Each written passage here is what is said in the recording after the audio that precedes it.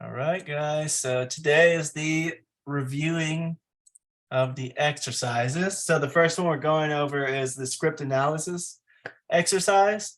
I'm going to read out the script. It's just a short little scene I wrote. Obviously, if you had a real script analysis, you'd have the rest of the script to go over whenever you're analyzing it. So you'd be able to find further clues and things to what a specific moment in a scene might have meant. Let me get my notes. Okay, yeah, go ahead.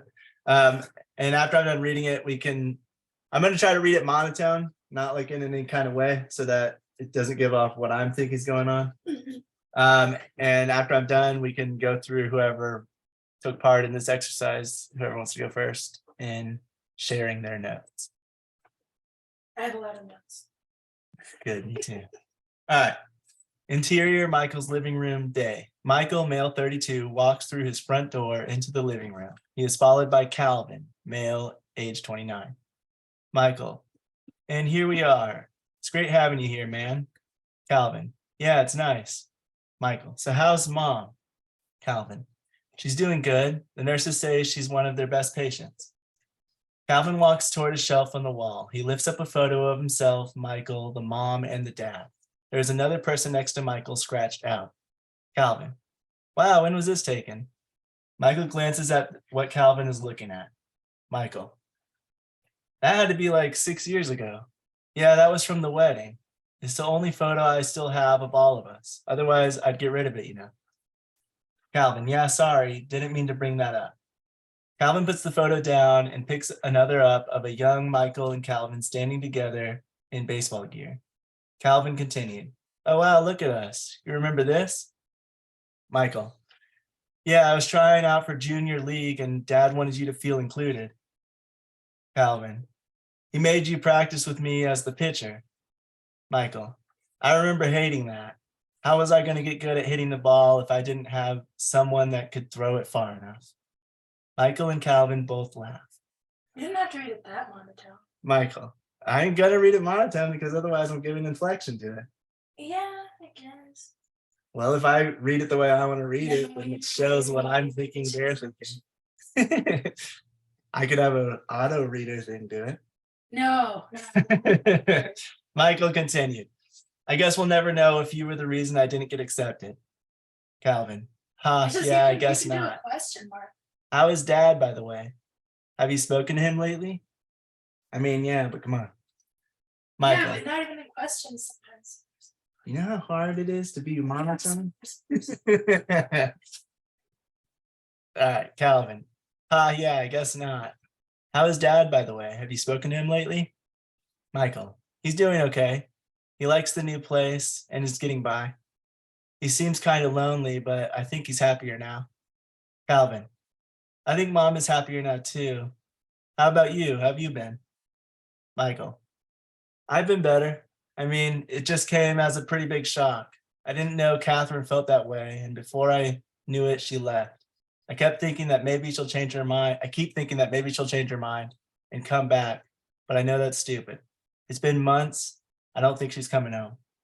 Calvin. Hey, I don't think it's stupid to want that, but honestly, I don't think that's going to happen. Listen, there's a reason I wanted to come here today. I needed to talk to you. You deserve to know. Mike, Catherine, and I are together now. Michael, what? Calvin, it was a few weeks ago. She called asking if I could meet with her to talk, and well, what? We started talking, and we just sort of realized we had feelings for each other.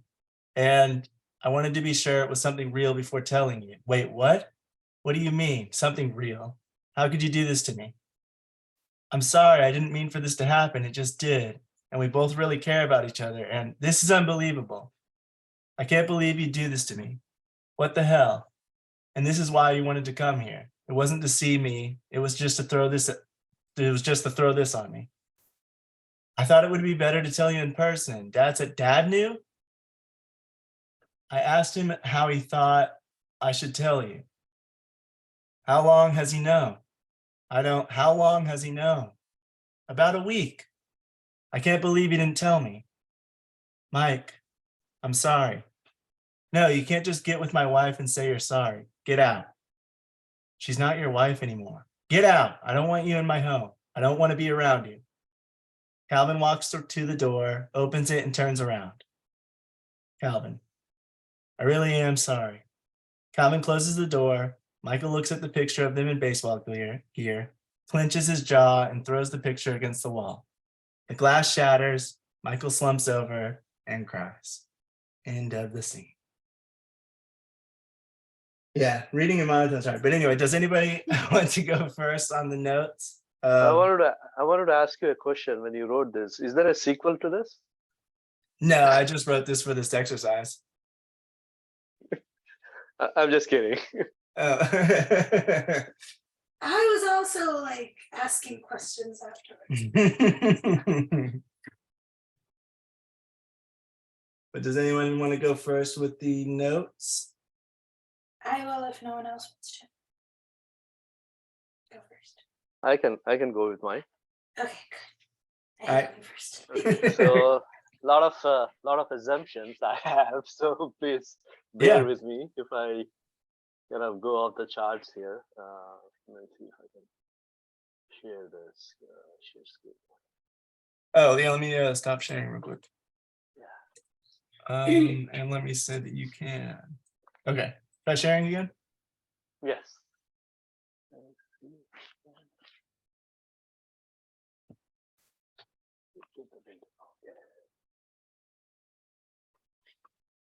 Are you able to see? Yes. Oh, yours are so organized and nice. Mine's just a bunch of scribbles. I think this is the notes that I sent. Yeah, I kind of was getting mixed up with my text, so I said, okay, I'm just gonna put it here. So Nice. I think the year, I guess 6 years later, when the kids got married and divorced, indicated by the photo op at the wedding. Mhm. So that's what I gathered from the time. And season seems to be more like winter. It's just again assumption. They have met as a family, so must have been some time off to catch up during holidays. I'm thinking maybe it is maybe Thanksgiving around, or maybe Christmas time, just in between somewhere there. Yeah, that's interesting. Yeah.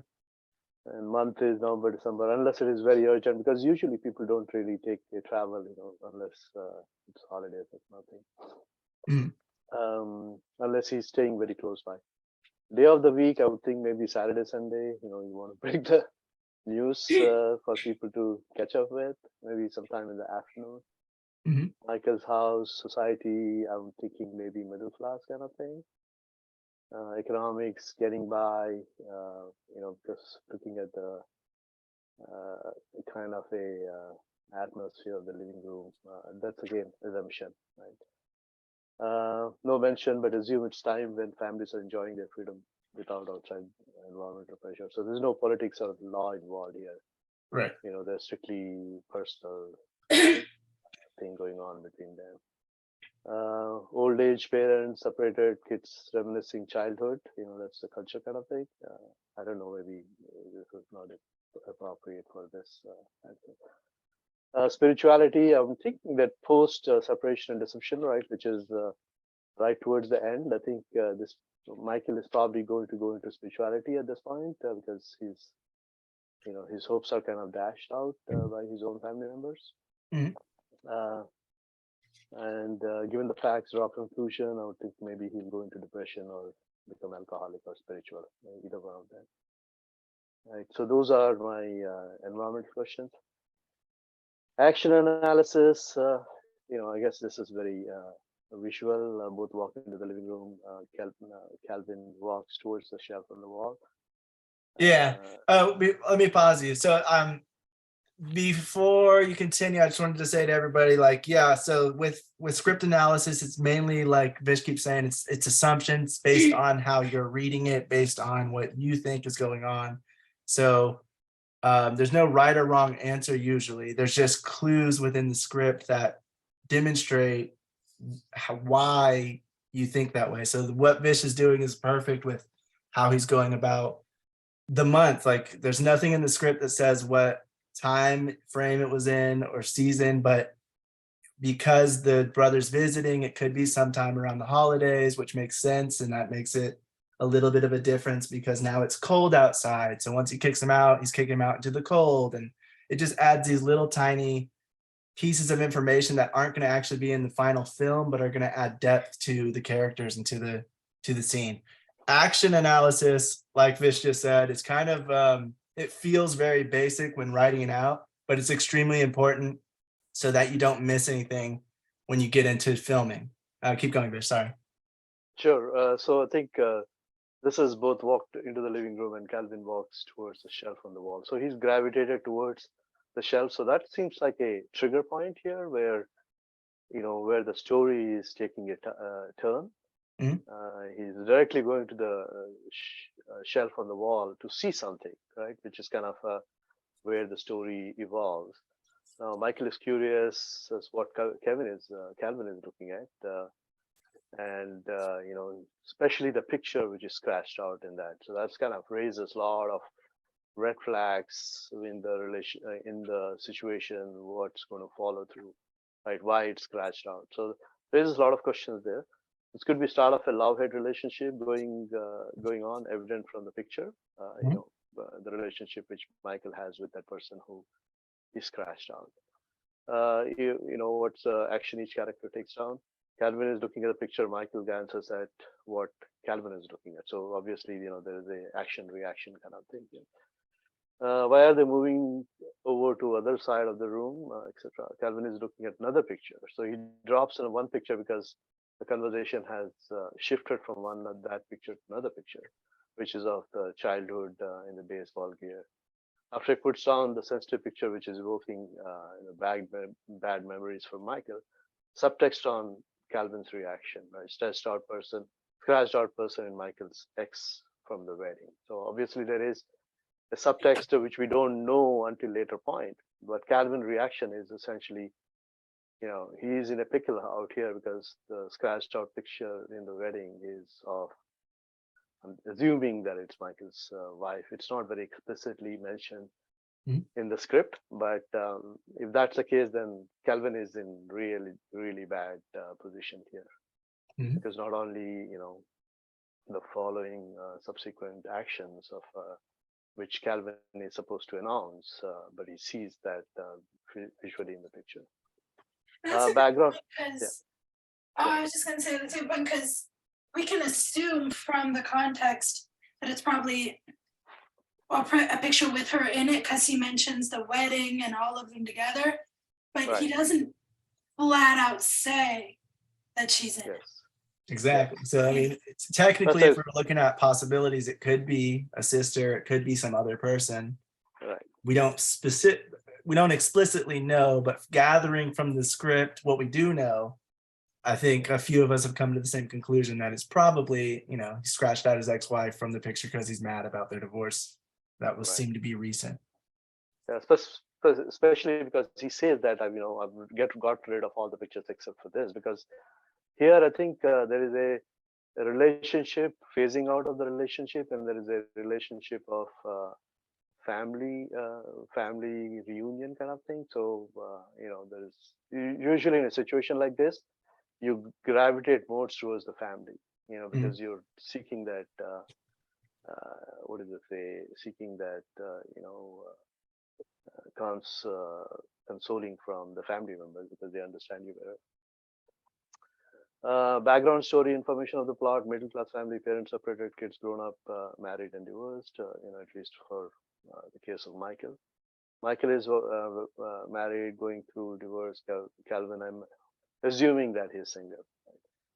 And then anything that is referenced or implied but not explicitly stated on the script, stories, background story, etc. Calvin's marital status and his background, not much except his childhood, and also not much into info on the family itself except from the picture. Rural American family where kids are playing baseball and it's their life, perhaps somewhere in the Midwest. That's what I assumed. External internal actions in dialogue. Photo frame is the link that Calvin is picking up which is raising emotions in the past, bringing their feelings to surface, both good and bad. Internally, what are they thinking in the moment? What are they actually saying? Michael is trying to move on from the past. Divorced, he's fragile and does not want to be remember anything from the past, which involves him and his wife and his family. I have gotten rid of the pictures, right? So it's kind of a very classic, bold, kind of a strong statement which drives his direction that he wants to take. Mav is in hospital recovering from ill health. They both are worried about her well-being, which is actually stated in the dialogue. What do they actually mean? He's actually missing his wife, and why he still has her in the picture scratched. He's not fully gone. He's not fully gone from his life. So it's like he wants to keep that picture, but at the same time scratched out because he's not gotten over his wife completely, and he sees that as a part of the family. He's kind of in denial, sort of, right? Subtext is Michael is going through denial, and that is that he has sacrificed his childhood. So there is important. I thought there was a important piece of dialogue. Subtext in the dialogue is that Michael says that Michael is kind of hinting that he sacrificed his childhood to keep Kelvin included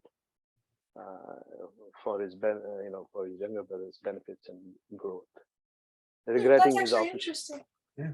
Yeah, that's really interesting because it was just a little offhanded remark, but basically it implied that he was like, "Oh, you had to be included in everything," which means I ended up not being able to take advantage of the full opportunity. For example, like the baseball thing. If I had actually trained with someone who was tall enough to throw me the pitch, maybe I would have actually been able to go on the team. But no, you had to be included. I had to make you feel like you were a part of it. And so that could have ended up, screwing me over. Because Right.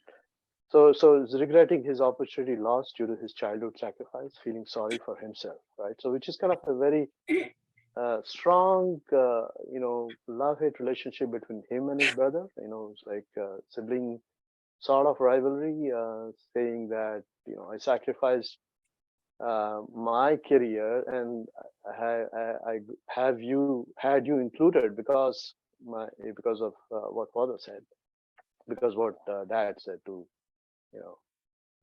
include him, even though the pitching that he was, I think he says later on that the pitches were falling short, right? Which is also, I think, kind of um, a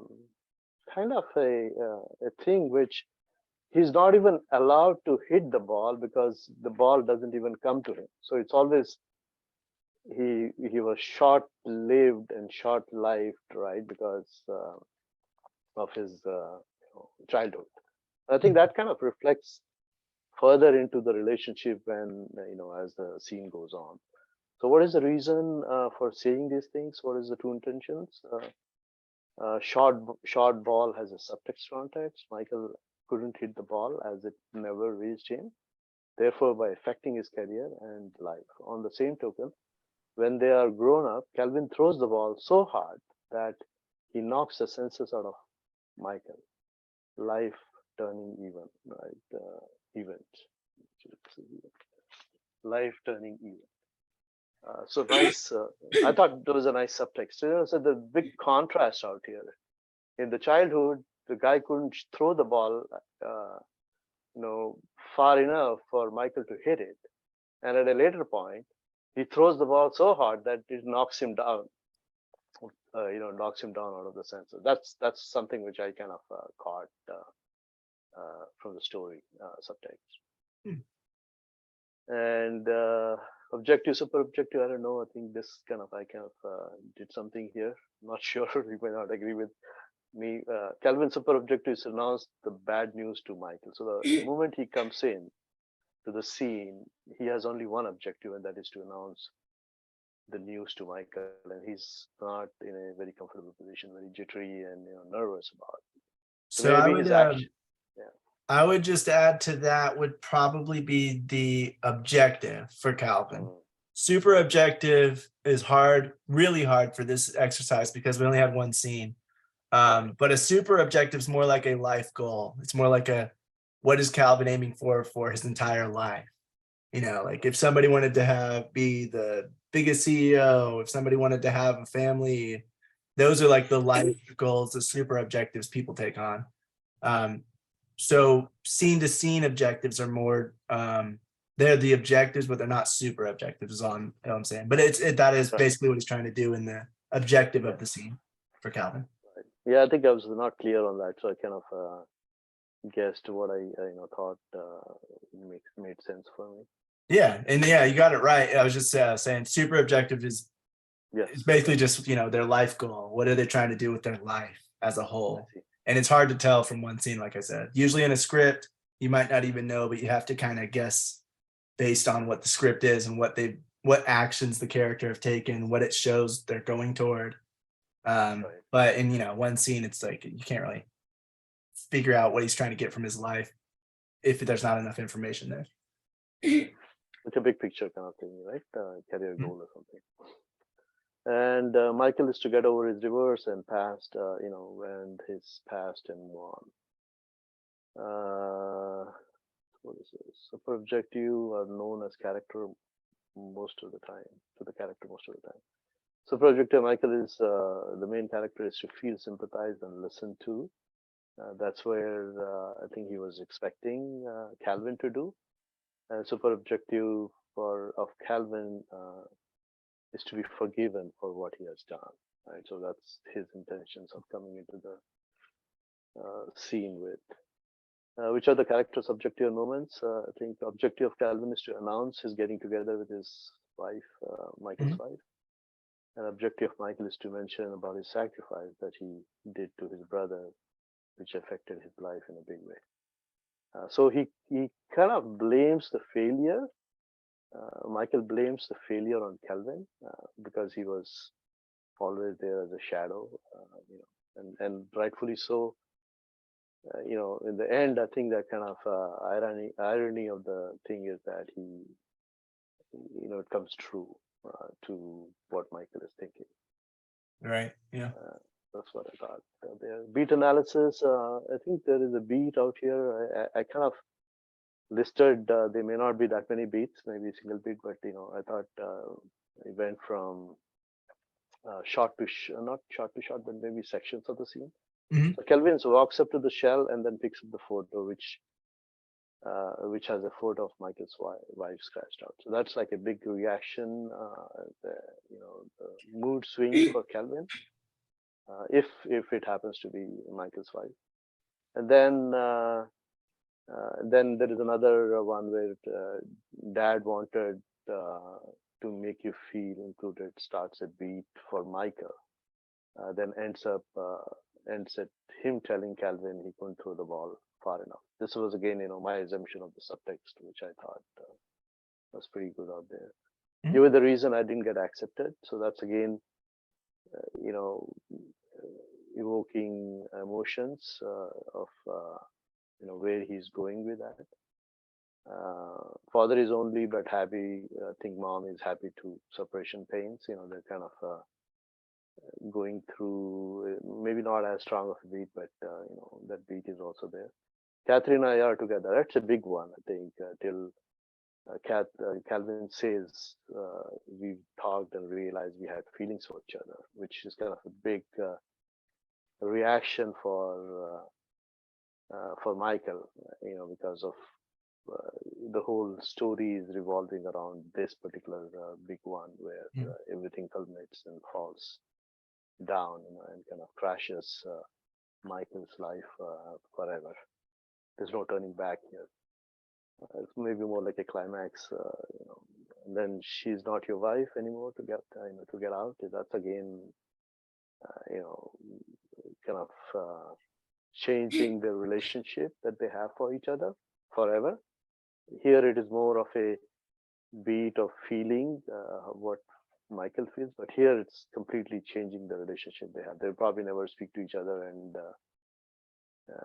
and this is again the glass shatters, slumps over and cries, which is more of a turning point for the life of Michael, which is going to take a completely drastic turn from here on. You know, leaving him isolated from his family, and also I think there is also kind of a his feeling of his feelings for his dad, because he holds the information from Michael, and because I think in the dialogue there is he asks how long the dad had known this, right? So he says 1 week. So Michael thinks he's very close to dad, but the information was hidden from him for a week, which kind of raises a lot of questions for Michael, and that could also affect the relationship, that Michael would have with his family. Yeah. So that's where I think I thought. Yeah, awesome.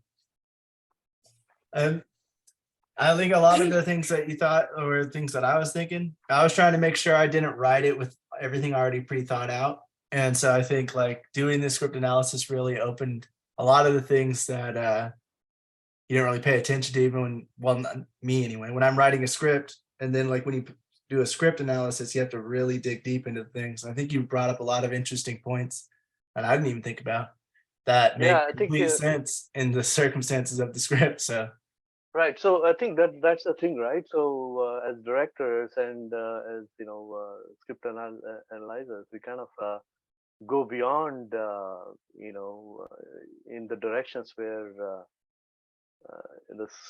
the writer might have, looked at it, but writer may be looking at from a story perspective. But as a script analysis, you're looking at like 10 different directions as to which direction you want to take the story, right? Right. Because it's on the page. And one thing which I thought was interesting was, when I was reading the script, that short ball and the long ball, hard ball, right? Which I thought, did you think of that way? And there is a strong message there, which took the story in a completely different way. I mean, you had a story going in that direction, but the context of the ball was beautifully done. In the script, and I thought maybe you did it thinking it that way. But I think whether we admit it or consciously realize it or not, humans do have their reasons for doing things, or like there's a lot of subconscious subtext in everything that we do and everything that we say. True. That's why when you go to therapy and you unpack all this stuff that you thought didn't mean anything, deep down have all these layers and reasons for the way you say things, the way you feel things, the way you perceive things that we might not even notice. So I feel like when we write a story, we pour out these, like we have an idea, and a lot of these ideas we base off of real human interactions we see, or real things we've experienced. And I think that not even we realize the real depth that is in that until we go to read it later, and you're like, wow, I didn't even think of this when I was writing it, but I think I subconsciously feel that or relate to that or see that in some way or in a certain way. Yeah, and I think that's a great thing to bring up, is why it's so important for independent filmmakers to not only, if you're writing the script, to then do the script analysis, because it'll open it up to so much more than what you even thought of when you were writing it. Because some of the things you mentioned, I was like, yeah, that's kind of what I was thinking when I was writing it. But like I said, some of the things you went a little deeper than even I thought of at the time. When I did script analysis, I thought of some of these, but I didn't even think of all of the ones that you thought of, which I thought was interesting. But it was also like it makes sense and it goes to with the story, but it might not have been the way that I was particularly looking at it when I was doing my own script analysis or when I was writing it. And that is another reason why when somebody gives a script to a director, if you're going to write a script and give it to a director, just know that it might not turn out exactly as you had pictured it, because that director's going to see it in a different way. They're going to dig in deeper. They're going to find alternate information that's going to add layers and depth and kind of change the dynamic of the characters, like you were saying. Yeah, you Because might not even because see- because in like the script analysis you did, it's like, yeah, Michael could totally resent Calvin the way they grew up, because you could definitely perceive that maybe it clearly wasn't only the baseball time that he did that. It could have been a lot more, where it was like, yeah, you were always, dad always wanted to include you, or mom always wanted to make sure that you were happy too. And like you said, it kind of ruined my childhood because I always had to make sure you were good too, and you were younger. But So, that yeah. sacrifice is also very normal of a big brother, little brother dynamic. So Right. sometimes we don't even think about it. We just, oh, of course, he wanted to be included because he's a little brother. So the dad tried to put him in that. Yes. We don't even think of what that might have brought out for the older brother, what that might have created. Like we study, at least I've been reading a lot of childcare books recently. And you see the layers of the little things that happen in people's lives, especially when they're young, that you think are so simple and so small, but completely shape the way they look at the world, the way they see their sibling, the way they understand a parent-son dynamic or a sibling dynamic, or just a worldview in general. Right. So yeah, you're right. I think what happens is it's the childhood memories are always there in the background, and when it takes a turn, just everything kind of starts to fall in place. Not fall in place, but they tend to link up and make it like a strong case. I thought your script was beautifully written, and it evoked a lot of emotions right towards the end. That the climax was like devastating. I think I mean, how what else could possibly happen to a person when there is a trust factor, and your own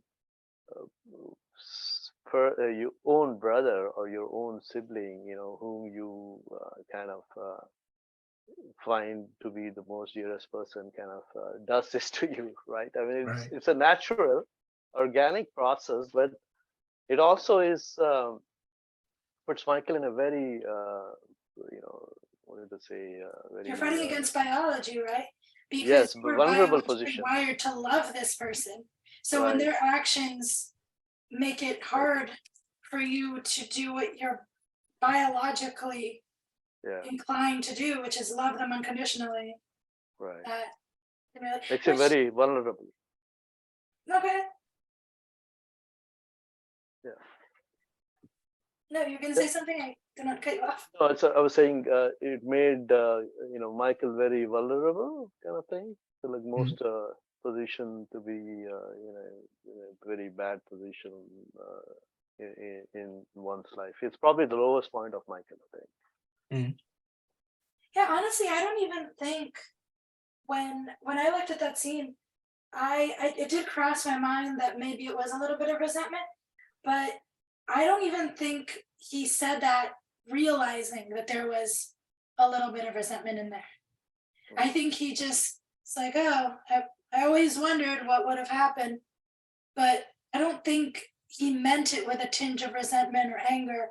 I think it was like deeply rooted, and he didn't even realize it when I first looked at it. It's like maybe that's just the dynamic.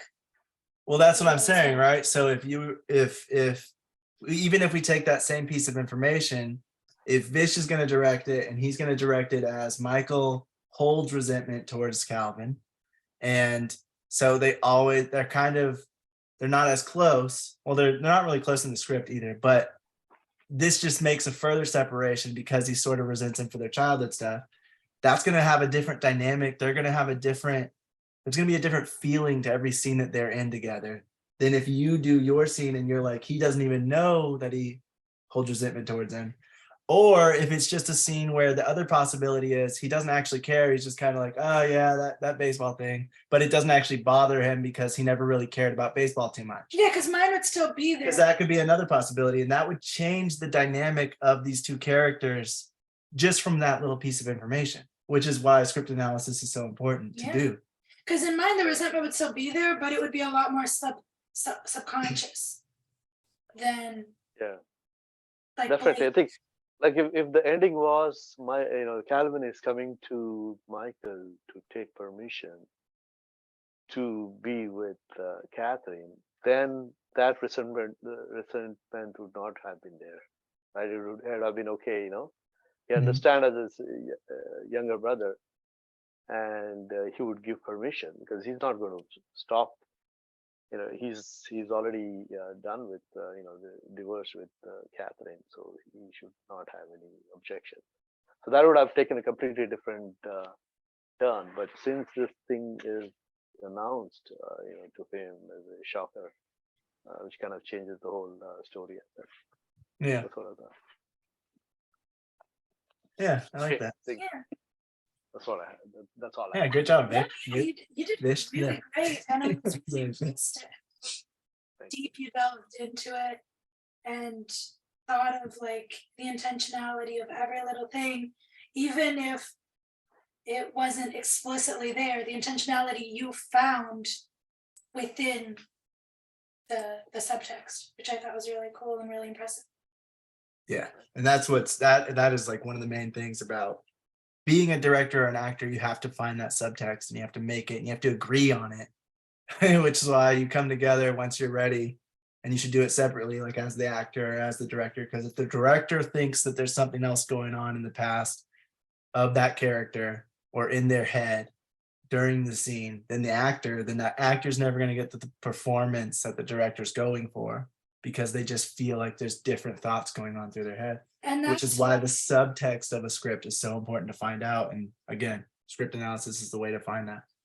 And again, that's why we always say that even if you do create a similar script, a similar story to someone else, or if someone creates a similar one to you, it's never going to be the same thing, because when you delve into it, it's never going to be exactly the same, because when you delve into it, the perspectives are going to be different, the approach is going to be different, the way you find motivation in the characters are going to be different. Performance, the execution, the Yeah, so style. many little Yeah. things. All right, who wants to go next? I guess Priscilla? I'll go. Okay. You should intimidate me a little bit.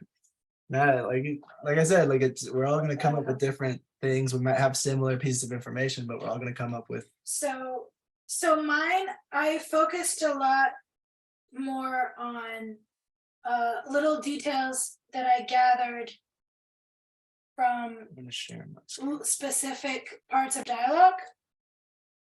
For example, when in the beginning, when he's talking about, and here we are. It's great having you here, man. I had a note that it's probably Colin's first time visiting his brother's new home / apartment since the separation, because he was living with his wife before, and so if he's like, oh, here we are, I just assumed it might be not, it might be, but my first thought was, oh, maybe, because later on he mentions that it's been a few months. Later I have the note of specifically, but I would imagine it's not like enough time for him to have visited a bunch. And so I assume that this is what we would call like the lonely divorced guy apartment. Is kind of how I interpreted it, and him like visiting, when he was asking about mom, and she was talking about the nurses, say she's one of their best patients. I added a note that she's either sick or in a nursing home, because nursing homes also have nurses, like, just retirement homes.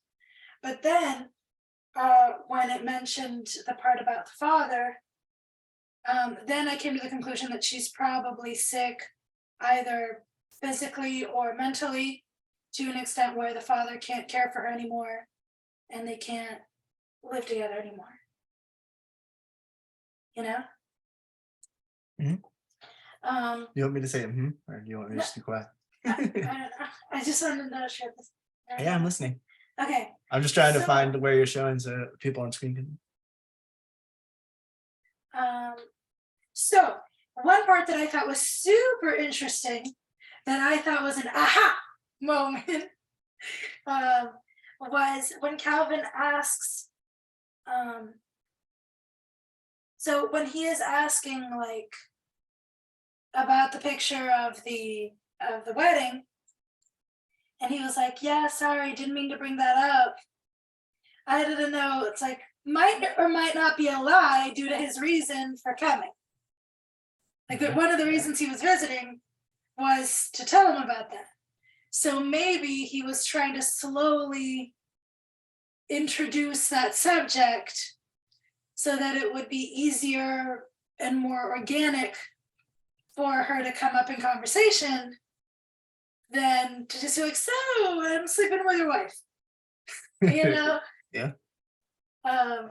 So I thought that maybe he was just like, oh yeah, didn't mean to bring that up, sorry. But really, he was trying to, but in a more sensitive way.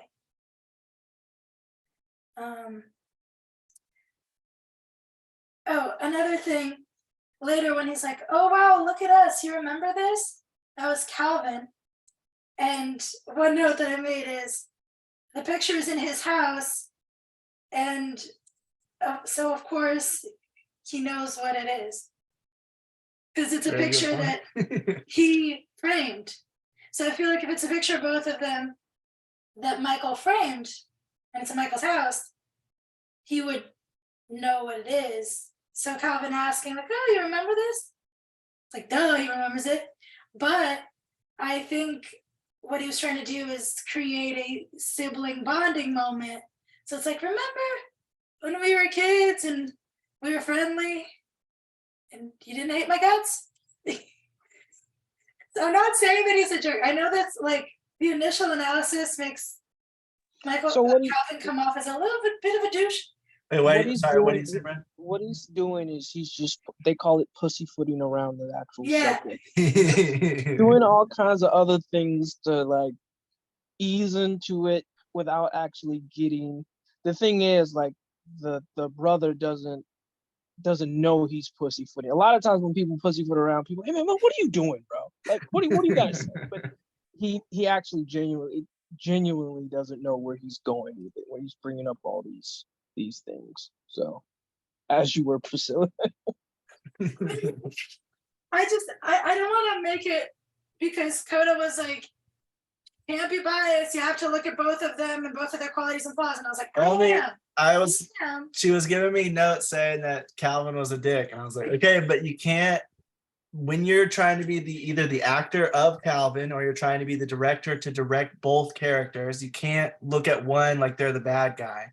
You have to look at it from their point of view. What makes him feel like he's, why is he doing this? But also what makes him feel like he has a reason to and he's able to, and he's not a bad person for it. Maybe he is feeling guilty, but that does not automatically mean that he himself thinks that he's bad. I know, but I'm just saying, I'm just letting, I try to make that clear with everybody when script analysis, when directing, when acting, when doing anything with a character, you don't want to judge them unless they are judging themselves in the script.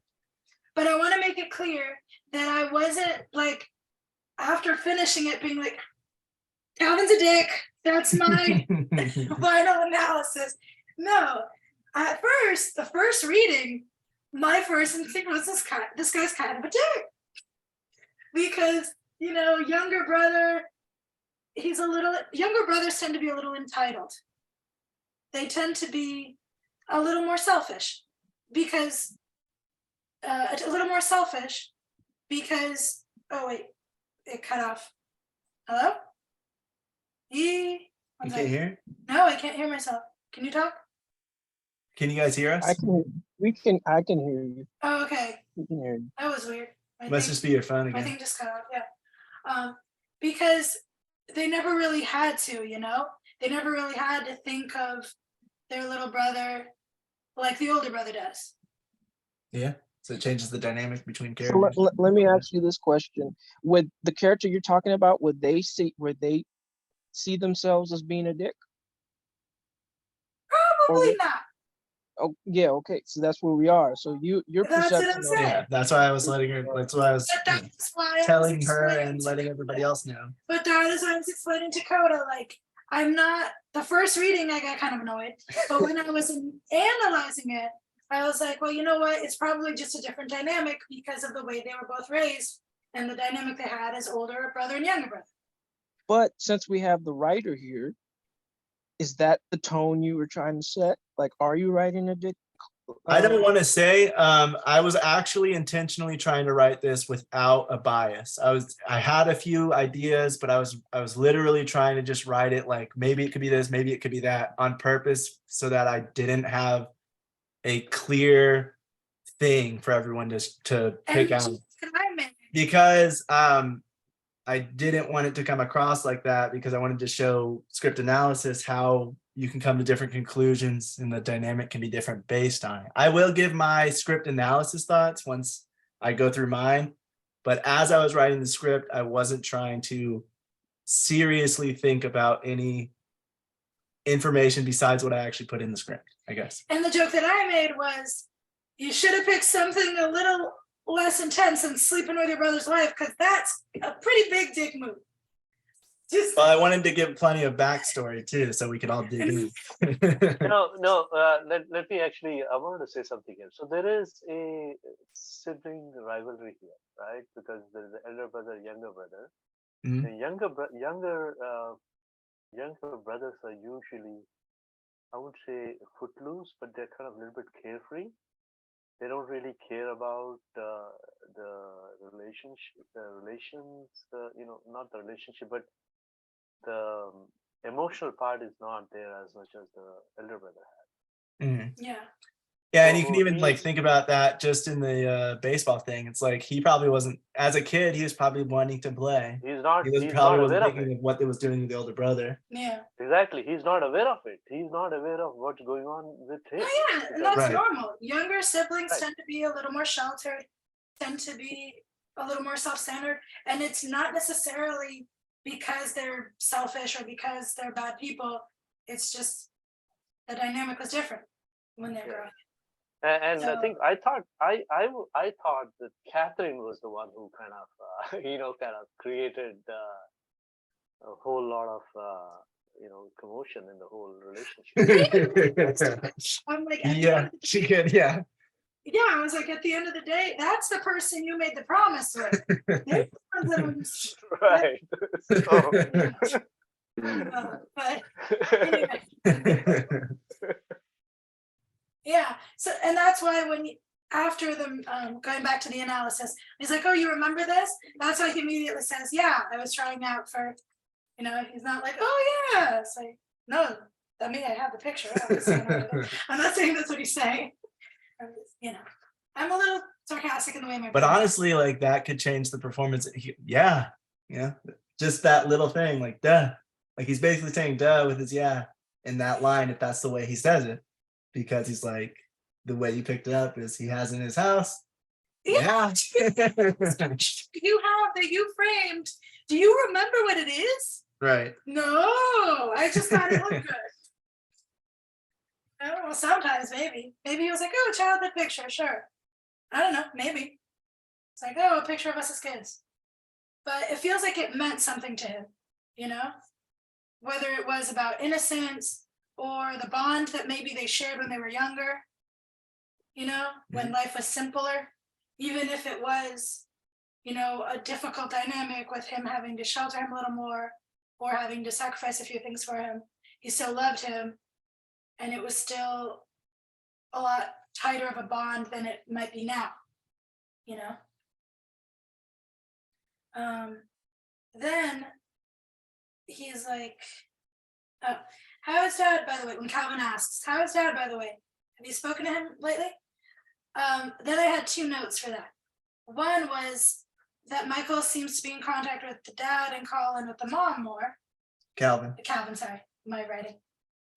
Because one asked the other about the opposite parent.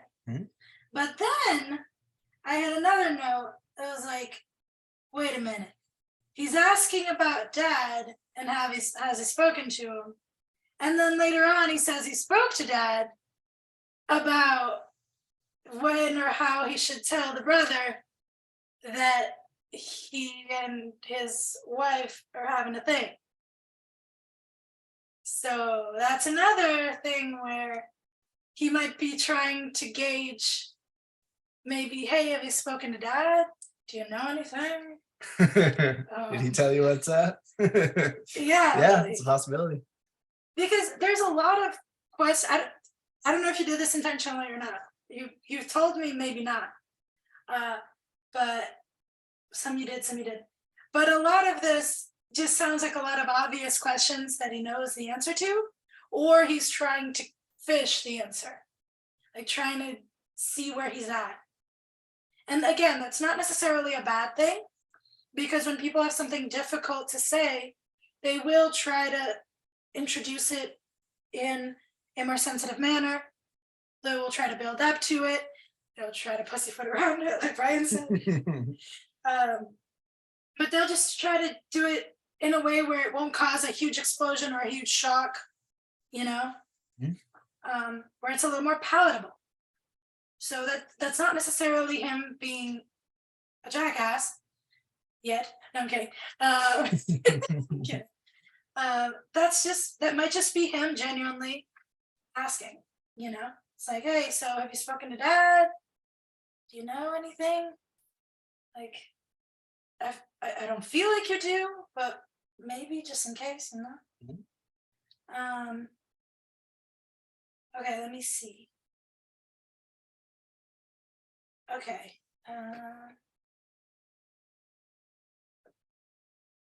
Okay, so then when I went down,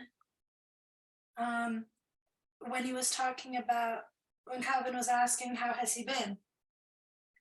And Michael says, I've been better. I mean, it just came as a pretty big shock. I didn't know how Catherine felt.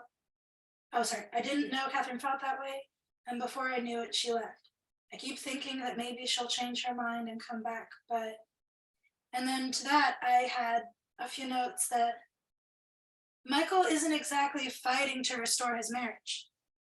He seems very sad that she left, but he's not exactly doing anything about it. And at the end of the day, it could be because he's trying to respect her decision and give her the time she needs, give her the space she needs to realize, to like figure out what she wants, or if she's going to change her mind.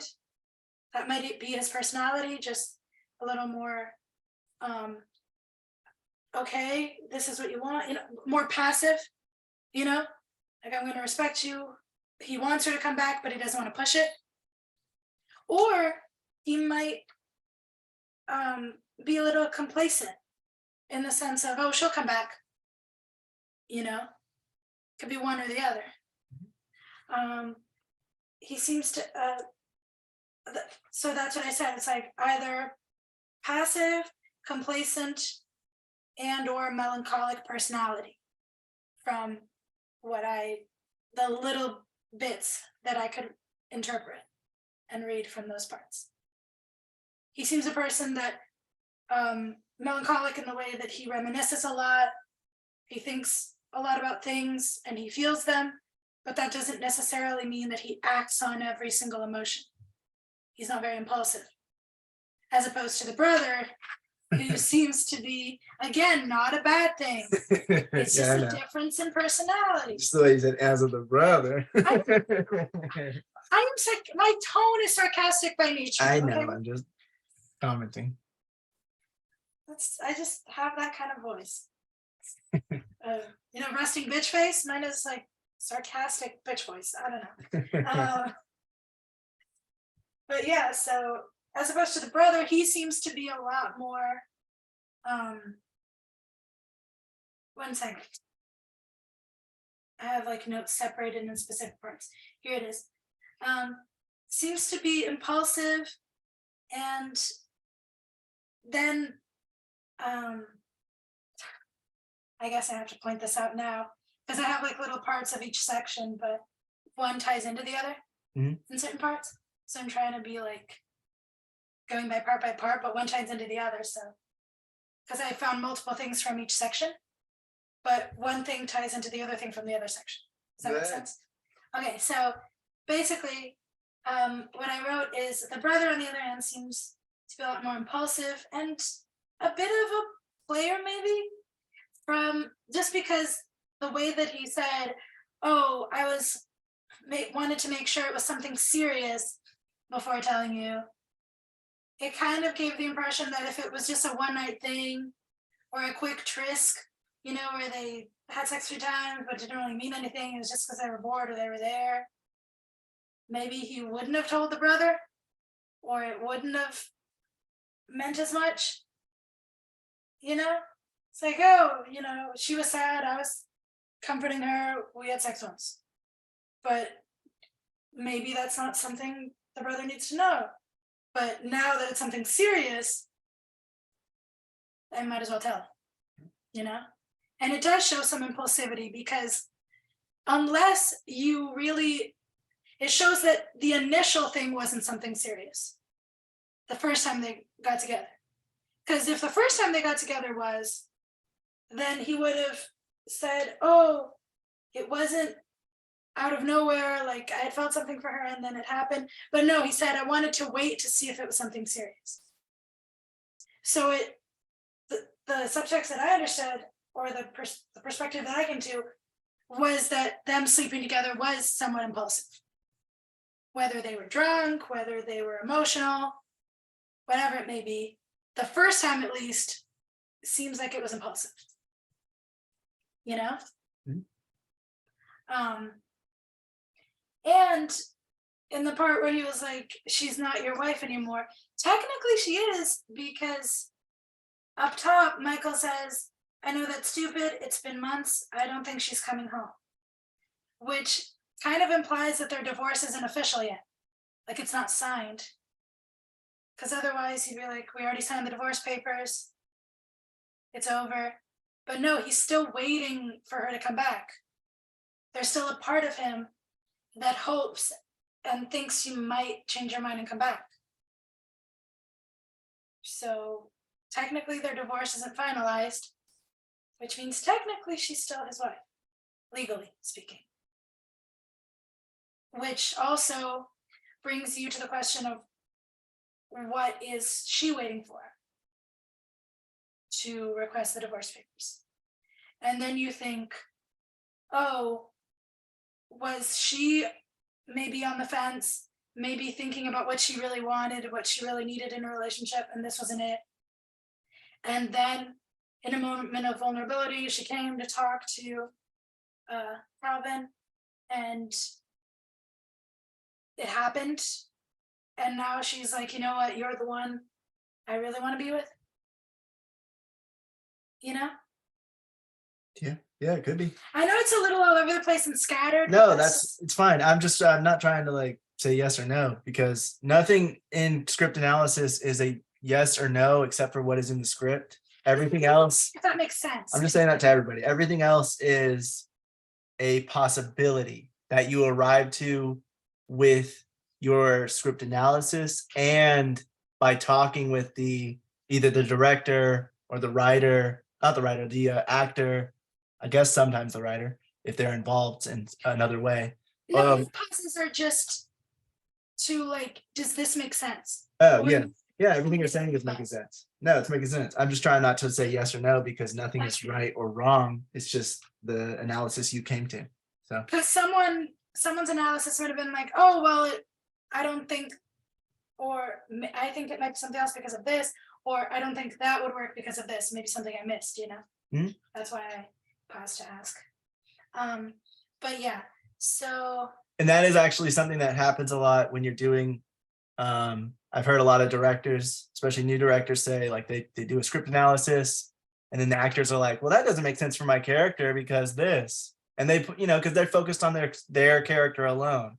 So for an actor, sometimes it's easier to do script analysis because not easier, but they're focusing on one thing. So it's easier for them to know their character inside and out compared to the director, because the director sometimes he has to look at she has to look at the whole script and figure out all the background information, all of the characters, what every character's thinking, while the actor can do that, but they can also mainly hone in on one character, their character, and figure out what they're thinking, their emotions in each moment, and the background information of their character compared to everything. So sometimes a director will have something like what you're saying, or a producer or whatever, and they'll be like, oh, what about this? And and that's why it's important to not only do a script analysis, but talk to others who have done it too, and be open to changing things whenever you do it. Yeah. Go ahead. So yeah, that's why I was pausing, just to make sure, if anyone had anything they wanted to add or share or critique. Another thing that implies impulsivity was when he says, we started talking and we just sort of realized we had feelings for each other. And I wanted to be sure it was something real before telling. So it was when they started talking that they realized there might have been some attraction there. And to be fair, I even had a note like, to be fair to Calvin, because again, I had a few critiques for Michael, but you can't, I mean, I can blame Catherine for a lot of things in this, but you also can't completely, like, we don't know from this part of the script if this is something she requested, like, hey, I don't want you, I need some space, we need to be apart for a while, I need time to figure out what I want, and that's why he's not doing anything and he's just waiting for her to come back. Or if he is more complacent and he is just waiting for her to come back without being willing to fight for her. So that could be a big flaw in his personality too, where he's very responsible, but he's also very passive. And that could be one of the reasons that maybe their marriage didn't work out, because she felt like he didn't fight for her. And maybe that's one thing that she sees in the brother, his impulsivity for her, it can be seen for her as like, oh, he goes after what he wants. He is actually like, he sees something he wants and he goes for it.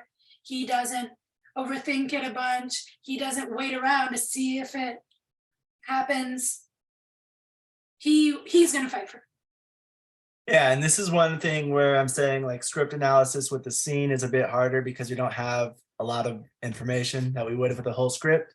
Because in the whole script, if Catherine is actually a character in this thing and she's not just mentioned, then we also can't judge her. Right now we can, because she's not really a character. She's just somebody's mentioned. But if she were a character, then we have to figure out, why is she doing these things? And if it's not specifically in the script, we have to do what we're doing with this scene and kind of put the clues together to figure out why everyone is doing what they're doing individually and how it comes together and how everyone feels in each moment from then on and all of that. And that's what I was trying to do, because I found myself, I was like, those two, and then I found myself a little too judgy towards Catherine. And then I remembered that you're like, no judging. And I was like, yeah, that's not fair to judge. So let me try to find the motivations of Catherine. And then we don't have a lot of information, but we see glimpses of the brothers' personalities and their thought processes through this small line of dialogue. So what might Catherine see through her eyes in these moments? And that's where I got to that conclusion that maybe that's how she felt. Maybe she wanted Michael to fight for her, but he never did, because he says, I didn't even know she felt that way. So she never hinted to you that she wasn't happy? There was never one little sign that she wasn't happy? She just woke up one day and was like, I'm leaving? That's not very realistic. More often than not, the signs are there. People just ignore them or they're too oblivious to see them, you know? So maybe the signs are there for a while. It's been 6 years from what we saw. They got married 6 years ago. So maybe the signs are there for years that there are problems, and he just never addressed them or realized they were even there. And then one day she was like, I can't do this anymore. And he was like, I didn't know she felt this way, but maybe all she needs is time and then she'll come back. And then he's like, yeah, she's not coming back, is she? Overanalyzing the subject, because now you're talking about characters that aren't present within the actual script of what we read. Oh, Sure, I know, she's but a I'm trying to character that understand his character. but it's hard to understand his character when based off of other characters that don't exist. You know what I mean? Well, they exist. They're here. It's just one scene that we have. They exist, but they're not. Mentions of them. They're not written, so we don't know anything about the wife's or the ex-wife's characteristics at all. We just know that the little bit that was said, that's all we know. So it's kind of Well, neither do the dad, but we can still kind of assume. But that's base. That's general information. That's detailed information. For her, we don't really have any real information about who she is as a character or anything like that. She could be a cold, narcissistic person. We don't know. We don't really know that. But that's why I'm using different perspectives that she might have to understand Michael. That's what I'm trying to get at. I'm just trying to get at when you do that, you create a tone. Like when you're trying to base it off of somebody else, like her, like you're creating a tone, like you're giving him either a pass or a push, like, oh, why? Because you're saying things like, why is he doing what he's doing? He's not going to fight for her. You're saying things like that when we really don't have that information to make that assumption. But don't you think that the actor would think of that? Like, what is the personality of my character? Why is he not fighting for her? Like, if I were this character and was the actor playing them, I would ask myself that. Like, yeah, I mean, that's the actor's job, but chances are that information is going to be there in the larger script for him to make those, details. For this script in particular, that information really isn't there. So it might throw off he might go on set and the director, hey man. Oh, you're saying we don't have that's what I'm saying. Like, yeah, we don't have somewhere. I hear what both of you are saying, and I do agree. I actually agree with both of you in a way, because I think what Brian is saying is what I have said before, and what comes as a problem is things that don't appear in the script when doing a script analysis. Some directors, and especially independent people, will add in some kind of emotional tone or detail that doesn't make sense in the scene that we see as an audience, because they have the backstory.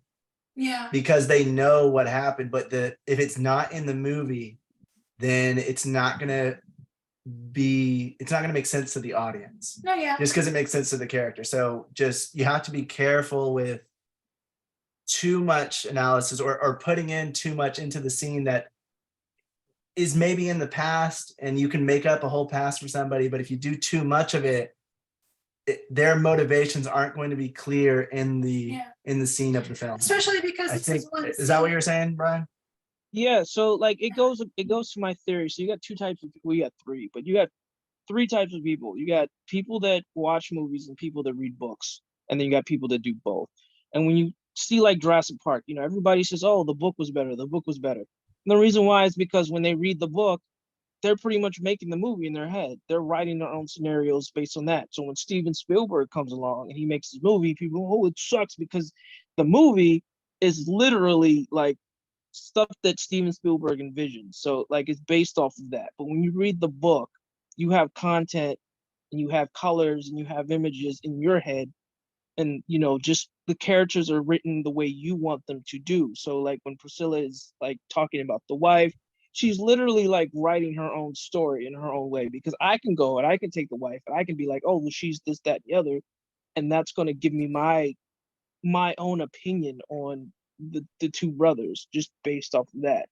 No, and that's one of you, especially because it's one scene. We don't know what the rest of the story is, so that's what I'm saying. Yeah. Like if she was written, okay, now you have something to go off of. But because just for the sake of this topic and just the exercise, we kind of have to stay within those parameters of those two brothers and what we read, and what was written. Because the only person that can answer those questions is Lakota. You know what I mean? Yeah. Not necessarily. That's what I was saying. What I agree with Priscilla as well is that if we were to make this scene into a short film, and we don't have the whole script, and I'm the writer and I just give it to you and whatever, you try to contact me, I'm not going to answer. All right, now you have to decide the motivations and the past history of these characters. So in doing the analysis of a character that's not in the script but is talked about and that will reflect on the actual scene, it is also important to do that, to have an understanding of where Michael's coming from, of what he's going to be like. Because if she comes up with like you just said, if you came up with an idea for how Catherine was, she just likes sleeping around maybe, and then she gets tired and bored of Michael and leaves. And Priscilla's point of view of Catherine is that she was waiting around for Michael, talking to him, trying to get him. That's going to drastically change Michael's character, and it won't necessarily be unable to be interpreted by the audience. It's just going to have a different tone and a different scene.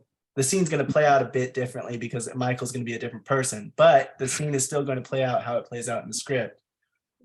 So I agree with Priscilla on doing it. I do agree with you that you can do it too much, and I definitely agree that you can input too much from a script analysis into a scene. But as the person doing the script analysis, it is your job to figure out the past details, even if it's characters that aren't written in the script, if they have some kind of influence on the script, on the script itself, or the characters that are within. So Can I add something? That's my point of view on it anyway. Sorry, what fish? I'd like to add something to that. So the point of the script analysis is, how is it affecting the characters on the script, right? So we shouldn't be thinking of what Catherine is thinking or what Catherine's story is about, but we should be thinking in the script analysis, how is Catherine's action affecting Calvin or Michael? So that to that extent, I think it's okay to do the script analysis, because the only two characters who are there on the page are the two characters whose the story is revolving around. So Catherine, is she manipulating him, or is she doing it? That's a good script analysis, because it affects the character. Is he being manipulated, or is he driving Catherine, right? Which is, the action is on Calvin as to how he's basically, like, I remember you mentioned a good point there, like when he comes to the room, he directly goes to the shelf to look at the picture. So the script analysis basically going to see is that, what is the state of mind which Calvin is coming from before? Is he with Catherine, or is he making a plan as to how to approach Michael?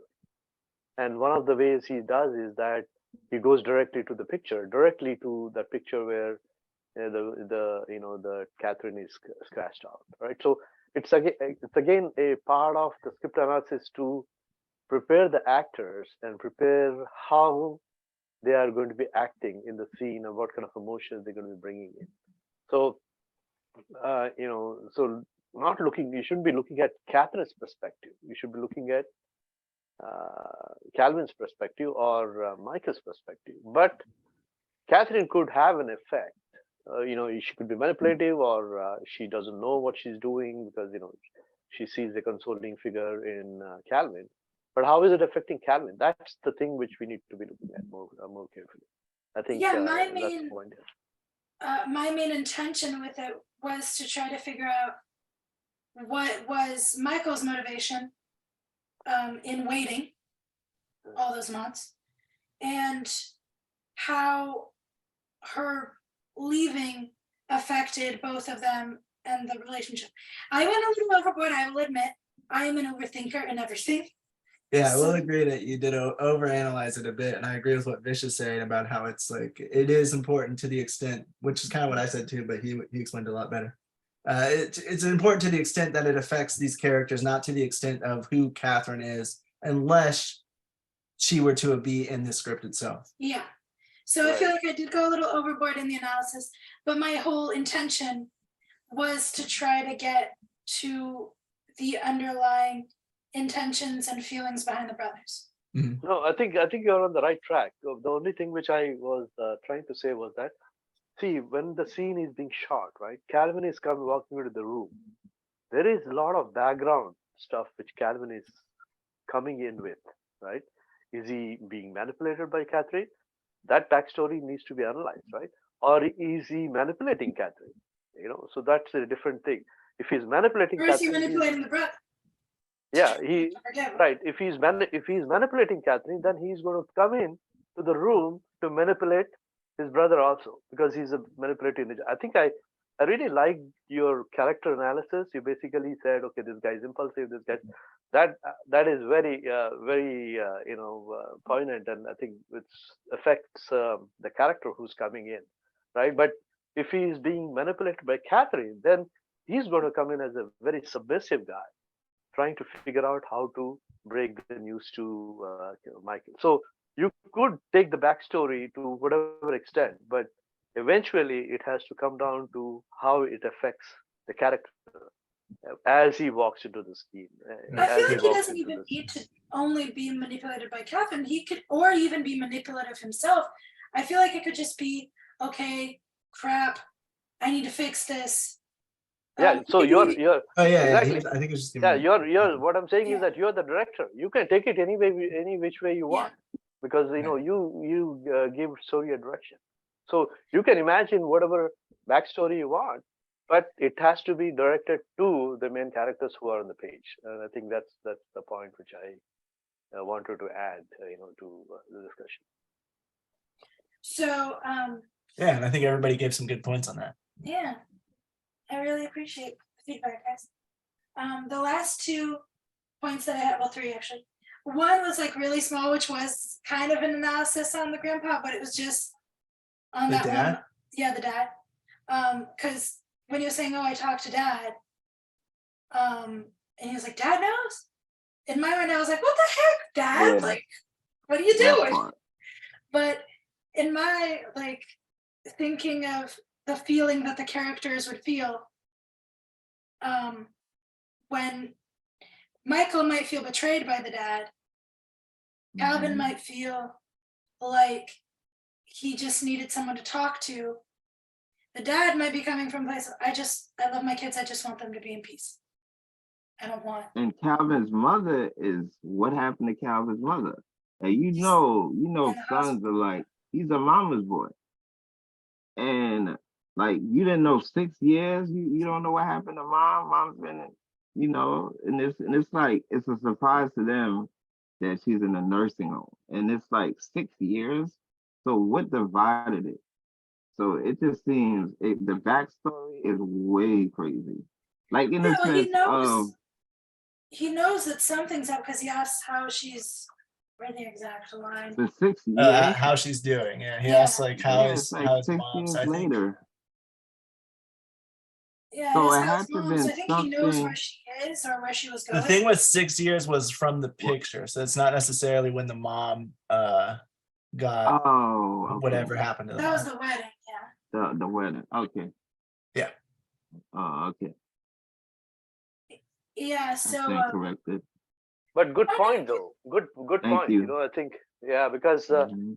if looks like the younger guy Calvin doesn't know jack what's going on in the family, because he's asking questions. no, about, Michael asked how his mom. Calvin asked how his dad. Oh, I But see. Okay. Calvin had already talked to dad. Okay. So there's basically they are in touch with Very divided. different people, different, Yeah, that's Yeah. which That's is kind another of thing. strange also.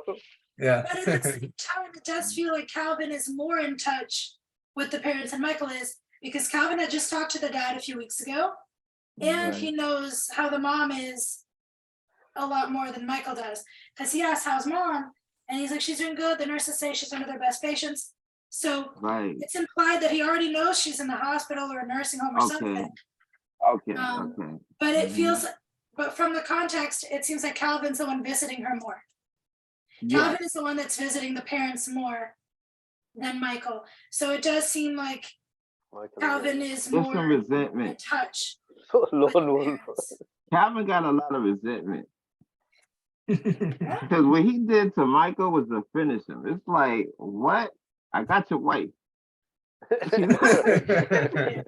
It's just She's one. not Yeah, coming we can't back. judge him. Calvin is more of a Also, family man than Michael. He's like, she's not your. That sounded like a finish. Maybe he him. just wanted to keep her in the family. Right. One way or another. This is worse than Jerry Springer. So Thank you. I don't know. I've seen some of that. I was Anyway, waiting for the fight. let's bring out the wife. Here she Jeremy.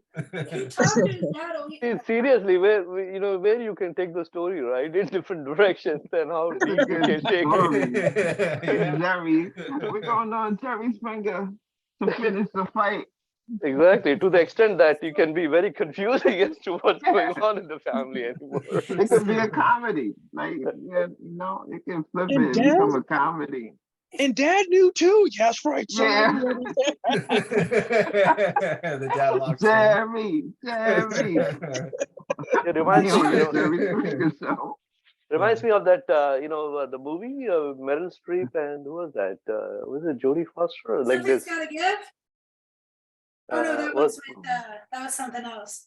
No, there was three sisters or four sisters who get together in a house, and there's like a whole kind of dynamics. Meryl Streep was there. I remember her. Mhm. But, What was the name of it? It just came out. I saw a movie similar to that, and they were in like middle aged, like yeah, right. and it was like they was raw. It was crazy.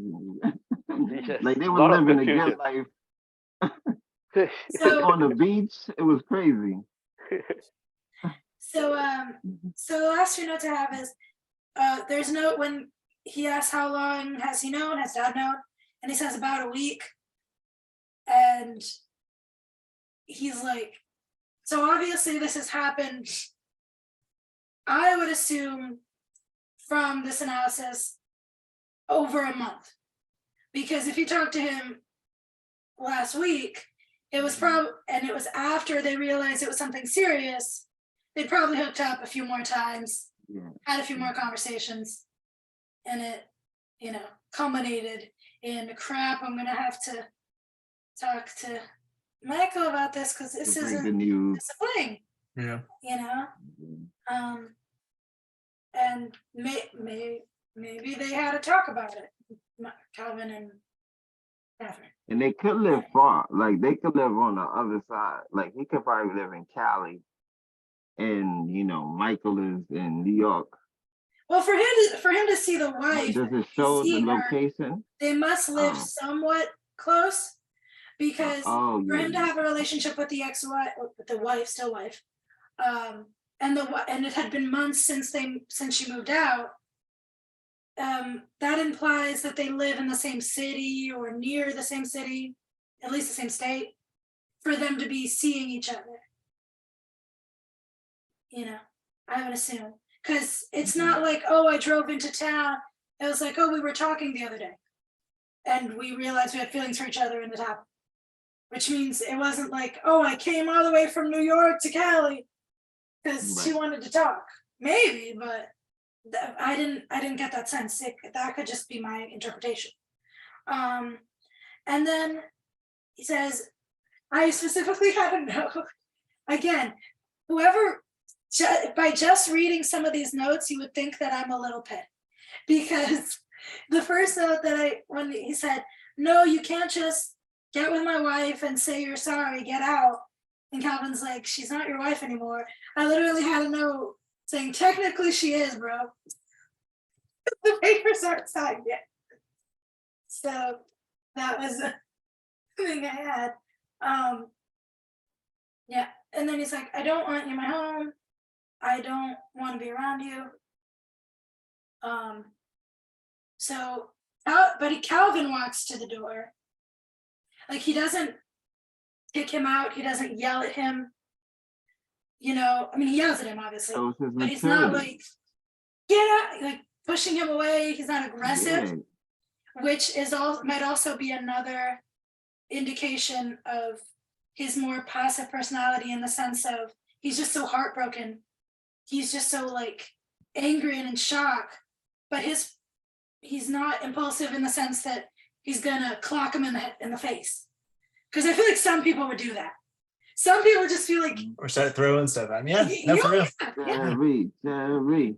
Yeah. So man, if I had to, if it was my That's a lot of control. You start hitting people. yeah, if it was my son, I'd start throwing. I think they were always competitive. I don't think they ever really got along. I think they did, because otherwise, why would he have that picture in his house? A picture of No, you know, I mean, this is siblings. Like, oh yeah, that's your brother. And I feel like because of the picture, and because it's like, how could you do this to me? I feel like if they never got along, there would be a passive aggressive mark of like, you always do this, or this is so typical of you. But no, it's like, how could you do this? Like, he felt betrayal. So there had to be some love there. There had to be some. There was. Yeah, because he really felt betrayed. Yeah. Yeah, that part. I feel like there had to be something there for it to hurt that much. Possibly. For it to be like, I can't believe you would do this. Like, what? Because if it was, we've seen dynamics of siblings that are selfish or self-centered, and as soon as they do something, the older sibling or whatever other siblings is like, of course, that's just like you. And why am I not surprised? You know, there's bitterness, but no, it was genuine shock and disbelief. He went for the kill. He went for the jugular. It was he already saw the plan already. You know, I would label him as a supervillain. But that's the thing. You're not supposed to be judging. Okay, my bad. You know what I mean? Okay, my because bad. if you were directing this and you went into it thinking Calvin's bad, then you're not going to give him any notes of why he's acting the way he is. You're just going to be like, oh, because you're a dick. No leeway. And that's not going to give him a motivation he needs to perform however he's performing in the scene, because he's not going to know, you know, it'll be cliche if he just tries to be evil or something. So no, I understand. And it also ends, I'm learning acting too. I'm not. Not. It also ends with Calvin closing the door, and Michael looking at the picture of them in baseball gear, and then clenching his jaw, and he throws the picture against the wall. The glass shatters. Michael slumps over and cries. He's not pissed off. He's not. I mean, he's pissed off, but he's not just pissed off. He's not just angry. He's genuinely heartbroken. And he looks at that picture. In my interpretation, I was like, what happened to that? What, like, that little brother I had that I wanted to protect, that I love so much. The bond that we shared, it's dead now. And that hurts. And that's why he cried. Men don't cry for nothing. Like, yeah, there's some more. He's one that cries a lot. Yeah, they're more sensitive. It's a good story. She could have left him because he cries all the time. Who knows? Yeah, I just mean that funny. It can make the toughest person cry. Culturally speaking, American culturally speaking, men tend to be, they can be emotional, but they're not as expressive in their emotions typically. Some are. But I'm saying that for a man, crying when he's heartbroken is a lot more of a vulnerable thing. Women cry all the time. Typically, stereotypically. I don't want to stereotype anything. But I know me, I cry all the time. Over when I'm happy, when I'm sad, when I'm stressed out. I cry out of anxiety sometimes when I'm just stressed and I'll just start crying. So but Coda, you will only cry when you're genuinely really sad or when something hits you, whether it's a really strong happy emotion. Lakota just knows how to make people cry. That's it. That must be it.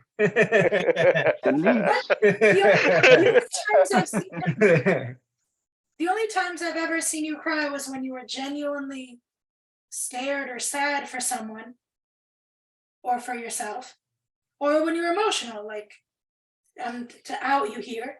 He cried when he proposed and he cried on our wedding day. Aw. So, that's... We're getting out of the way of a script analysis. I was only talking about the script now. You're taking it too far. I thought we were just hanging out. It is a sign of intense vulnerability, and it takes a lot for most men, typically in American culture, to allow themselves to break down like that. All right, and I will say that is part of the script analysis, because if we're saying they live in America, then they do have that's why those given circumstances of place, like where they are, is also about what nationality they're from.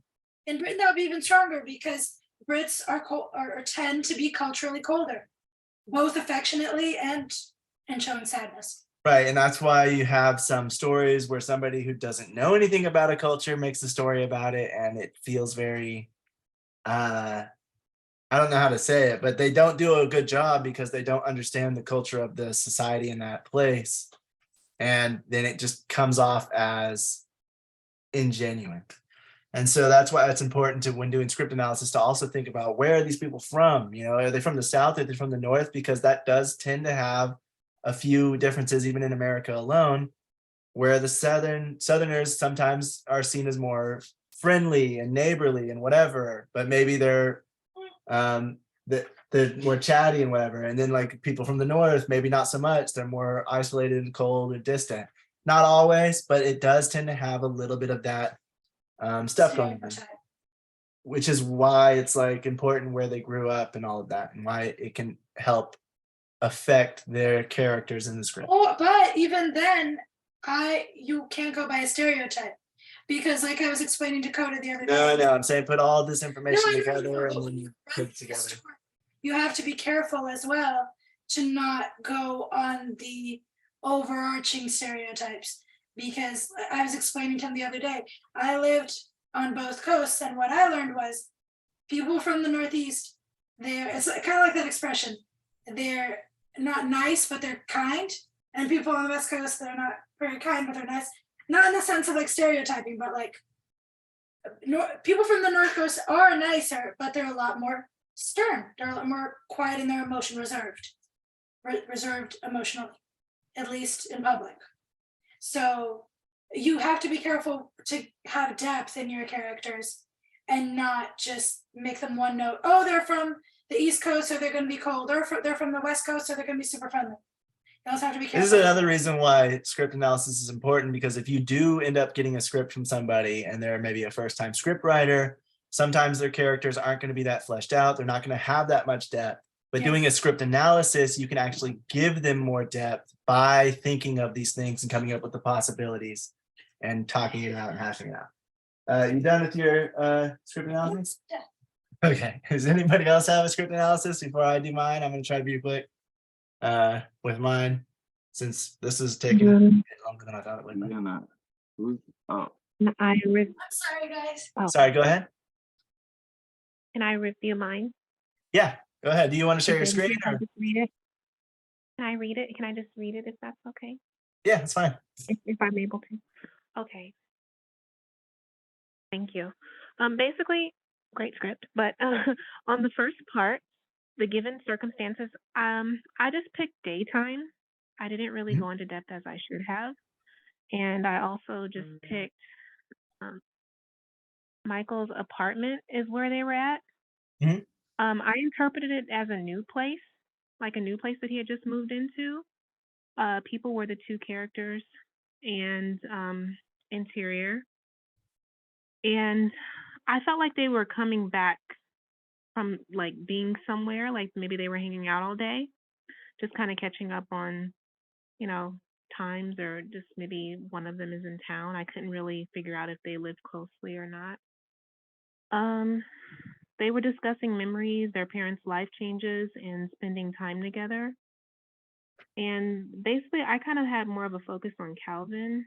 And I felt like he was trying to do everything that he could to calm his brother and to remind his brother that they are siblings and that they do have a history. And I do also um, have similar feelings about how I feel like he was trying to get like the details and how to ease his way into, you know, unleashing this bombshell of what happened between him and his brother's wife.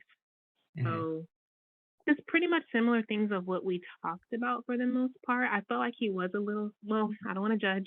I had to catch myself. I was about to say sneaky. I was about to say sneaky. And I might It's have okay, as long He's as a little sneaky. I felt like he might have I felt like I might have overanalyzed as well now that I hear, you know, some of the feedback. But let's see here. He's more focused on what he had with his wife, Catherine, and being the last one to know in the family. I felt like that was a lot of like the obstacle of what was going on. And the objective for Calvin was just to keep his brother calm. Maybe they're in a new place and he's like, oh, he won't, you know, he won't go get too like riled up here because this is his new place, you know, neighbors. It's just Right. leaving that, you know, decent impression on the neighborhood.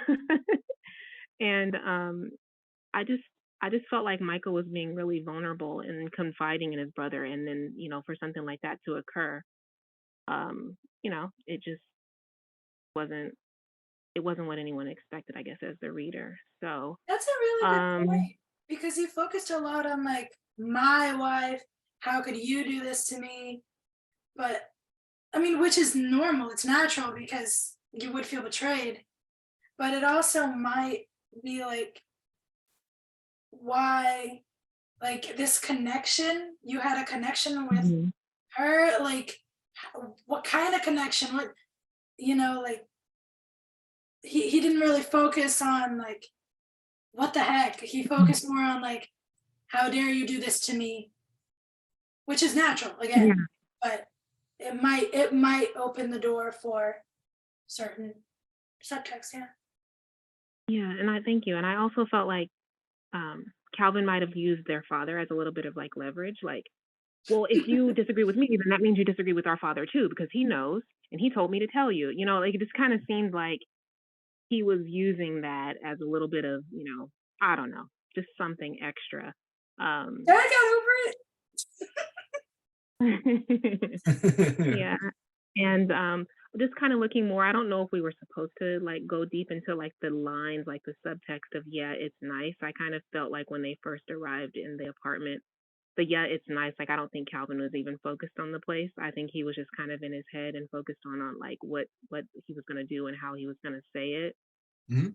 And yeah, I felt like he was that also is what you should do, because whether you're the actor or whether you're the director, you kind of need to know what's going on in the character's head throughout the scene, because that's what the beat analysis comes in, where it's like the emotional shifts, like Vish was pointing out, like sometimes certain things will change the tone of the scene because new information's revealed or somebody else comes in and the dynamic's different.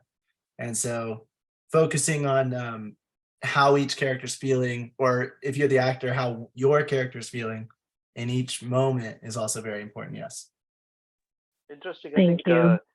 interesting that you took Calvin as your center to do the script analysis, which kind of fascinating, because what I didn't think before was in the power the character has.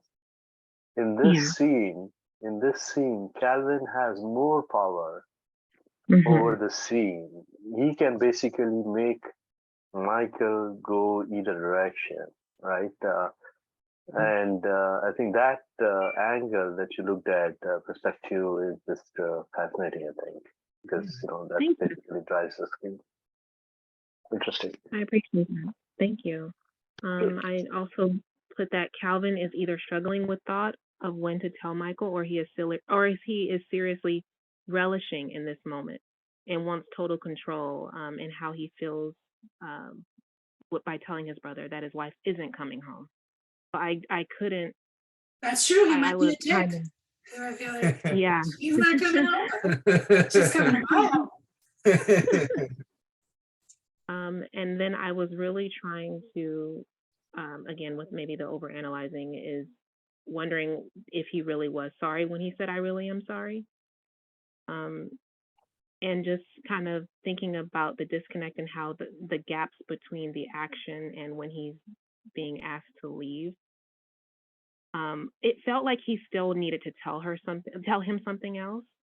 Oh my gosh, I But felt his the same brother, thing. But it was later yeah, that I realized, I was like, it feels like he gave up easy, right? well, I felt like Calvin wanted to say something else, and I felt like maybe it was going to get worse, but that could have just been my imagination. No, Like, well, yeah, by the way, we're engaged. I'm marrying her next. We're getting married. That's what Yeah, she's my wife now. And then he really would have thrown something at him. Yeah. So that was kind of like, I felt like he couldn't really get to that point. So maybe he really was sorry, but I feel like there was more weight within that. I really am sorry. Like, there's more, and I can't tell you now. So that was what I kind of gathered. Yeah, nice. I really like that. Yeah, because that was definitely something I thought was like, it feels towards the end like he either gave up too easily, like there was more he wanted to say, or if he really cared about explaining to his brother that it wasn't anything personal, that it just happened, that he still loves him and he didn't mean for it, he would have kept trying, but no, he just left. And that kind of, again, not judging, but part of me felt a little frustrated, like if it were me and I had fallen in love with my husband's brother, ew, but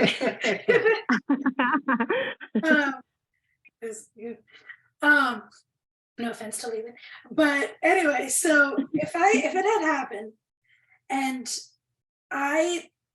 or in another scenario, if I had fallen in love with my brother's girlfriend or wife or whatever, let's say, I would want to make it very clear, like, I am so sorry. I did not mean for this to happen.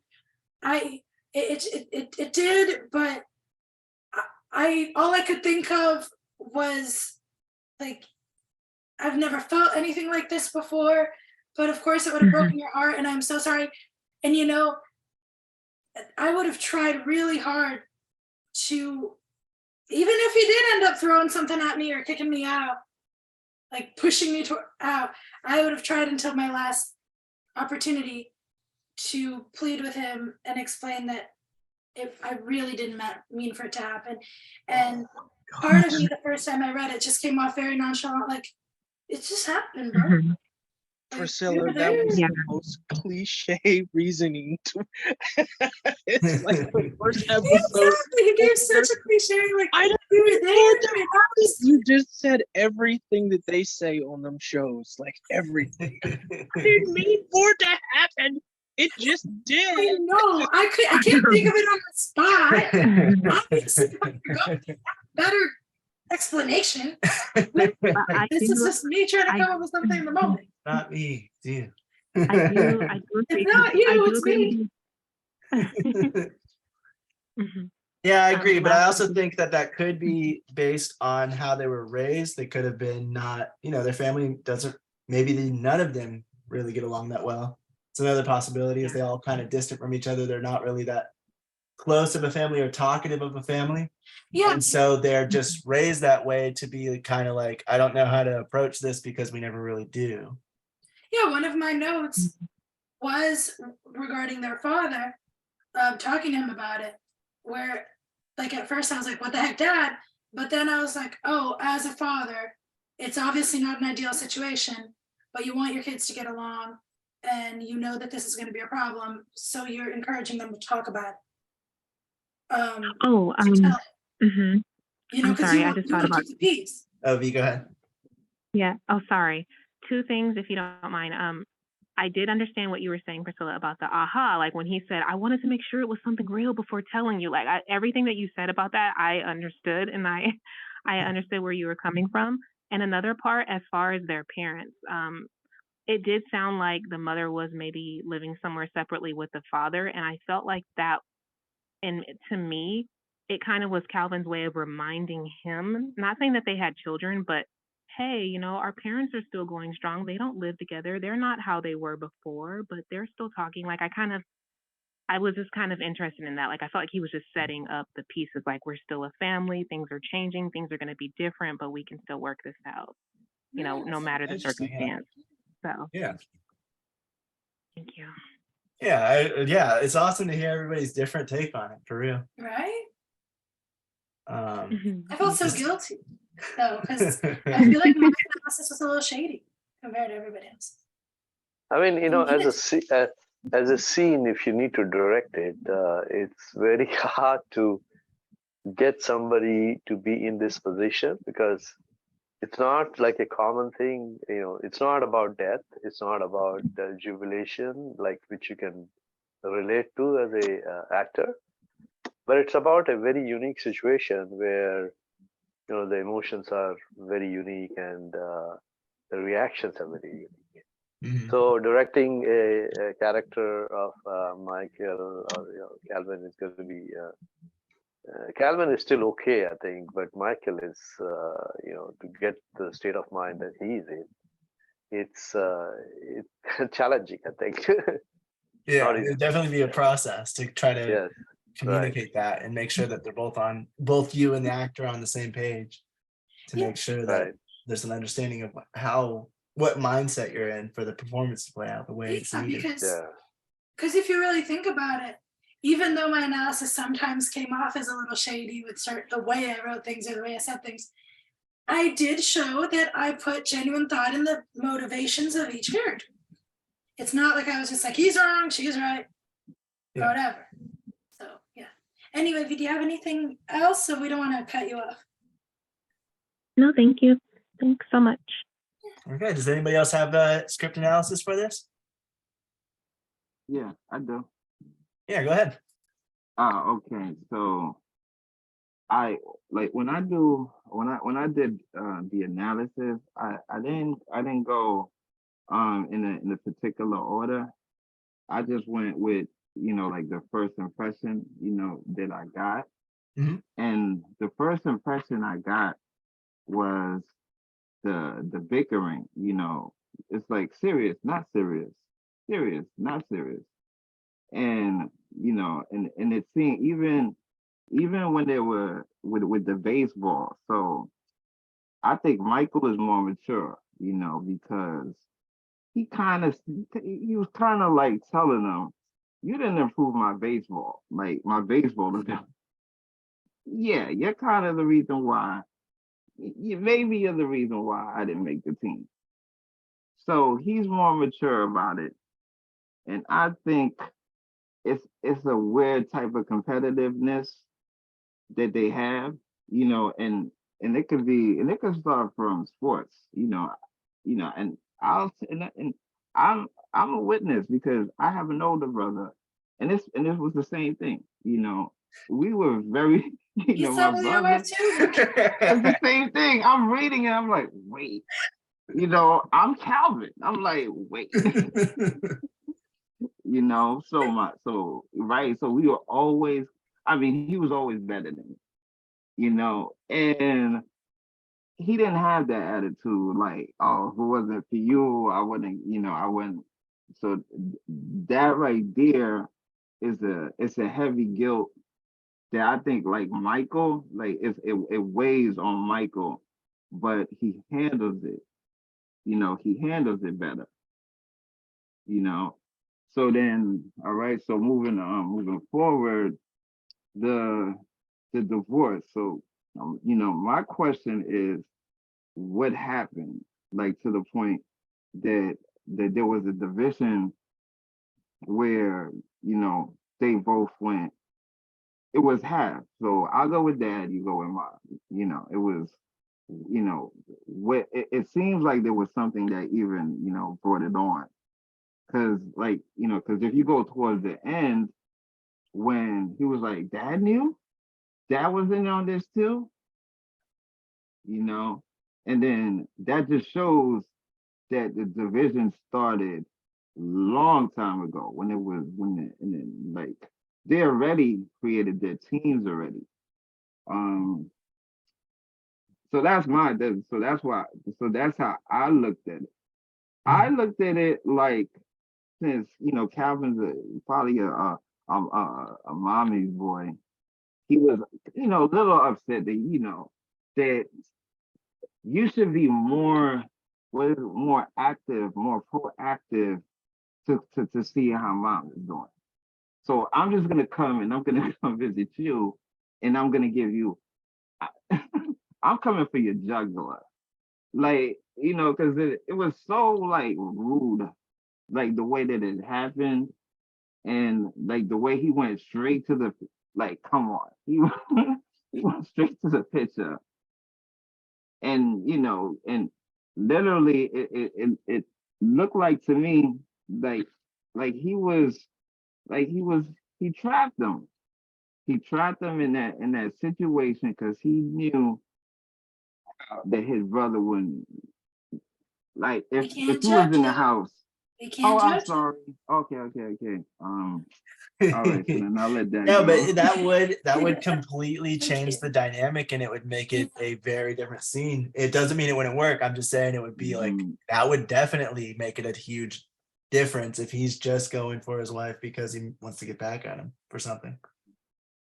Yeah. Which again, you know, obviously we can't right. we don't really know because we don't have the rest of the script, but I'm just saying that is a very different and interesting take on it. Thank you. And also, well, and that goes to the next one, the external and internal dialogue is that both of them have their guards up. So how's mom? He's all right. How's that? He's okay. And then in a way, you know, they leave it at that. And they're both hiding stuff from each other. But who has the bigger bomb, you know? And the way that Calvin did it was so like wrong. He meant it. He wanted that. When Michael fell down, like literally it seemed like he took it like a juggler, and he was like, ugh. And I think Calvin like enjoyed that moment because of the situation. Like, what? Okay, I'm not gonna mention what happened to his mother, but he's really close to his mother. So boys that are really close to their mother is personal. I mean, what exactly I'm not gonna interpret? I'm interpreting it. Sorry. No, I'm just at a question. I'm actually questioning. Like, okay. Because I'm pretty sure wasn't it Michael? Wait, let me look at the. Which scene you guys talking about? I mean, which part of the scene? I want to make sure because I'm confused about mother. Oh yeah, Calvin, you're right. No, yeah, Calvin's the mom is like the same. Yeah. But he's also closer to the dad. Right? So I think you could interpret it that way. Youngest. Yeah. You could interpret it Definitely. that way. No, I'm saying you could interpret it that way, but that doesn't mean that's the case. That's the whole point. Yeah. That's the whole point. Also, dad, because dad kept the news away from him. Oh, blatant statement. Wait, what? No, it's also because whose father, I think, was that Michael's father, kept the news from Michael. Like, why did it take a whole week? Well, Calvin said he wanted to talk to him about it. He just wanted to ask the dad. Hey, you're putting that's not in the script exactly. It's in the script. He said, I talked to dad and he told me I should tell you. That doesn't mean that. That's interesting. Okay. But what I'm saying is, let me just point out before this gets into Dad said is all he says. So you assume that dad said to do it this way and this, and that he wouldn't tell you. That doesn't mean that's what the dad said. That's true. You're assuming stuff from the script. No, that's what I'm saying. That's what you're supposed to do, but that doesn't mean there can't be different interpretations on it. No, I'm not saying there can't be. I was just making sure. Yeah, We're because missing things that are something. actually in the script can't be, you shouldn't try to refute things that are actually in the script. But things that are not, the subtext, the stuff that we have to figure out, the in-betweens, the backstory, those are things we all have to figure out individually to come up with a separate reason for why this is happening, for why these films. See, I asked him how he thought I should tell you. There we go, right there. I asked him how he thought I should tell you. In other words, he was asking the dad how he should tell him. He wasn't saying like, he wasn't just telling the dad and the dad was hiding it from him.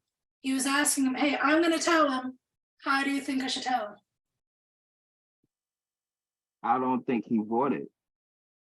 You know what I mean? Like at the end of everything, it'll have been like, yeah, okay, so you're supposed to say that. No, okay, I keep. I'm just making it clear that like it's not like their dad was hiding it from him either. Right, it's true. I agree. Yeah, I agree. I'm not trying to like be like, oh, you're wrong. Please don't take it down. It makes sense hearing it from another direction because I like looked over it. You know, when I skimmed over it, I just caught. You know, I didn't really go in depth when I read it. So it makes sense. I still think some of the possibilities you mentioned are very interesting because we could be going from like what we were talking about earlier, a sibling rivalry. That could be one way of interpreting it and one way of going about it. Oh, yeah, because with the interesting though, good point you raised there. Good point you raised there is that dad actually told him to go and talk to Michael. That's the way I interpret it after you mentioned this, because I thought it would be better to tell my mind. You in person. Dad said, right? So that basically interpretation is that Dad basic advised Calvin to go and talk to Michael and talk to face. So that kind of changes the whole story. Yeah, true. Good point. Don't you guys agree? Thank you. Yeah, very much. Yeah, I agree. Like I that's how I interpreted it, is as the dad saying that he should go talk to him in person because Michael didn't like this any other way or something. But technically, that doesn't have to be. That's also subtext. Exactly. Because the only thing that he said was, I asked Dad how I should tell him. We didn't get his answer, so he could have said, "Call him, tell him immediately." Like we don't know what the dad says. Yeah, no, exactly. We don't. So the thing, that's again interpretation, because as a writer, you had mentioned Dad said, and he was cut. Yep. Calvin was interrupted by Michael. But that leaves room for interpretation, right? You can interpret it either way. Right. Yeah, you can interpret it. Dad said I should tell you immediately, but I thought I should tell you after coming here. You know, he could have been ready to say that. Or he could have been like, Dad thought I should come here and tell you, so I waited until now. We don't know what he was going to say. It could have been Dad said not to tell you, right? So either way. Yeah, right. Dad said wait till we're married. Wait till you're divorced so I can marry her and then tell you. Exactly. Like the dad could have been like, I don't think you should tell her because I know you just go through flings. This is gonna pass. You're gonna get bored. Or he's not ready to hear it. Or he's not ready to hear it. Yeah, we don't have conflict. Yeah. And also, I asked Dad how he thought I should tell you. That also, it doesn't say one way or the other if he told the dad and he said he should tell him and he asked him how I should tell him, or if he felt guilty and he was like, Dad, I need to talk to you about this. I need to tell him. How do I tell him? Exactly. Yeah. So that's where all this subtext comes in, and that's why it's so able to be interpreted differently and have a different scene that still is the script. But isn't that cool? It's cool and kind of scary. That you know how you do those like those little things where they will misspell words on purpose, so to show that the brain automatically autocorrects them. This is kind of similar to that, where you're reading a script and sometimes it's not even in the script, but you will automatically assume things I did while that. you read it. Oh, it's not there? Yeah. That I said, could have sworn it was. right. It's crazy. All right, Gabe, you can go ahead and continue. Okay. All right. So okay, cool. So then moving on. Yeah, with the exterior. So they're not budging. I just felt no. I think Michael had more of a mature, approach, and he was open to resolving, everything. But it kind of overshadowed. You mean Calvin? Was it Calvin? Yeah, I get him mixed up too. Yeah, I get him mixed up. right, but then Calvin's motive from jump is really suspect. Like, okay, I'm in a way, I'm not trying to judge, but if I was just analyzing it, he's progressing the script more. He, just with the script that is about to unfold right in front of him. So he knew the script already. Mm-hmm. Like he had it already set up. Yeah, he had it already set up. That's how I look at it. He knew all that stuff already, yet he was still asking. It felt like he was building something up. Yeah. So it just questions. So that's why I question Calvin's character. And I went into it even deeper, because it's internal. There's a lot of hurt and confusion. So what happened? The question is, what happened with the mother and father? What was the story? And if you go into spirituality, was it infidelity? That brought such a division. So that part, and then Well, it seems like that could be yes. And that could be like, that could also affect the characters in the way that, let's say the dad cheated on the mom and that's why they ended up divorced. Mhm. Calvin went with the mom because, he was like, well, she's the one in the wrong here. And Michael's talking to the dad and he goes with the dad because talks to dad more. I'm just saying that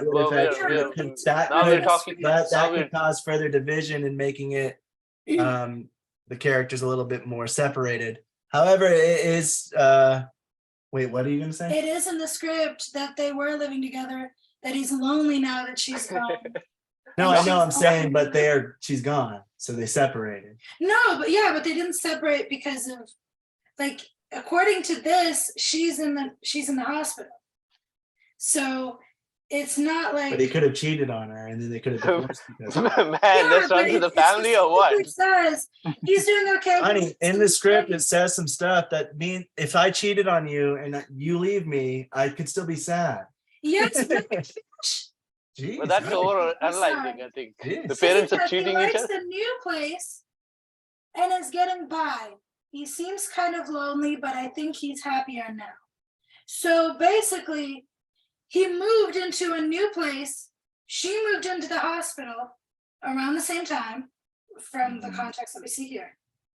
And he's lonely. So according to this script, at least with the two scenes we have, it is more. Well, the two snippets, that we have, it is very heavily shown that they were living together until recently. Let me stop. Because otherwise, why would he move to a new place? Hold on. Hold on. Okay. You are getting way too objective with the script in this is the way it happened kind of way. That just because the dad's living on his own and he's feeling happier now, if I cheated on you, I might not be happy with you. You might move into I might have cheated on you because you had something going on with your health.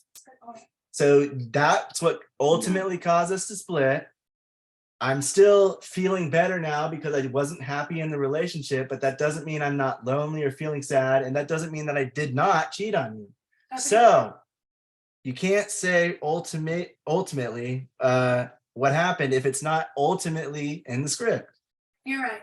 Yes, no, I'm going to say yes, there are a bunch of clues that hint towards one thing, and that is always good. And that's why you do the script analysis, to point to things and go, well, this, I don't know if it would be this way because this in the script, but that doesn't mean you should set a wall to say, no, that's not how it happened because this in the script says it could be this. But I didn't say no. I said, wait, but there's this. Okay, but the way you said it was, shut up and what you're saying. I think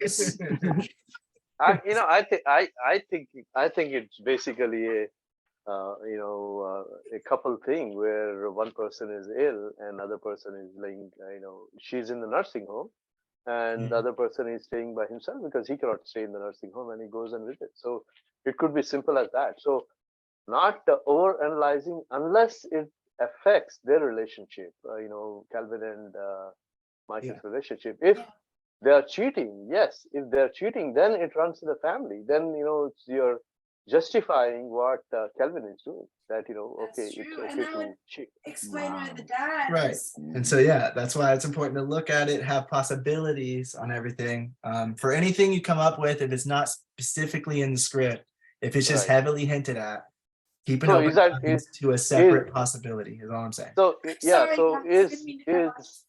is parents cheating each other, is it affecting the relationship of Calvin and Michael? That's the question that I think we need to look at.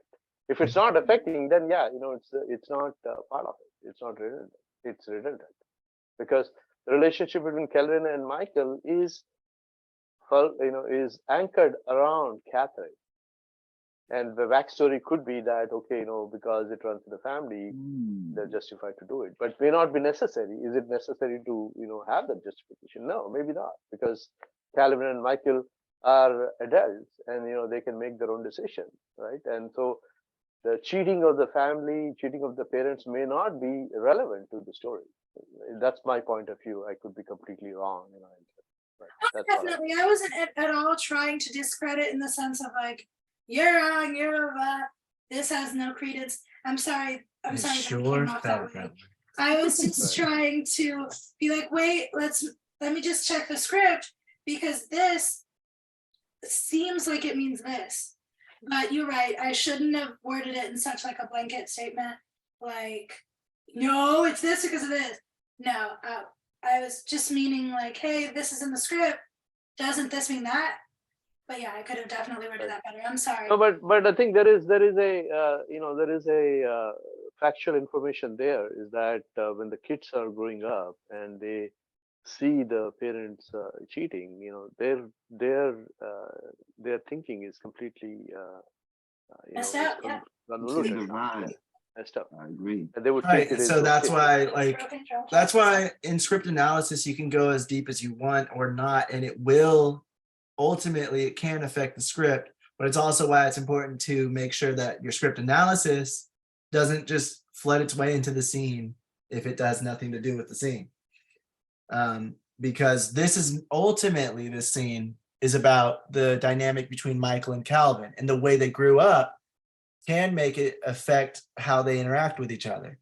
If they were seeing their parents cheat on each other, if they weren't. So those things are important to look at, and for possibilities, no matter how far-fetched they seem, is the other thing. Is like, even if you have heavily hinted things in the script that makes it seem like there's no other way it could be this, if there's even the slightest possibility that there could be, you should still analyze it that way, to have that open mind, that open possibility of maybe this could have happened, because it doesn't say that exactly. It just heavily hints towards it. Yeah, and that makes a good actor, right? Like, how many times have we listen to directors or writers talk about how an actor will give them a completely different take on the story or a completely different take on a performance that they never thought of before, that they in a million years wouldn't have imagined, that they didn't even think would work, and it did, so nothing should ever be,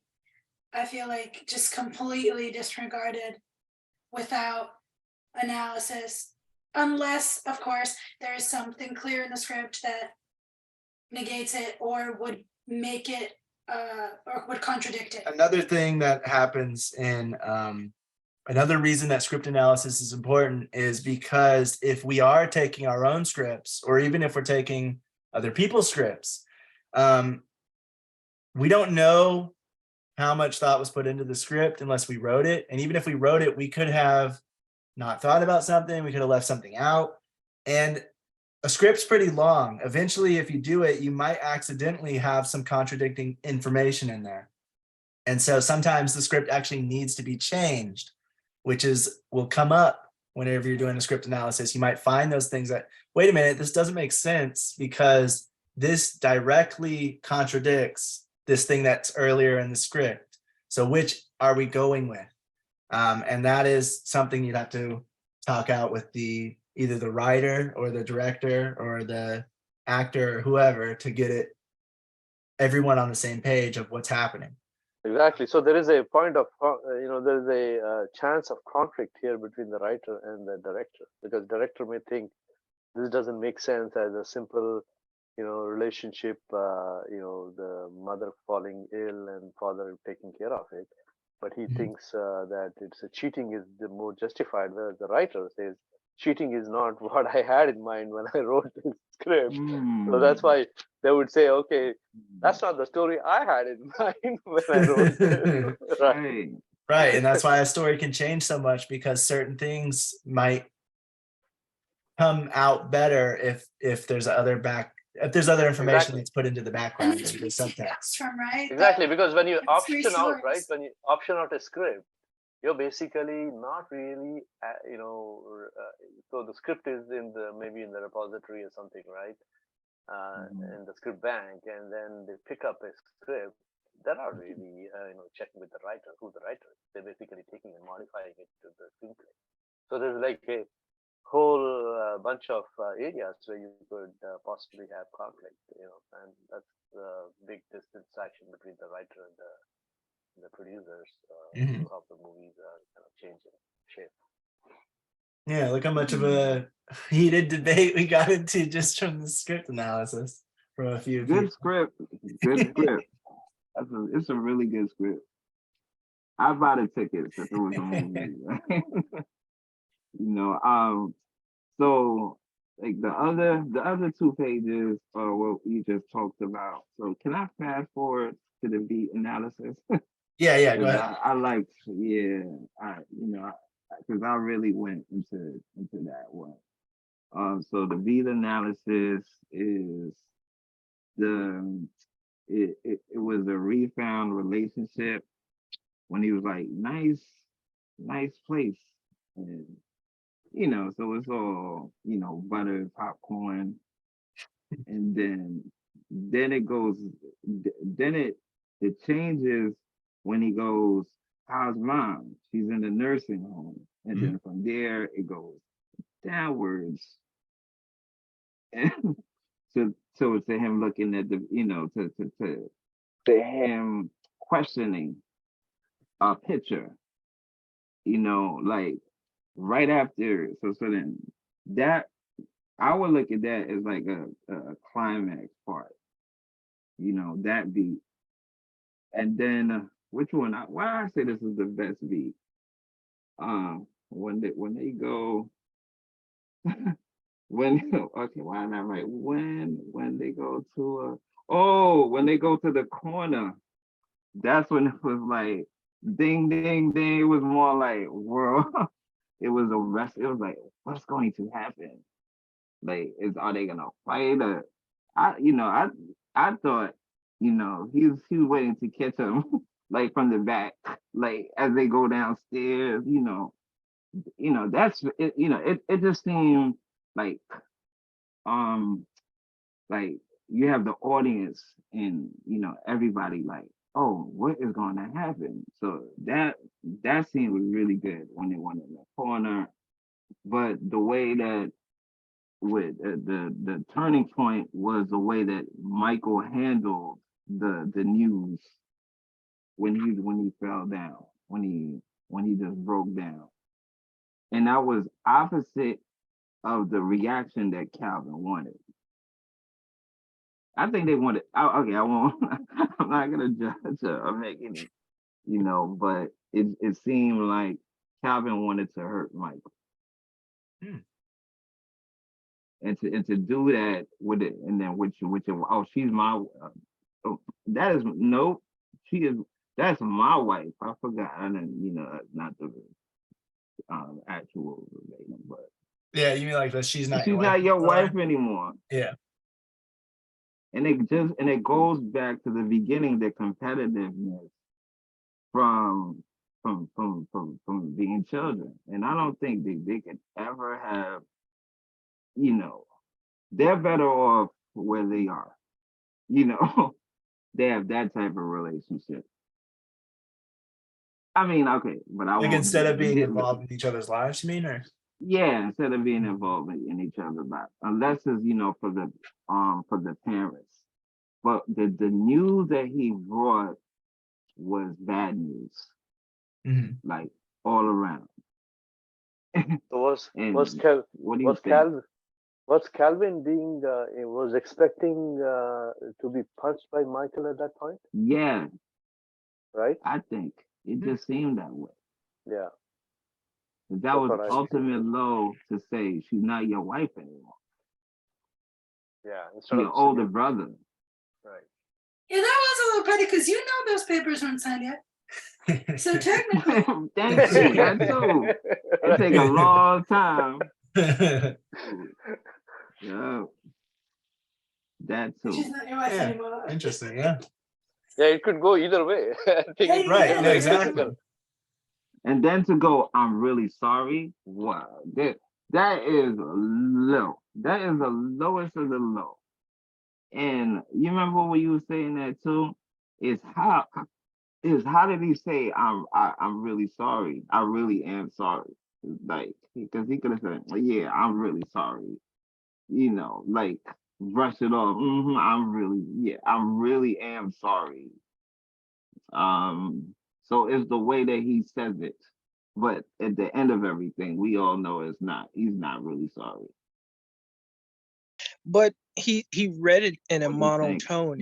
He really didn't give any information as to certain emotions to it. Because that's the interpretation. Because that will be like you just said, if you read it a certain way, he goes, "Oh, I really am sorry." Then you're like, "Oh, bull crap, you're sorry." It doesn't show it. Yeah, correct. But he could have just said it really quietly and like, I really am sorry. Yeah, even though she's not your wife anymore. Some people you might read it as she's not your wife anymore, bro. Or she might read it as she's not your wife anymore. Like sad. That's true. Like, hey, but where I'm getting at is that, as I was saying about the wife, she's there, but she's not written for us to read. This piece of information is there. We have that piece of dialogue. So in a way, you're kind of making a judgment based on the scenario. So because he is the one that's sleeping with his brother's wife, you automatically assume that he's got this vendetta or some kind of evil or negative tone to the way he says it. But in actuality, it might actually be genuine because you're basing it off of what he's done. Yeah. But yeah, that's why different people that's why it really depends on how you read it. It depends on your interpretation. It depends on the it's just like, I always say this, and it's so true. There is no such thing as an unbiased opinion because we all have our lived experiences, our opinions, our views of the world, our perceptions of things. So even a script that has a story laid out for you, beginning, middle, and end, some of the motivations can be very clear. There is still room for interpretation, and there is still multiple interpretations that can be taken. That's why not every actor is good for every role, and that's why you know, normally different actors bring different things to different roles, because not one can interpret something completely different from it, the other can interpret another. It is somewhat of an art form, it is a skill, but it's also it really depends. Every actor brings something different to the table, And that's why there's knowing also that. different directors, because Same Right. thing. if we all just film the script, I mean, we'd all come out with somewhat of a different scene, even if some of them were similar. So, Or so a in the very long, different scene, depending on how we take the script and what we think. Yeah. right. So bottom line is basically where you want to take the story, right? You can interpret Right. differently, but where do you want to take the story to? You know, how are the characters, how are the actors going to behave, and what they're going to be reacting? Like, you know, if somebody's punching him, that makes it very physical character of Michael. But Right. you held on to it, so that you're taking, as a director, you're basically taking it in a different you know, direction. If he punches and it says get out, you know, then it's a completely different story, right? Mhm. So its interpretation is, yes, one way, one thing, but what you actually take the story to, which direction you want to go, that's what is the bottom line. You know, that's where the viewers are going to see, okay, this is how I see it. It's more going to be more satisfying if he's punched, or is it more satisfying to the viewer that he basically holds on to it and says get out, and then, you know, Which he one tries to impacts kick it. you more too, right? Yeah. Yeah, I think they can So both impact you in different ways. Or Yeah. you can yes, see the character a different way. Oh, I didn't expect his character to do this. Or it could right, change the entire way the character's directed because the exactly. actor So and director decided. is Michael better off punching Calvin, or is he better off holding his emotions? Because I think, you know, from a perspective of releasing the stress, he's better off punching Calvin. No, It's different. it was amazing.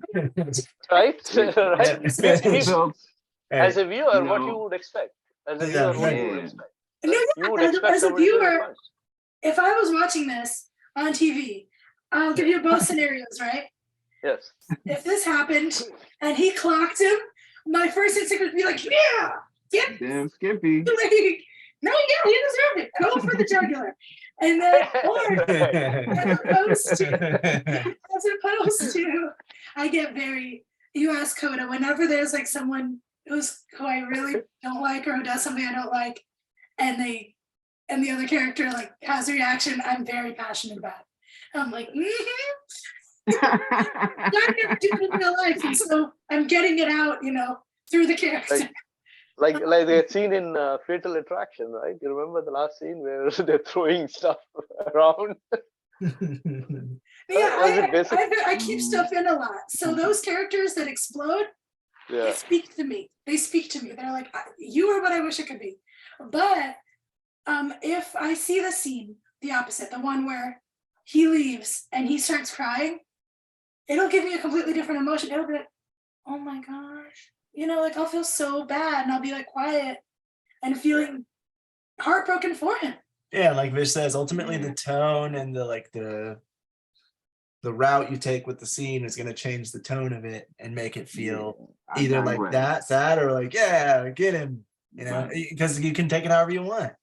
Or not even if you're not as petty of a person as I am, you can see the punch and be like, oh my gosh, where is this going? What's gonna happen? You know, you're just like in shock. You're not as excited as I would be. Yeah. So, Until the closing scene. But yeah, closing again, did you have any other notes? No, yes, the closing scene is like Beethoven.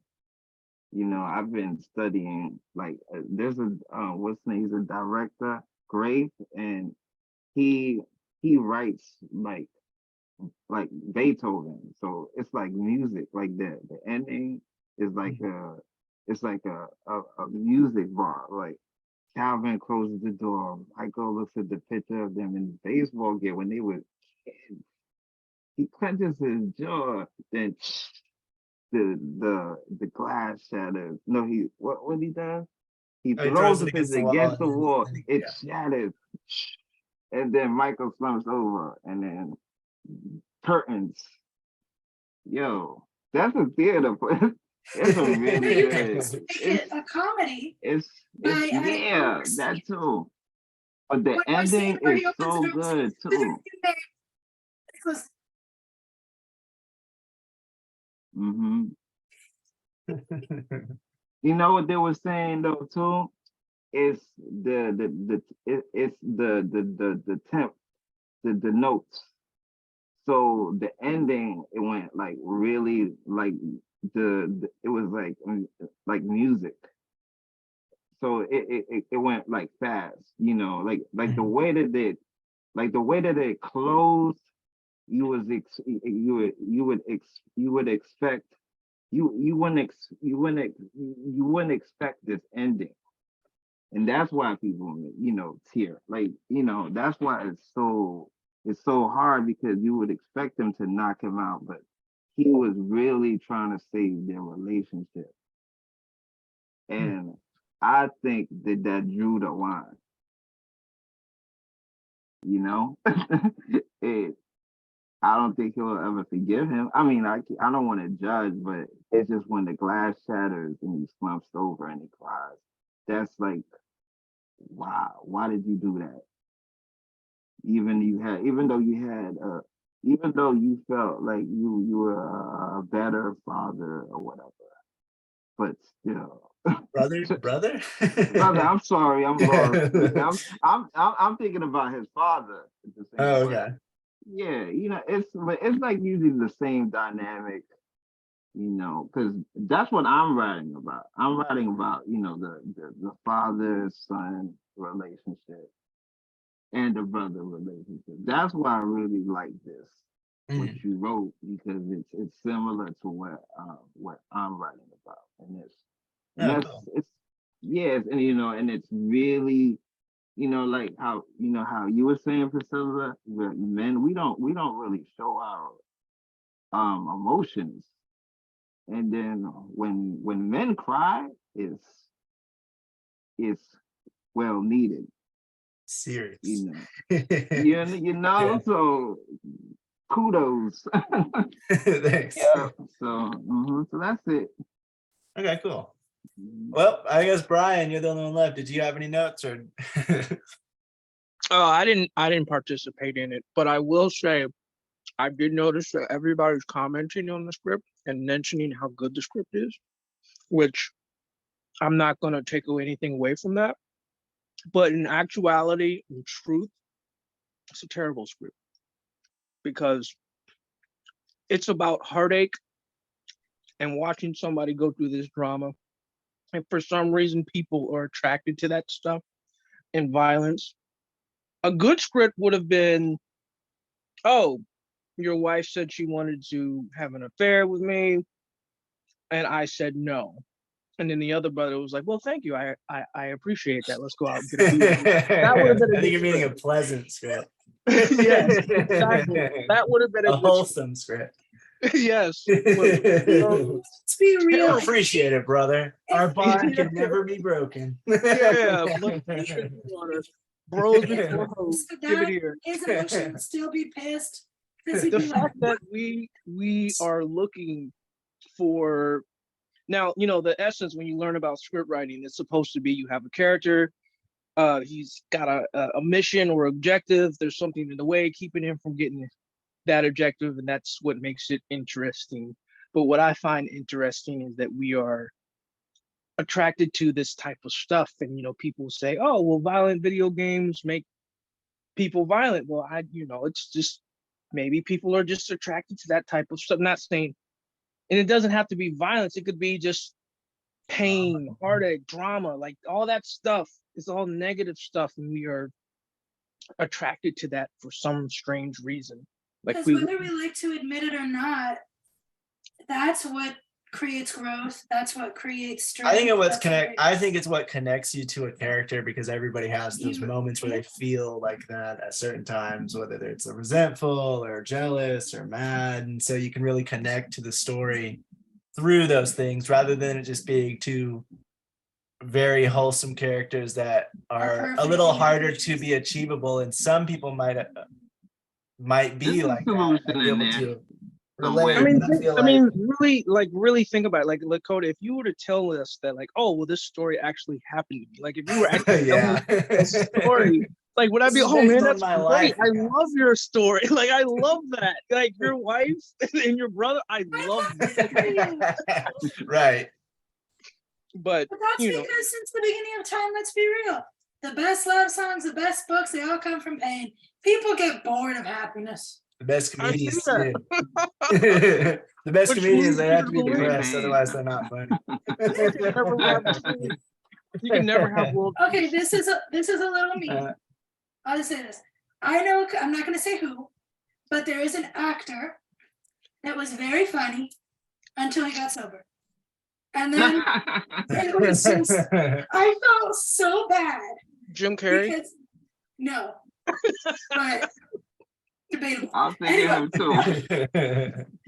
But it's just there's one in particular that comes to mind. I'm sure there's more, but part of me was heartbroken because I was like, I should be happy for this. I am happy for this person.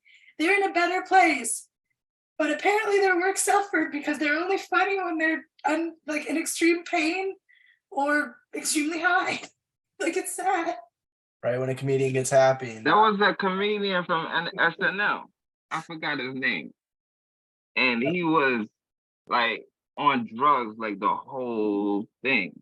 And whenever he did his performances, that's how he did. I forgot his name, but he, you know, his hair was all messy. Yeah, he OD'd the day of his Saturday Night Live performance. Oh my God. They all knew he had a drug problem. I forgot his name. It's like the Saturday Night Live. They actually I have multiple helped names. him. They helped him have the OD for the performance because he really wasn't funny. Maybe that's him that you're talking about. He wasn't funny unless he drank. That's who you're talking about. I mean, there's more. That's the point. Like, there's lot of multiple. So you know what I mean? Like, I feel like there's so many that's like, dang, it's crazy. And that's the crazy thing about comedy is that a lot of these comedians are getting, you know, like Dave Chappelle. All he's doing is just going out and telling jokes about how things actually are, and we find it funny. But it's like an actuality. It's terrible. But I feel like it's kind of awesome. I think it's the relatability of it. Yeah, but isn't that kind of awesome though when you think about it? That maybe it's like something in us that finds like, oh, there's beauty in that pain to where we can come together, we can relate, we can to that pain. Nah, we can find or think out it's not me, it's that mother effer that's going through. That's even worse. My mother, I grew up with my mother being like she used to be like, let's watch this movie. It's so sad and depressing. It'll make us feel better about our lives. I'm like, what? I don't want that. I don't need that to be grateful for my life. And that's why people watch soap operas. Come on. That's it's right. It's true. Soap operas so they can judge people freely without being judged themselves. I really enjoy the creativity and how someone can be secure, whether they're writing or acting, and they can dive into a character that they would never be in real life and explore that and push limits.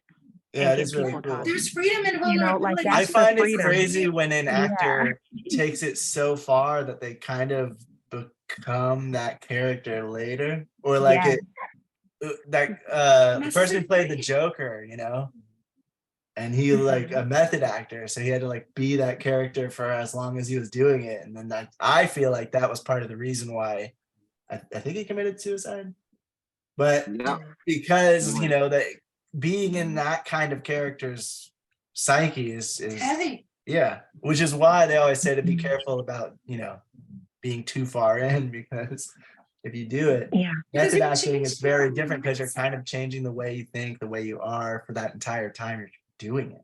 You're going into someone else. But I do find it really interesting and really cool that creatively a person can kind of dive into that, like you said, like you'll see an actor who you hate in the movie because they're a really evil manipulative jerk, and then you see them in interviews and they're laughing, they're being friendly, and they're having a good time, and everyone's like, oh, they're the best on set, they're so nice and kind.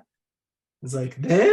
And also, I think it They also seem like a manipulative jerk. I think something that's really cool about it is that you also get to see different perspectives, different points of view, and understand people that are different from you, that think differently from you. While, not only while playing those characters, but also while creating them, while watching them. Like right now we're finishing Parenthood. Coda never watched it. So we're finishing it, and there's a lot of different marriage dynamics in them and different personalities. And some people, it's just so cool to see because they feel like real people. The dialogue feels real. It's one of those very non-cliche drama shows that I love, at least the first few seasons. But it's so cool because we have full-on conversations of these characters are completely different from us, but we see where they're coming from and we understand them, and we're able to see their perspectives and relate to them, even though they're completely different from us. Because we're all connected, and we're seeing how they might go through similar things in different ways. It's so cool from a psychological perspective, anthropomorphical perspective. It's just so Yeah. All right. Yeah. I am going to go through my script analysis. So like I said, I wrote the script trying not to be biased. I mean, obviously I was somewhat, but I was trying to leave possibilities in there that I wasn't even sure of while writing the script. Honestly, when I write scripts, I kind of do it that way anyway. So it wasn't really that hard, but I know there are some script writers who really think deeply about different things that are going on, and that inflects upon how they write the script. So there's no right or wrong way to write it as long as it gets out and you actually do it and then refine it as you go. But anyway, while I was writing it, I was trying not to judge anything or see anyone's point of view and just kind of write it as I went. So given circumstances, day of the week, I said, like what Vish said, I agreed, probably the weekend because both brothers are off. So it's, you know, if they're working anywhere, then most of the time that's probably going to be a weekday job. So this taking place on a weekend makes more sense, and also makes sense how Calvin could come and visit him. And those little things, they actually do make a difference because people, you know, if you just got off work and now Calvin's coming to visit him, he'll be a little bit more tired, a little bit more angry, maybe cranky, or he had a rough day at work, whatever. And so it is important to kind of like think of those little things too. Daytime, I said, is probably around, you know, daytime, possibly the morning. Michael is well off enough to be able to afford a new place. So he has enough money to be able to rent or buy a new place. Calvin and Michael are brothers. Michael is older by 3 years. Michael has stuff set up in his new place, but Calvin is just now seeing it. So Calvin has not been there before, or at least it doesn't seem he has been. And Michael has been in the new place for a few months, possibly, if he moved right when Catherine and he split, which he says in the script was a few months ago. Action analysis, this is just the very basic actions that happen. Michael opens the door to his house. He's the first one that goes in, followed by Calvin. Michael walks in, Calvin walks in behind him. Calvin walks over to the shelf immediately, or almost immediately. Calvin lifts a photo, looks at it, of the family. Michael looks over to Calvin to see what he's talking about. Calvin puts the photo down after it gets a little awkward. Calvin quickly picks up another photo to talk about them in the baseball gear. Michael and Calvin laugh as they reminisce. Calvin would probably put the baseball photo down as he changes topics. I've added in there as another action Calvin would take. I don't think he'd just be holding the photo the entire time. Michael probably points to the door when telling Calvin to leave. Calvin goes to the door and he opens it. He turns around, says sorry, and then he closes the door. Michael goes to the shelf, picks up and looks at the photo of the baseball gear, clenches his jaw, and then throws the photo against the wall before slumping over and crying. So you're focusing on the little details as far as body language. As far as Stuff that's giving, insane. I would say I probably did the script analysis more from the director standpoint, where I'm thinking of what is this character going to do with where are they walking? What are they touching? Because sometimes that helps an actor to play a scene out just by fiddling their fingers over a cup, just because the cup's there, and they're just spinning their finger around the rim, making that little noise. Yeah, definitely. And so I was just thinking like he wouldn't be. I don't think he would be holding the photo still. Just doesn't make sense. No, I agree. So that was that. Background story. Michael was married to Catherine. At some point, they decided to get a divorce. From the way Michael acts in the script, it seems Catherine was the one who decided to end things. A month prior to the script, Catherine and Michael split up. Michael got a new place after he and Catherine split up. Catherine possibly is in the house that they lived in together. Michael's parents seem to have divorced at some point. Michael's mother may be living in a nursing home, his father living somewhere separate.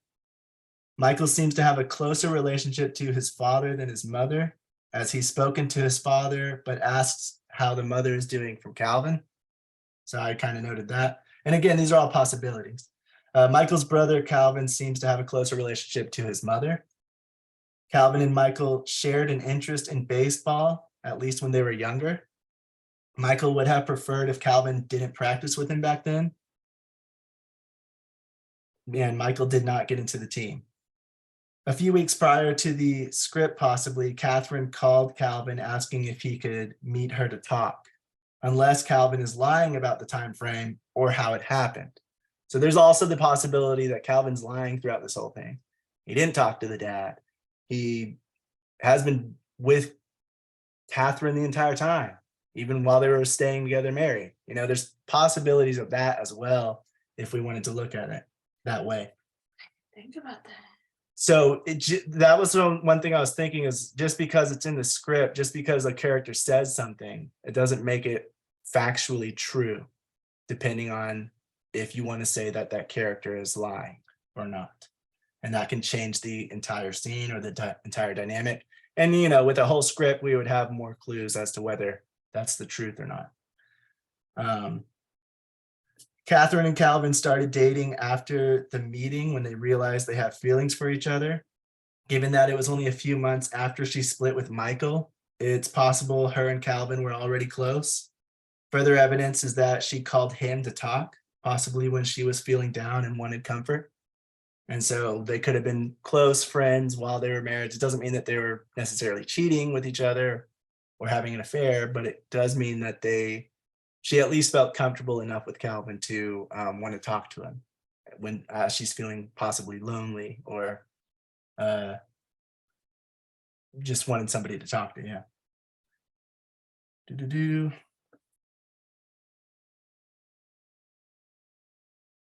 They may have already been close friends even while she was married to Michael. It's also possible she was having an affair with Calvin, though she'd probably get with Calvin much sooner in that case and not waiting until a few months after they divorce. She would probably get with him sooner than that if they were already doing stuff in the background. So that was my note on that. It seems that at some point after they split up, Michael scratched Catherine out of the family photo.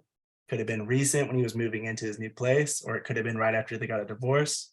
It just depends, or not a divorce, but right if they split up. It just depends on when he saw that photo. He comments that that's the only family photo of them all together that he has left. So the family doesn't seem to take a lot of photos together, or he got rid of the photos, that he had a lot of them. Also, because he has photos of the family, he has photos of them in baseball gear, it seems to be important to Michael, his family, even if they're not very close. He seems to want it to be close just from those pictures, because he has them up on his shelf of his new place. So he's carrying those memories with him, and that's all he has. And that's what he's using. Assuming the family photo is of Michael and Catherine's wedding, then Catherine and Michael were married for around 5.5 to 6 years before. Assuming we're not talking about maybe the mom and dad getting married, which is also another possibility. They might have not been married until that point. So you can't automatically assume, or you shouldn't automatically assume, no matter how heavy the evidence suggests, that it's Catherine and Michael's wedding. Most likely it is, I would say, based on the evidence in this scene, but it could also be the parents' wedding that they're at, because not everybody gets married just because they have kids. Around a week before the script, Calvin knew he was going to tell Michael about him and Catherine. We know this because he says he talks to the dad. So unless he's lying, he knew that he was going to need to tell Michael about it. He went to the father, since it seems the father knows Michael well, further hinting that they are close, to tell him about it and ask how he should approach it. The father might have told him to do it in person and remind him that he's his brother or that they are still a family. So that could be why Calvin is going to the pictures to look at the things. He's trying to remind him that they're still a family. It could be something that the dad influenced upon him. It doesn't necessarily have to be that Calvin's trying to manipulate Michael. However, the other possibility could be true, and it could be that the dad told him not to tell, or the dad told him to do it in person and just to do it straight away, and he doesn't want to, so he's pussyfooting around, like Brian said, and trying to talk about things to make him feel good so that he can drop this bomb on him and it won't be as bad as if he had done it right away. So that's the background information stuff I came up with. External and internal action in the dialogue. Calvin knows why he's really there. He knows why he wanted to come. He knows what he wants to say. He seems to be thinking of a way to approach the subject of him and Catherine. He tries talking about photos to ease into the discussion, but when Michael is having difficulty even bringing up Catherine, he backs off for a moment, possibly to figure out how else to approach it, or just because he didn't know how to lead it to the topic from there without it being a big thing. I think Priscilla, Vish, and V all talked about that. Calvin, feeling awkward, seems to try to move the conversation on, buying time until he can think of what to say or how to put it about Catherine. Calvin also seems to be trying to get Michael to remember good times and lift his mood a little, since he knows the Catherine news won't go over well. Michael seems careful to let Calvin know he has the photo of the family with Catherine because he has no other ones. So it seems like Michael sort of wants Calvin to not assume that he's like stuck on her, or that he's still like in love with her for some reason, hung up on her. Yeah. And that he's trying to move on. He just likes having a family photo. That's a possibility.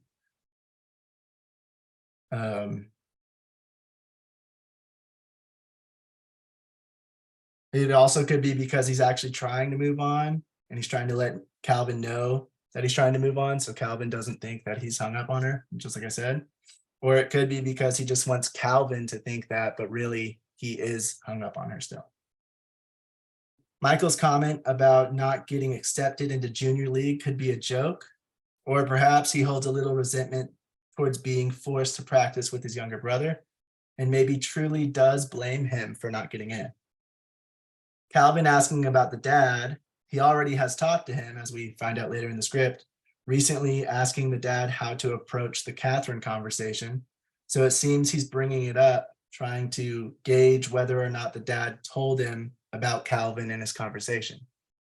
Well, I think Priscilla said that. So that could be a possibility. He could be trying to see, did dad tell you? Have you spoken to dad? Did he say anything about this? Do you already know what I'm going to say? Just to kind of fish it out and see, or it could be for another reason. Calvin comments on the mom being happier and tries to bring the conversation back to a lead-in for him to tell Michael about Catherine and him. Calvin tries to see if maybe Michael is doing okay, and even though lonely, is happier now. And that could be, like I think Priscilla said this, is that it could be because she's trying to, I think actually Fish said this. He might be trying to point out that the mom and dad are okay. So, you can be too. Fish said it. Okay, yeah. And I think I came up with that similar note of another possibility. Michael seems a little bit more open to expressing his true feelings about Catherine and puts himself out there, making himself more vulnerable as the conversation goes on. And it seems he's getting more trusting that it's okay to share this with Calvin. He wishes Catherine would come back to him. After Calvin hears how Michael feels, it seems he maybe realizes the longer this goes on, the more Michael will talk about Catherine and have mixed feelings. Better to let him know before he confides in him too much. He reveals the true reason he came.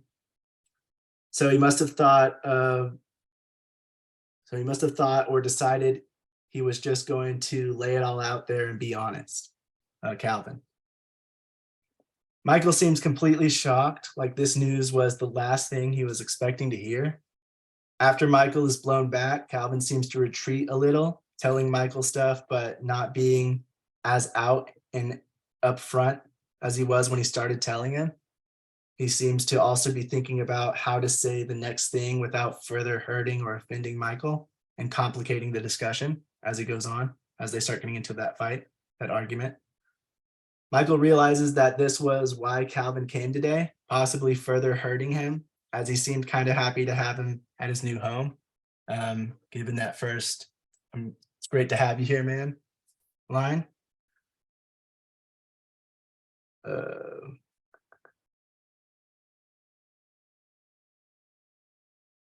Michael seems even further hurt and shocked that his dad knew and didn't tell him, and wants to know how long the dad has known without telling Michael himself.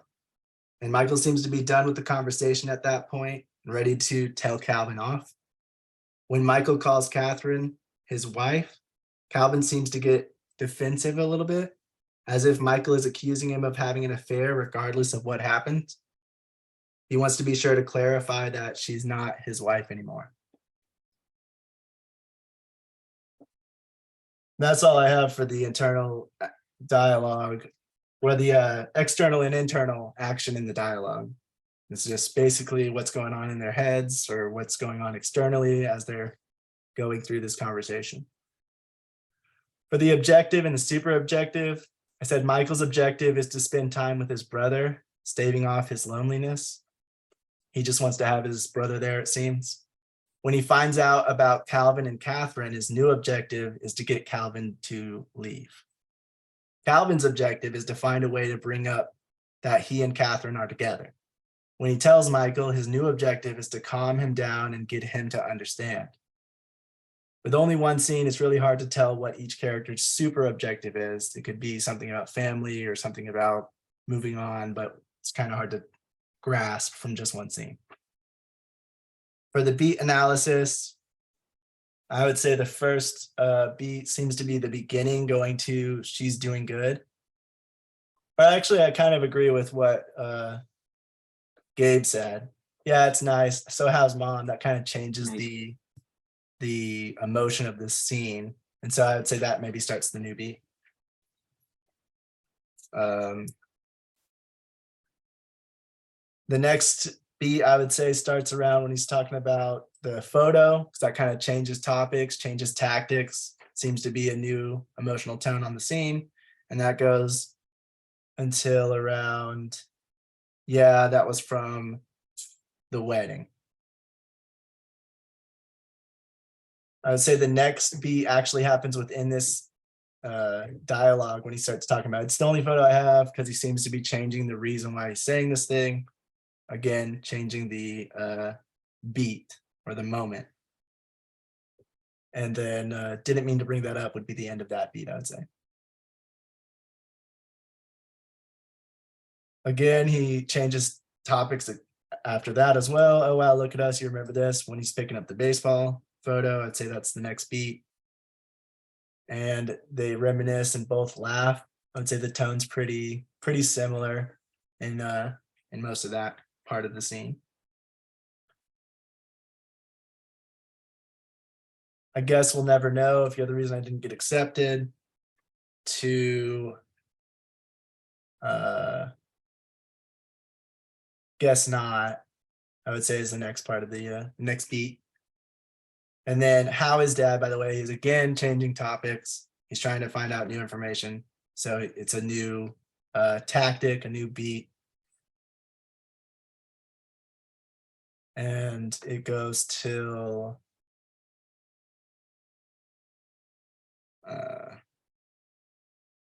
I think mom is happier too.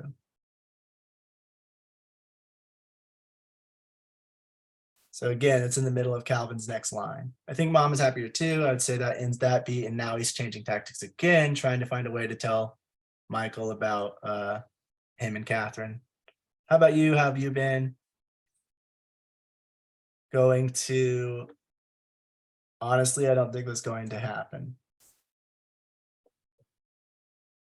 The next beat I would say starts at listen, there's a reason why I came here today, going up until Catherine and I are together now, just the entire last part of his line.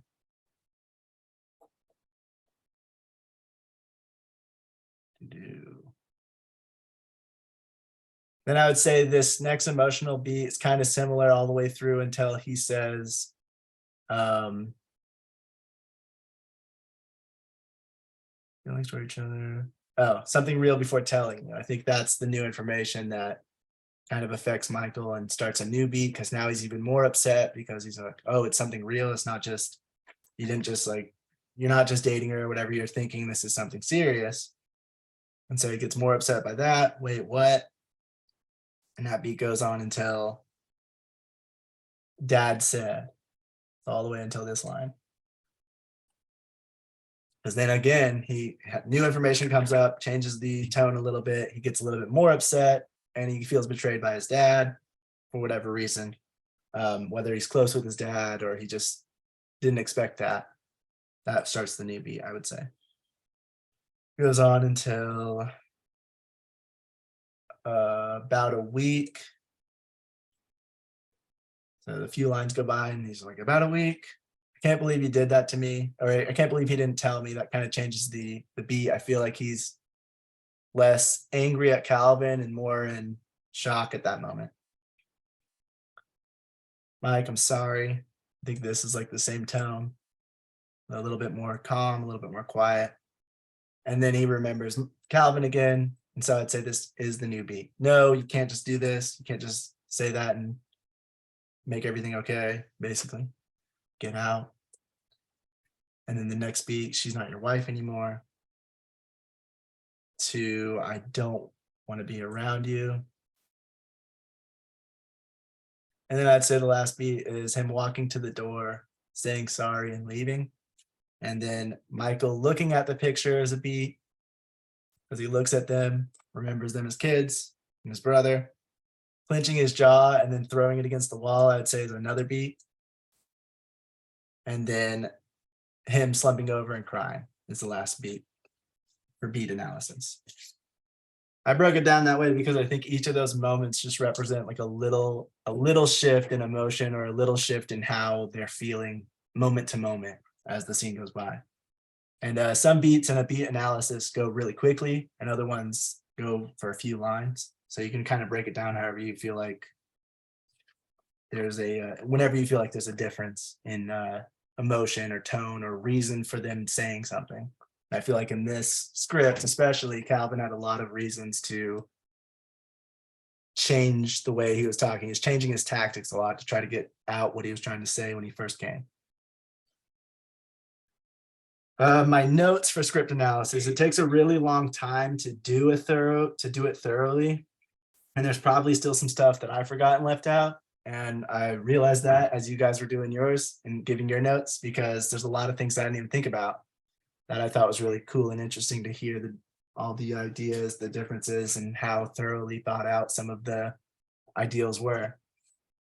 With a script, you also have to cross-reference scenes and all info provided throughout the whole script. So it's a bit harder than just one scene, because then you have to do what Priscilla was doing and check and just verify in the script. Was this a contradiction somewhere? Is there any information that goes against what we just said?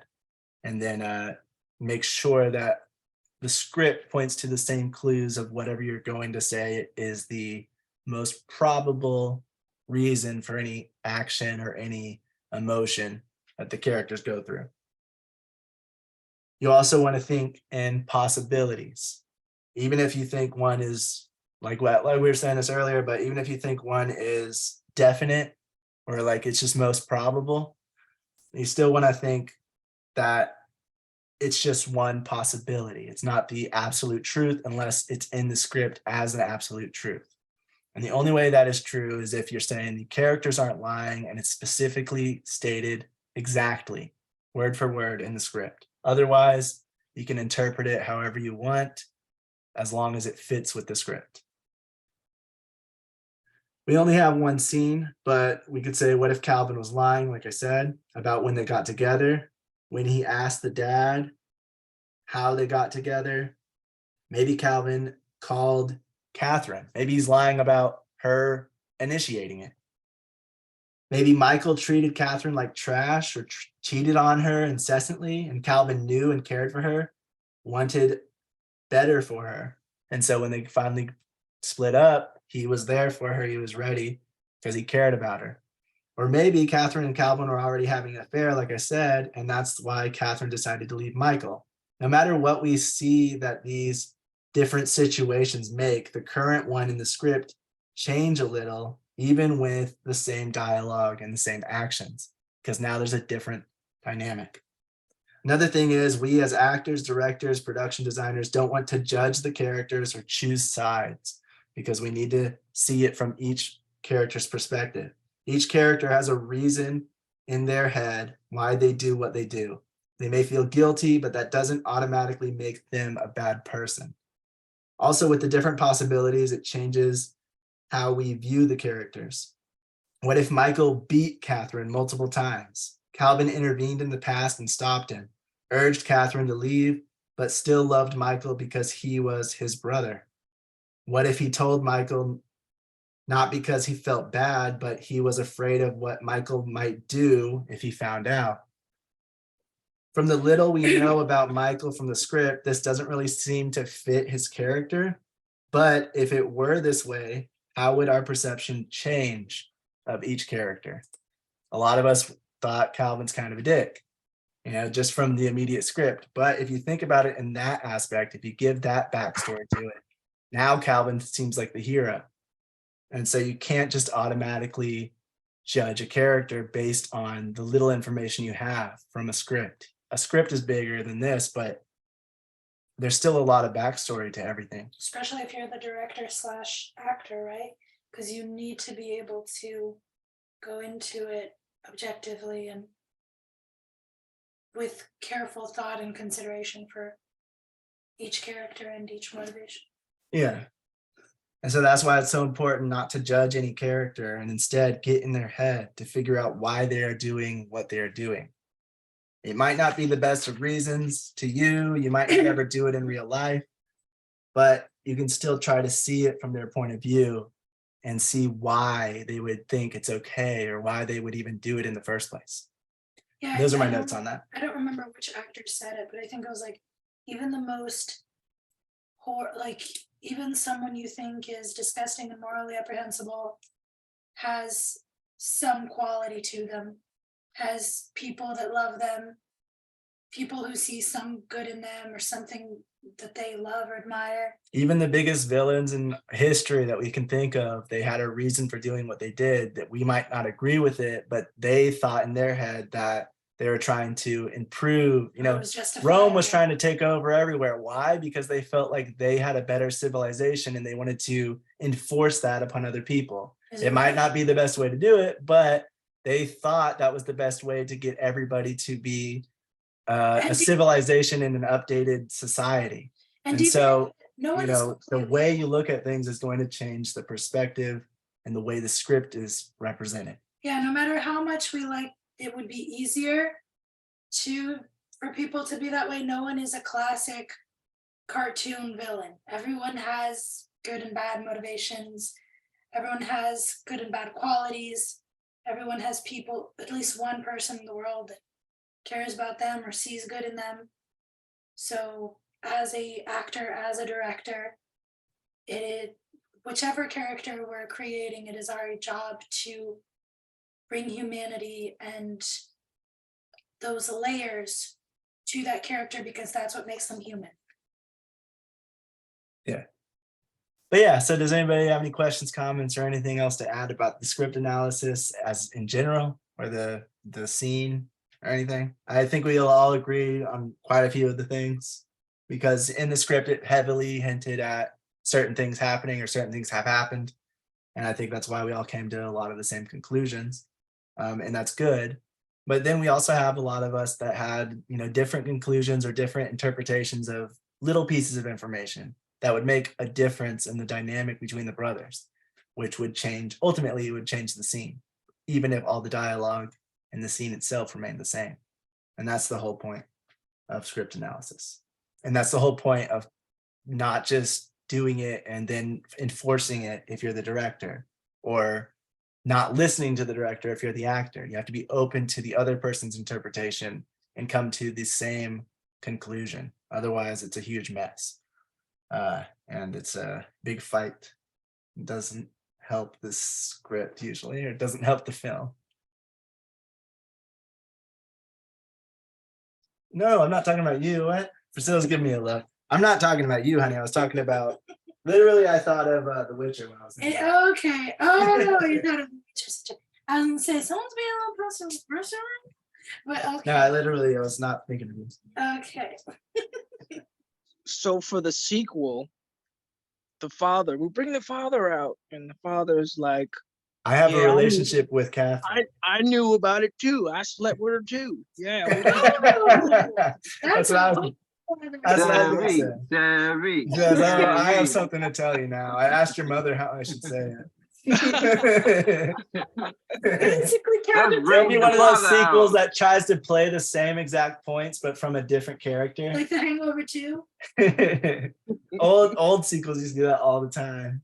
I don't know. Newer sequels are a little better now, but older sequels used to try to play the exact same structure, hit every single emotional moment. Just with a different character, yeah. Yeah, so it'd be like the dad saying it. No, I asked your mom. Basically, Catherine's making her way across the family tree.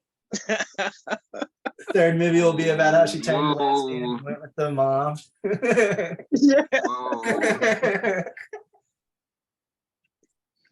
She used to have her own show. I mean, this we were watching The Family Stone the other day. It's a Christmas movie, and well, in the dynamic, to spoil it, I guess it's a really good movie for those of you like family dramas, but Dakota thought it was a little slow at times. I really like it. Anyway, so there is this dynamic where the brother brings home his girlfriend who is going to propose to, and I guess I'll just spoil it right here. And the brother starts liking her, and then the sister's, the girlfriend's sister comes to Christmas to help the sister, and then the boyfriend starts liking the sister. And then we're just like, well, that's going to be an awkward next Christmas, because it's like, and they get together at the end of the movie. The brother gets together with the girlfriend, and the boyfriend gets together with the sister of the girlfriend, and I just like, man, how is that not awkward? Look, there's no use fighting about it. Why don't we all just get married at the same time? We all just get along. Right. Well, let's swap them out. That's interesting.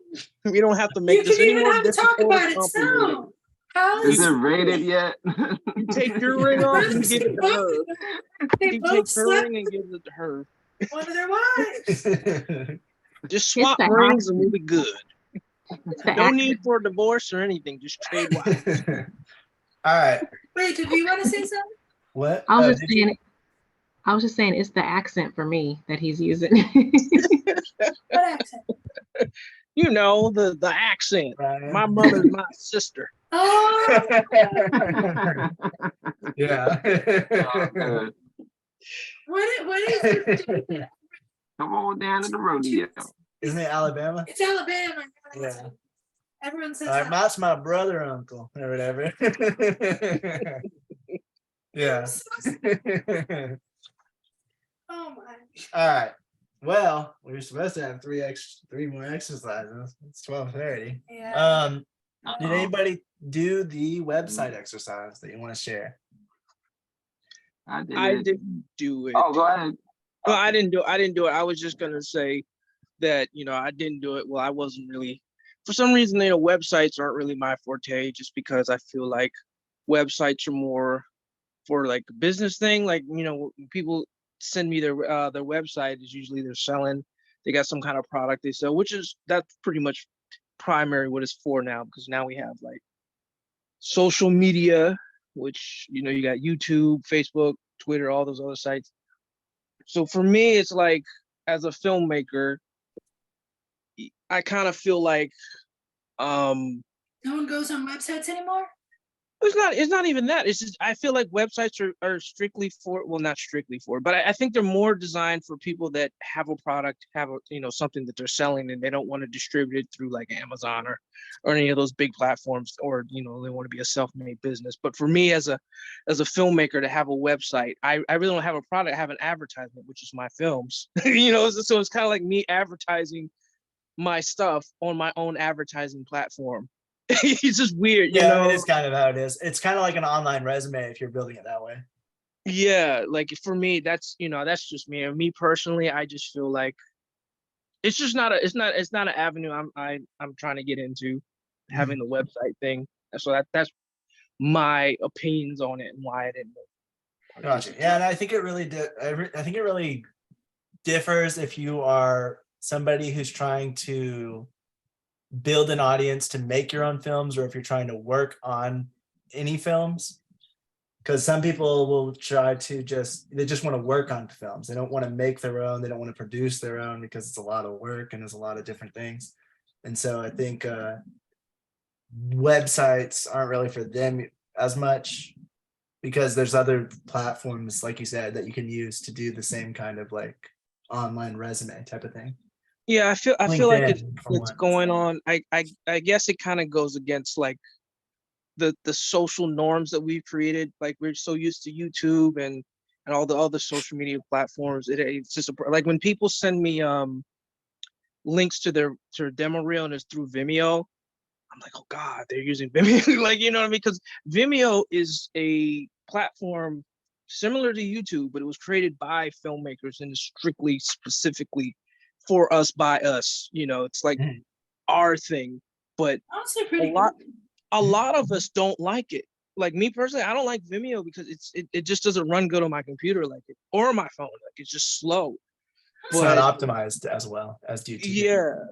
Yeah. But Facebook is more, not Facebook, I said Facebook, but YouTube is more like a social media, and they're actually making YouTube more social media like now. They're trying to make it like, they just the little notice and the thing, they're gonna try to make it more like a social media platform, which but that might turn me away from it or might keep me there. I don't know. I kind of like YouTube the way it is, but right. It really, like, these things can make or break you, like, in a sense. Like, if you send me that's just, this is just me. When people send me Vimeo, I'm just like, do I want to go through and wait for it to load up, or or something like that. But that's when I feel like that's when we should probably like try to talk to or petition because if they want to make it for creators, for filmmakers, and it's not well optimized and it's drawing people away because of that,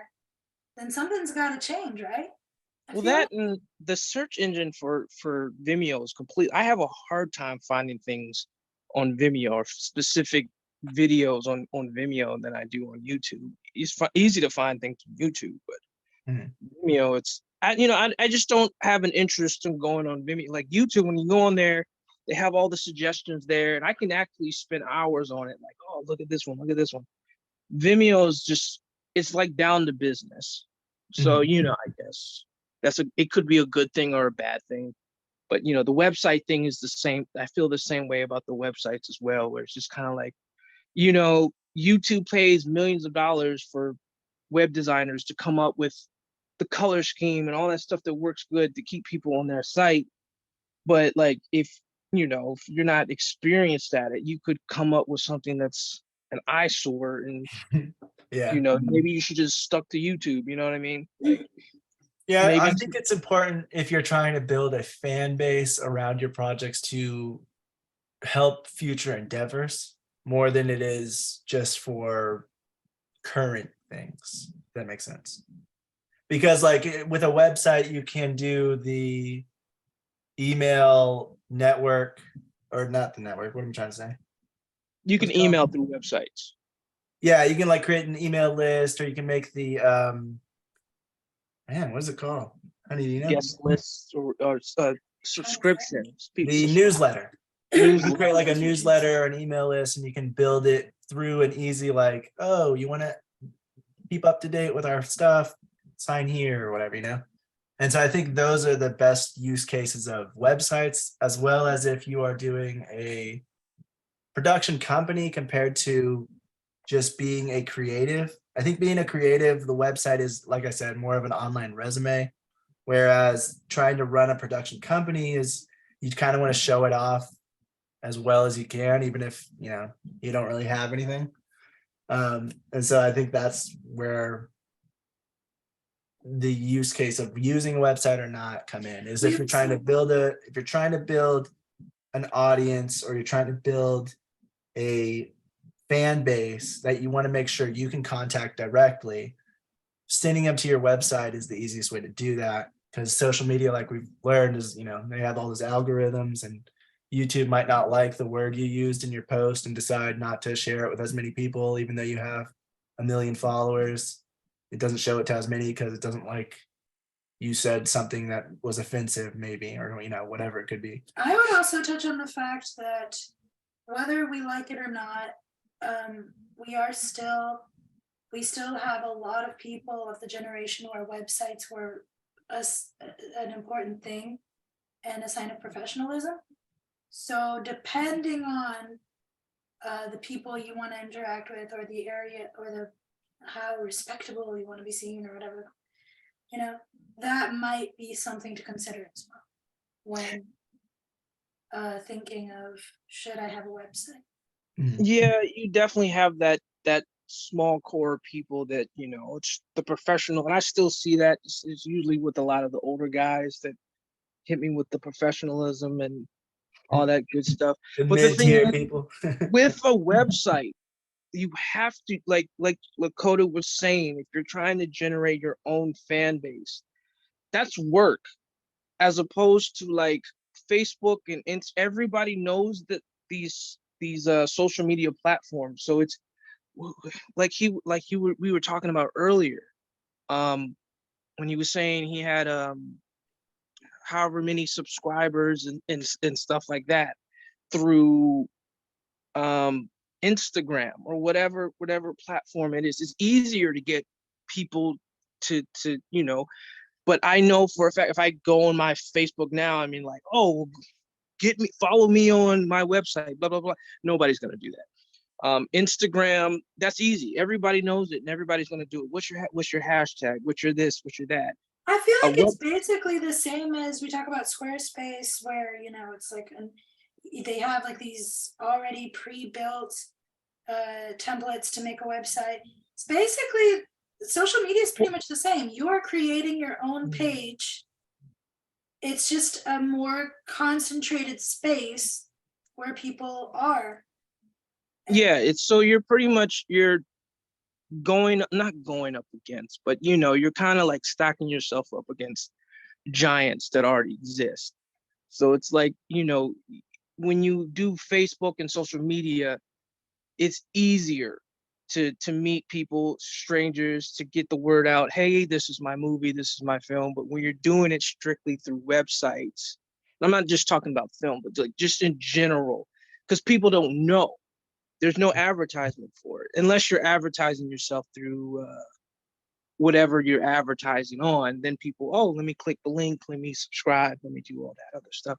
But now, like when people go on websites, they don't think about, actually a lot of people kind of stray away from it, because the little box on the subscribe to our newsletter, and everybody, how when you sign up for someone, you order something online, and on the bottom they have that little check box, and it's automatically checked, and you're like, you almost got me. And I will say though, Chris, I will say though that it does All right, so it is harder. It's a lot more work, but if you are able to get a fan to subscribe to like a newsletter through your website, I would say that you then have a truer fan than you do if somebody's following you on YouTube or Facebook, because that person might not get on Facebook that often, or they might forget about you. They might see it and think, oh yeah, he's coming out that film, and then forget.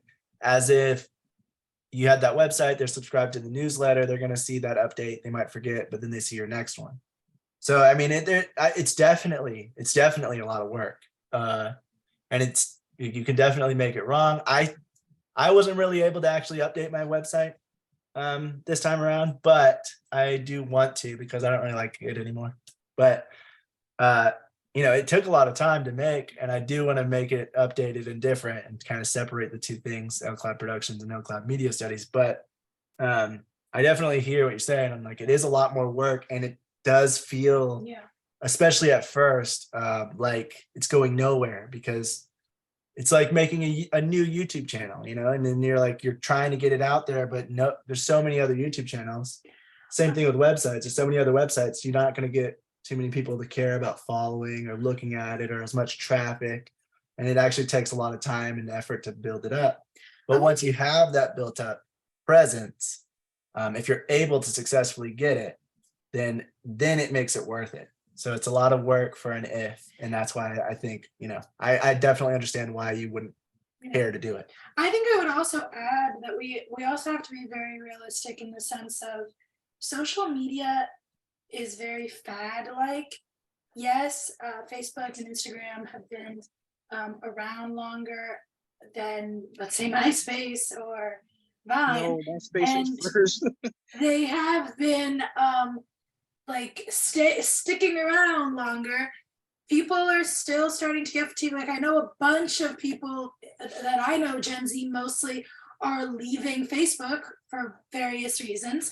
And now they're getting bored of Instagram and they're moving to TikTok. But there's also news that TikTok might be regulated, if not flat out banned, because of the whole China situation. Yeah, it's not just one particular group of people anymore. Now there's both sides of the aisle are seeing valid concerns and talking about it. So at the end of the day, we also have to think that social media is very much of a fad, and very much of, oh, people are on this, now people are on this because it's hotter and more interesting. Now it's Be Real. Be Real is becoming bigger. I've never even heard of that. It's basically kind of like Instagram, but I haven't been on it yet. I've just heard a few friends talk about it, where you will post, I think once a day or twice a day. Out of nowhere, they'll just be like, post a real selfie or a real picture of what you're doing. Be real, That's real life. I mean, that's the bandwagon thing. I mean, that's never going to change, and that also applies to your website. You have a website with so many subscribers, they're going to get bored. But my point is exactly that. My point is that social media comes and goes because people get bored of one and go to the other, get bored of one and go to the other. Some are sticking around longer, but I just think with websites and with newsletters and stuff like that, there's more of a community or a loyalty to it if you're trying to follow someone like that consistently. Well, yeah. So there's not as many people that care to follow me or follow you because they don't care that much. So they're just like, oh, I'll glance at their stuff every so often. But then you can have those people who are like, oh, I really want to see what Brian Booker's doing. What is he working on now? What's his new project? And then you start building your fan base like that. So there's both sides. I'm not saying oh, I definitely agree more with this side than the other. I'm just giving another counterpoint. Another counterpoint to why people do, some people do see websites as something more stable, is because social media is very fickle, and some people are on this and then they leave because of that, and then they leave because of, or then they get bored of this social media platform, then they go to another. A website, it's like, if you are someone who wants to follow me, who wants to know more about me, you can get email updates, or you can just go to my website once a week, as opposed to having to rely on a third-party social media page to maintain people's attention enough to where and whose algorithm won't change every 5 to 10 minutes because holy crap. YouTube. Like the algorithm situation with YouTube, with Instagram, which is a mess, all this kind of stuff. You won't have to rely on that third party as much. When you have that loyal fan base, you will have that more stable website for people to go in, or the newsletter. Well, usually people, like usually celebrities, well, not just celebrity, but internet celebrities, they start off on the social media platforms. They get the followers, and then if you notice, eventually you'll see the post of them. Hey, here's my website. You'll get more on my website. You'll get more on my website, where they'll start directing their followers on these social media platforms to the website. So it is definitely beneficial to, like, I noticed the timeline, a lot of these people that started off on like YouTube, and then they'll say, well, I have more information on that on the website. And then they'll kind of guide them. But usually they start off developing the fan base through social media platforms and then going on the websites. Yeah, I agree with that, and it's a what I've easy way noticed to was reach out to everyone. what I've noticed is that a lot of these YouTubers, right? They kind of either are commenting on the latest news, or maybe they have some sort of educational video that they're doing. Maybe photography or how to make things, DIY or recipes and whatnot. They are always telling you to, press the like button and subscribe, right? So that's kind of and then they also give information. Okay, I'm on, Twitter, I'm on Facebook, I'm on, have a website and whatnot, right? So they are constantly kind of increasing their fan base and subscribers. So for them, they want to keep them engaged with different things. But I don't know how many would go to the Facebook, but Facebook has become more like, okay, you have it on, you have me on Facebook, and I kind of, whenever I have a new video, I kind of, announce it on the Facebook saying that, okay, I have a new video, go and watch it. And then they'll probably give a link like that. So yeah, I've had people who are on YouTube say that their videos are more successful on Facebook at certain periods because of how annoying YouTube's algorithm can be sometimes. They'll post the exact same video, even though they have more subscribers on YouTube. Right, YouTube has become more like a money making machine in a way, because you do more people like it, the more people would it'll be circulated among more people.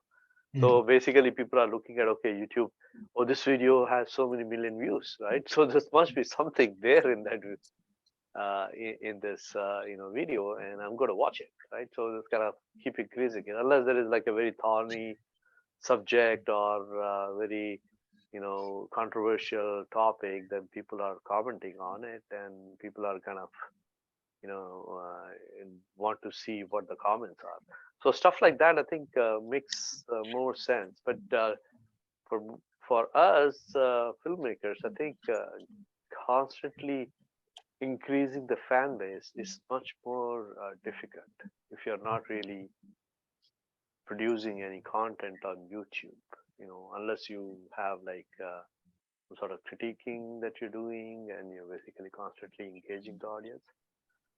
Nobody would, it's very difficult for people to know who you are, in YouTube, unless you're, even if you're commenting on different things, right? You still are not really significant for people to follow you, unless you have something going on. Same thing goes with, I think, Facebook and and website also. They have to have a reason to basically follow you. Unless, right, and I think actually that is another reason to have a website, is that if you do a newsletter, you could do monthly updates, you could do a bi-monthly or annual or biannual or whatever, and that way when that person forgets about you because you haven't made content in a year, they're still subscribed to even for newsletters, you still have to have an audience, right? That's, you still have to have an audience. So how are you going to get the audience? You're not going to be sending At the this. beginning of you as a creator, there will have to be a lot of mixed promoting, like on multiple platforms. It will have to be like, you can't just be on one place and be like, okay, I'm on this place, and now I'll just promote here. No, you gotta do a little cross promotion in the beginning. Promotion is okay. Promotion is, you can do the promotion, but how do you engage them, right? You can be promoting, but how are you going to get them to? They have to have a reason to basically, okay, I'm doing a film, come and watch me, or come and come to my website. Yeah, they're probably going to be interested if they're in the same genre that you are in. But motivating somebody to come to your website is always going to be a challenge. Because, Yeah. why would they come? Yeah. So that's a tough one. I think it's not something which cannot be done, but I think it's challenging in a lot of ways to get the audience, and that's a big problem for independent filmmakers, right? How do you basically get to that stage where you have followers and you're basically saying, okay, fund me or come and watch my films? It's always a big challenge, I think. Yeah, definitely. Yeah, and that's why they say like it's so hard to do, because you know that you're not really going to get that many people on board anyway, and it feels like a lot of work for nothing, and so that's why a lot of people don't do it. But I think it is important to do, to set yourself apart and to start setting up that fan base, even if it's just 5 people. As long as you're starting to build up some people that know you, it's better than none by the time you come out with whatever you're trying to do. Whether you're paying for it out of pocket or not, the more people you have following you are either going to help support you, help spread the message about it, or they're going to help you by watching the film or paying for it. Definitely, I think if you're going like GoFundMe or Indiegogo kind of thing, sites where you're actually seeking funds, then it's definitely you need to have that social media presence, because they're going to say, who are you, right? Yeah, and exactly. if you say you don't even have a so it depends actually where you're planning to go. And like if somebody is trying to fund you, but lo and behold, you catch hold of somebody who's going to be interested in your story and want to fund you, then yeah, they would say, what do you have? I mean, you have some information that you can give me. At that point, websites and Facebook kind of comes on handy. They you just have to provide them with that information. And so it depends actually where you're going with it, but definitely getting the subscribers and fan base is tough. I think that's you could literally, I've seen in YouTube videos, they plead they make it a point midway to like it and subscribe, hit the bell icon. It's like there's no video on YouTube which doesn't say something like that. It's become like a protocol for given thing that for every YouTuber to say in every video. No, but Hit that bell button. Bell icon. a lot of YouTubers don't even do that That anymore. too. They have like the little like animation next to it with the little bell, or they have a subscribe. I think the problem becomes when everyone's doing it, you stop paying attention to it, even from people you like. No, yeah, but so if everyone's just showing a button, like it's not going to make people. They're just gonna. They see it on every video, so they're not going to think about it. People say that actually reminds them, like having the little subscribe pillow behind them, or the little bell. But the problem is that even if you do subscribe, and even if you do press the little bell, YouTube will take its sweet time recommending it to you, because some weeks it will, some weeks it won't, some weeks it'll unsubscribe you for no reason. It's just and also I think YouTube, social media. I don't know about social media, but YouTube, you have to, you basically have to have a personality to put yourself face on there. Not everybody can do that. And these social people cannot survive. No. Yes, they have to make themselves vulnerable by forcing themselves on there and generate the media content, on a ongoing basis. Right. Yeah. Sometimes it's so silly, but they do just come out and say something. And it's exhausting. That's what causes burnout too, because you're just constantly. Right. Exactly.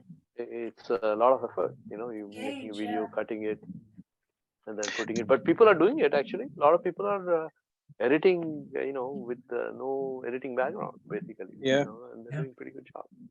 That's Surprising. another thing about the website thing is like, sure, you'll get the people to subscribe to your and get the newsletter and stuff, but people are constantly like changing emails, or like I have multiple emails, so I know for a fact, like I have my junk email where I know all the junk stuff is coming to.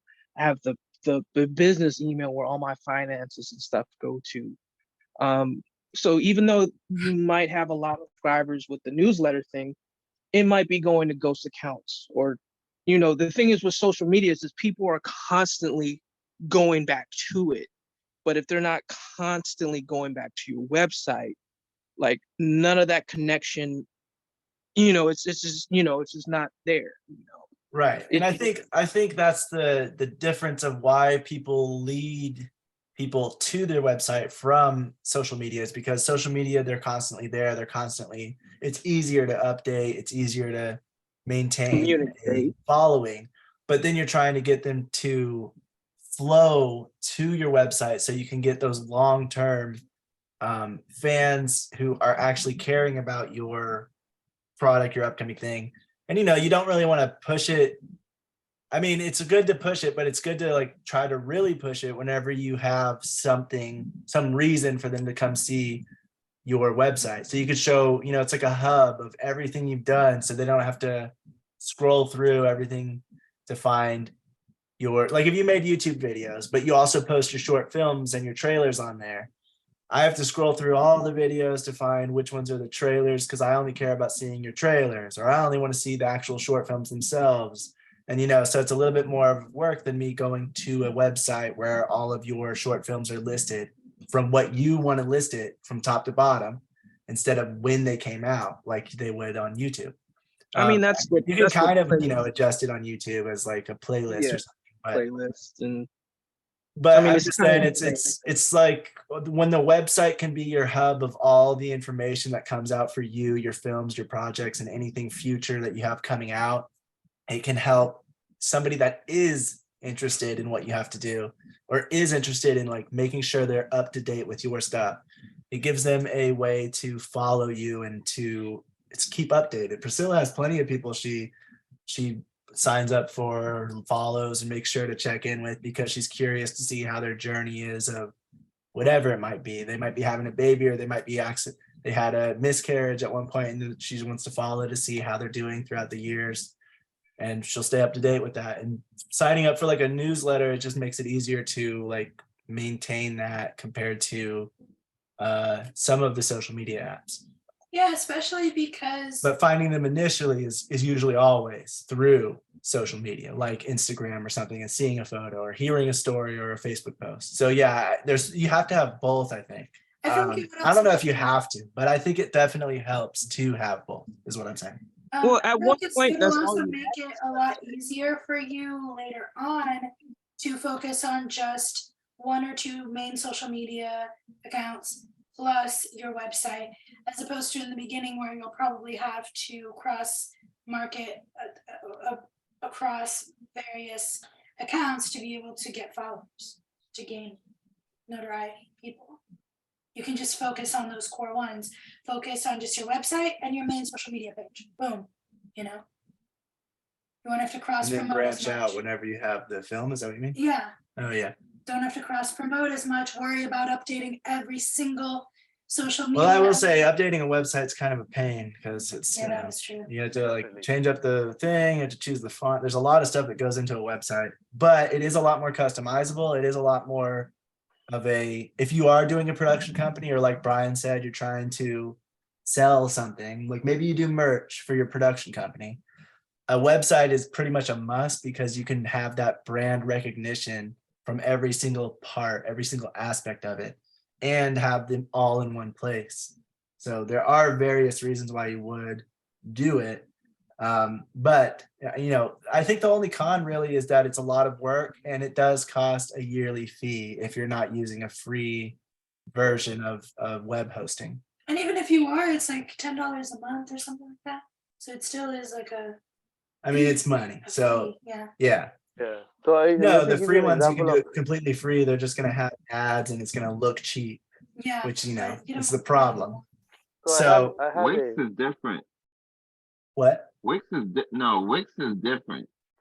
Wix It's is different. improved.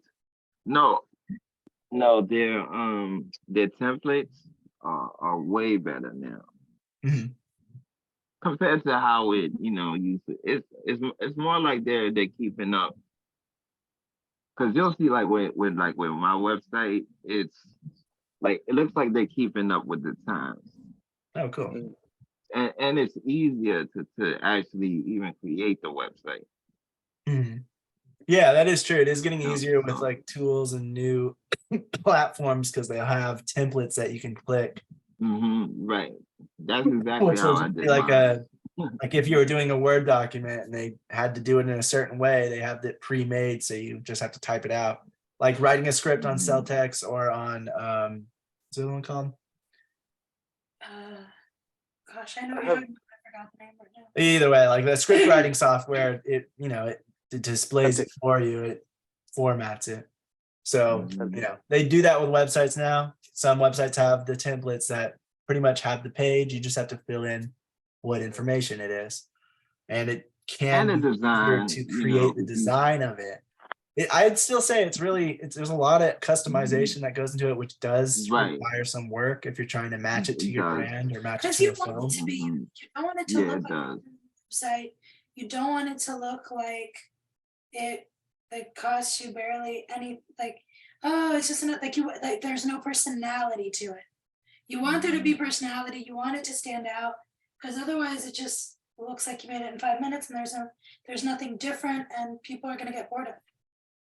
Yeah, my Yeah, I site don't looks know. nothing Again, like I the would say template. like for an independent filmmaker, I'm not sure Right. if the website itself needs to be Yeah. that big of a draw compared to just having it to have a hub of all of your stuff compared to trying to, because you're not really trying to draw people to the website to get them to be interested in you. You're trying to have that website there so that if they are interested in you from something else they've seen, they can have a place to learn more about you and to look you up and to do something like subscribe to a newsletter or an email list or contact you if they want you to represent something or film something for them or join their team or whatever it may be.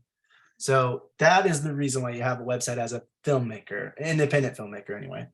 Not really have, to draw people to the website to, oh, what is this? LCloud Productions. Oh, I've never heard of anything of them. No, it's something they've seen somewhere else and they want to learn more, so they're coming to this website. Yeah. No, I've also heard of. Heard from a lot of filmmakers, independent filmmakers, and they don't really believe in having a website. Period. They don't want to have. Yeah, they don't want to have social media presence, and the reason why they give is like, A, it takes too much time, and B, it's more. I'm talking about like these people I've heard of them in Hollywood area. Mhm. And they say they go more with the word of mouth and maybe more connections that they have established, and more so they have a network through which they get work or get noticed, but on the other side I've also noticed people like I have a friend who's a psychologist, right? And she does these psychiatric sessions to her patients. But at the same time, she has her own website and she built the website herself, right? I mean, just like she was, she is not a technical person. But she spent so much time getting it together, all the content on that, because she constantly generates this content that she posts on her website. And as you mentioned, she also has newsletters that she sends it to people. And but she doesn't do it alone. Well, she's got like somebody who helps her with the website. She tried to do it by herself, but it was taking too much time. And, she was not able to focus on her sessions or maybe getting customers like us, right? I mean, do you want to make the film or you want to work on the website?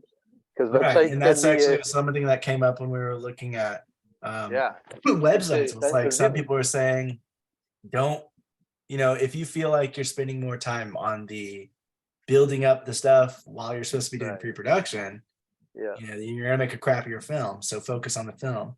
But Right. if So you're able website, to, yeah, website is okay. Website is a one-time thing, Yeah. right? But if you want to engage the audience on a frequent, on time, ongoing basis, right?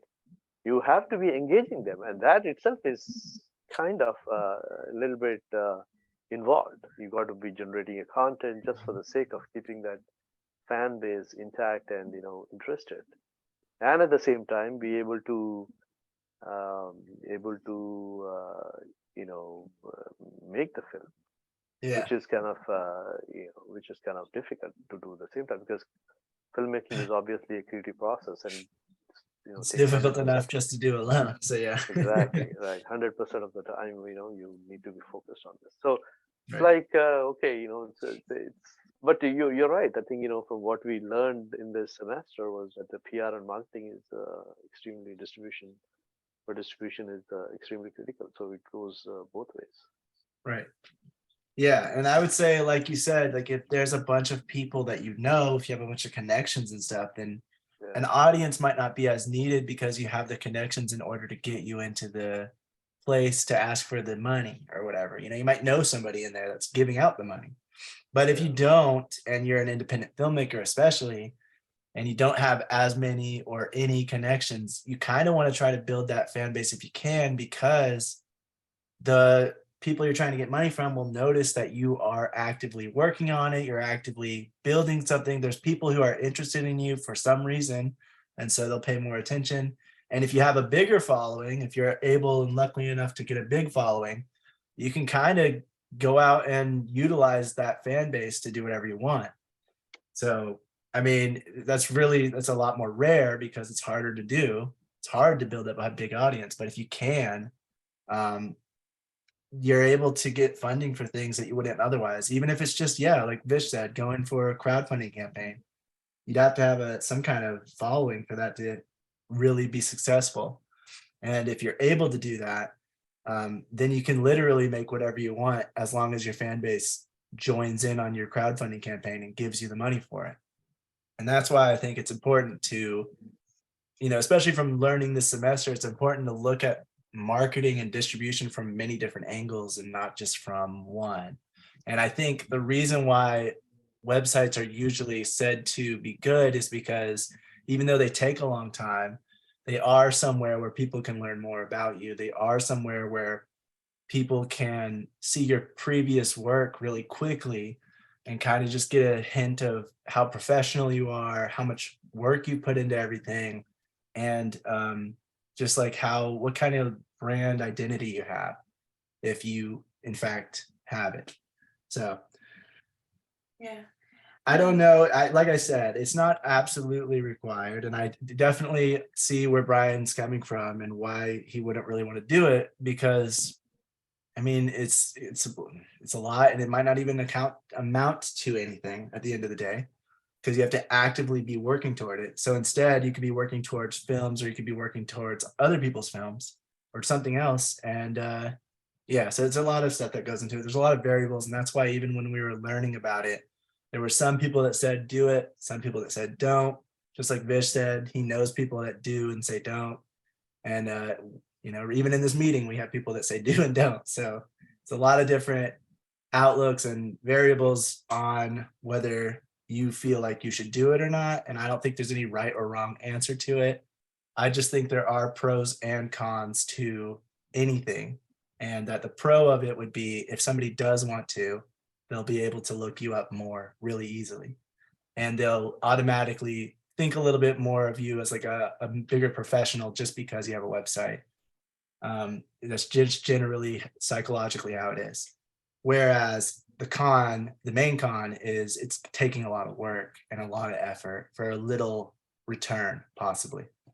And the main reason I did this exercise is just to have everybody kind of experiment with it who wanted to kind of get a feel of the design layout, structure of the website, fonts, colors, all these different things you can influence, or just seeing how easy or how difficult it is to even build a page. And that's why I did the exercise. Yeah. I feel like because it's already 1:13, if you want, you can show the exercise and then maybe we'll do the last thing, which is the pitch deck Let's do more. on Monday. Oh, the last two. I mean, there's one that's a social media pages, so that one's a lot quicker. Okay. I think we should just do it next week, or maybe What was that? We should do it next week. I think it's already too late for you guys. 1:30, right? Yeah, I'm thinking we might. We might show the website off and then just. Well, who all did the website, by the way? Gabe said you did it. Did Vish? Did you did, do it or? I kind of did it, but not really. I didn't. Okay. I did. I did was more that, like a Gabe? Facebook kind of page. I did not do it. Okay, so it's just three of us then. I think we can go ahead and just show that off, and then maybe the social media page stuff, and then just we'll show off the pitch deck exercise on Monday. Yeah, because it's late. So who wants to go first for the website? Your website is up. Already up, yeah. Okay, so like I said, I did this a while back. I want to update it. I don't know if I like it anymore, but I stuck to kind of the color scheme that's in my logo, which is white, grays, and like a darker blue in the eye. Looks a little bit black here, but that's what's the lettering. And it's just a basic page that says like, welcome, what are we? Our about page, so you can learn more about this production company. What kind of work have we done? Which I honestly, I need to update a lot of this stuff.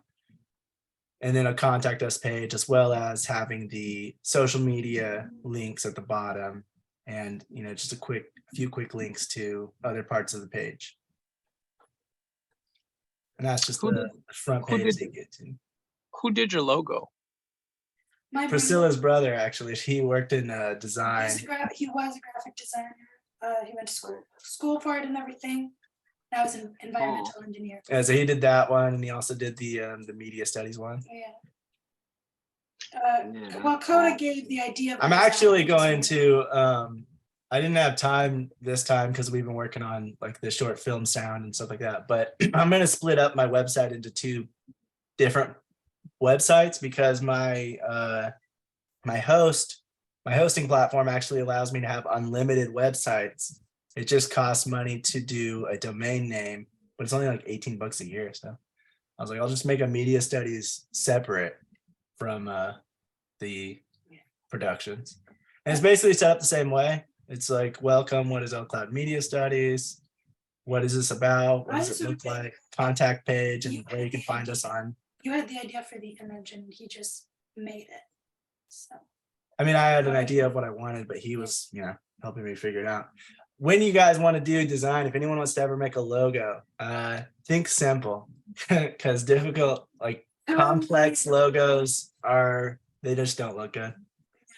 So the simpler it is, the better usually. Coda wanted it because he really enjoys hidden like posters with a bunch of things that you find every time you look and very complex images. So when he went for a logo, he had like these very complex, very detailed ideas, and he was like, your logo needs to be clean and simple and just to stay in people's minds, and also to make it easier for you to print multiples of and all that stuff. So Yeah, she's right. A lot of complex designs don't look good on clothing. So like when you do like patches and stuff like that, if there's a lot of detail on it, it'll just look like a blob. Because I think like ink doesn't, or like depending on the material it's going on, it doesn't print out the colors as well, especially like gradients and stuff like that. A lot of people that have a lot of companies have like multiple logos, so they can do either or. They'll do like, the simple logo like on the bottom of their video, but then they'll have the more detailed ones like, at the beginning of the video, like beforehand with the animation and all that stuff. But this little, so the cloud was supposed to be he still made it very complex because at the same time, because it's a cloud that's actually has a camera button and an eye that's actually a lens. So yeah, there's still a bunch of detailing it. It's not bad. Icon. I think it's I good. still like it. I think it's cute. And it looks really good on a black t-shirt, especially because the designs of it with a little black t-shirt I like, do. and it on the corner Yeah. look really cute. Yeah. Little cloud. So they came up with it. And you can see there's a little tiny picture of the thing up there in the little tab button. You can do that when you're creating a website on certain pages. You can make your own little, I don't know what they call it, icon button, I think, or icon Yeah, picture. Yeah. icon. I was just explaining that he got both. He got somewhat simple, but still like if you look for it, like, oh, I didn't realize the lens was an eye, or that was a little button, that kind of thing.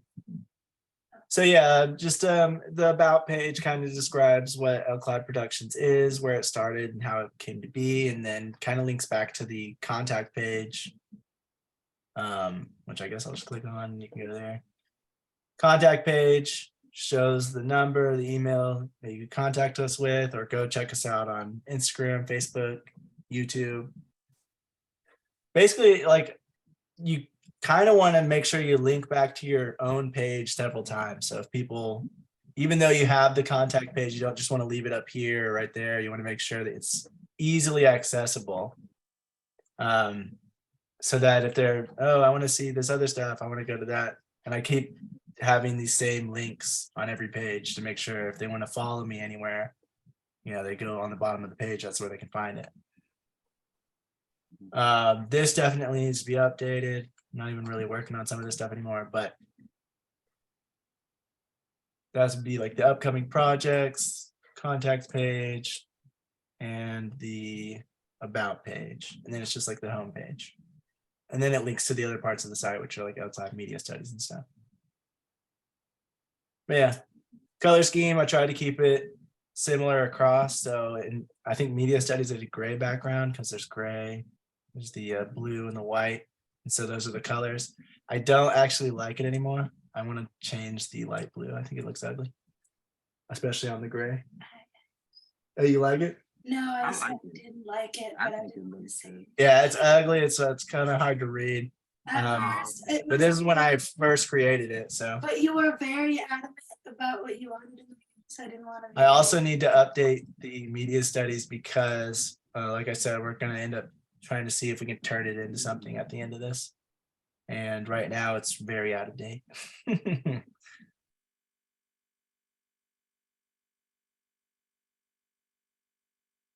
But yeah, what do you guys think? I've always liked it because it's so professional. Like to me, when I see like the way your site looks, it's the reason why I was more. I joined your company is really because of the whole image, that Oh, cool. the Good to know. logo and everything. And oh, this is cool. Yeah, it really looks super professional. Like to me, it looks like your upper echelons of of that way, like of schooling, It's a Yeah, no, different kind I of really schooling. appreciate it. Yeah. I'm glad to know Yeah. that actually helps too. Yeah, Right. it's really clean. It's a clean website. Mhm. Nice. Yeah, I Yes, it looks honestly, I was really impressed when you made it. I was like, oh, you did that by yourself?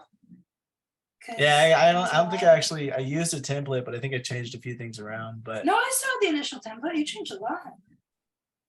yeah, like I said, I don't know. I'm kind of going back and No, forth. yeah, now it definitely after we studied more and That's learned cool. more, there's definitely. I think things that's that- definitely why. After I learned more about like production design and graphic design and stuff, I want to go back and try to revamp it a bit. There's definitely stuff that needs improving. And now I also definitely listened to the stuff Tiago was saying. And he was like, he's not listening to me. And now you're like, Her brother was mad at me at first because I was like not wanting it. He said every client does this when they don't know about graphic design, but I don't know how long ago was it that I made the logos? Oh, years ago at this point. Yeah. But yeah, he was I didn't want to do what he was saying because I thought I was like, no, I want it my way. What And, was he yeah. saying? What was some of the stuff you would say? Because I deal with clients like that on the video side. So What was he saying? Like you don't want it to be too difficult. You don't want it to be too many colors. You want to make sure that it's very simple. And he said, this is a very vertical logo. Are you sure you want it like that? And, just like, what do you want the background to be? And are you sure? Because once you set the background color, that's kind of what you need to stick to. You can change it on certain shirts and stuff, but it needs to stick. Like the dark blue seemed a little like matched more movie logos and stuff like that. But you were very adamant on the and the light blue sky. Yeah. Look. Yeah. And he was like, a lot of media companies go with the darker because it's cleaner and looks a little less kiddie and all that kind of stuff. I do a lot with a lot of that with some of my clients. Like the first one thing I get a lot was, oh, can you make the font bigger? So that if you notice, you watch a lot of like YouTube videos, like just people that aren't really into the video. You could tell because they have like these big, gigantic, goofy letters in their video. But when you go to a movie theater, and you look at the credits, like when the scrolling credits, like they have like these really, really small, tiny letters. But the thing is, like in theater, the letters are like, they're small, but you can see it because they're on the big screen. But when they convert it to DVD and you play it on television, it's like just really super small letters.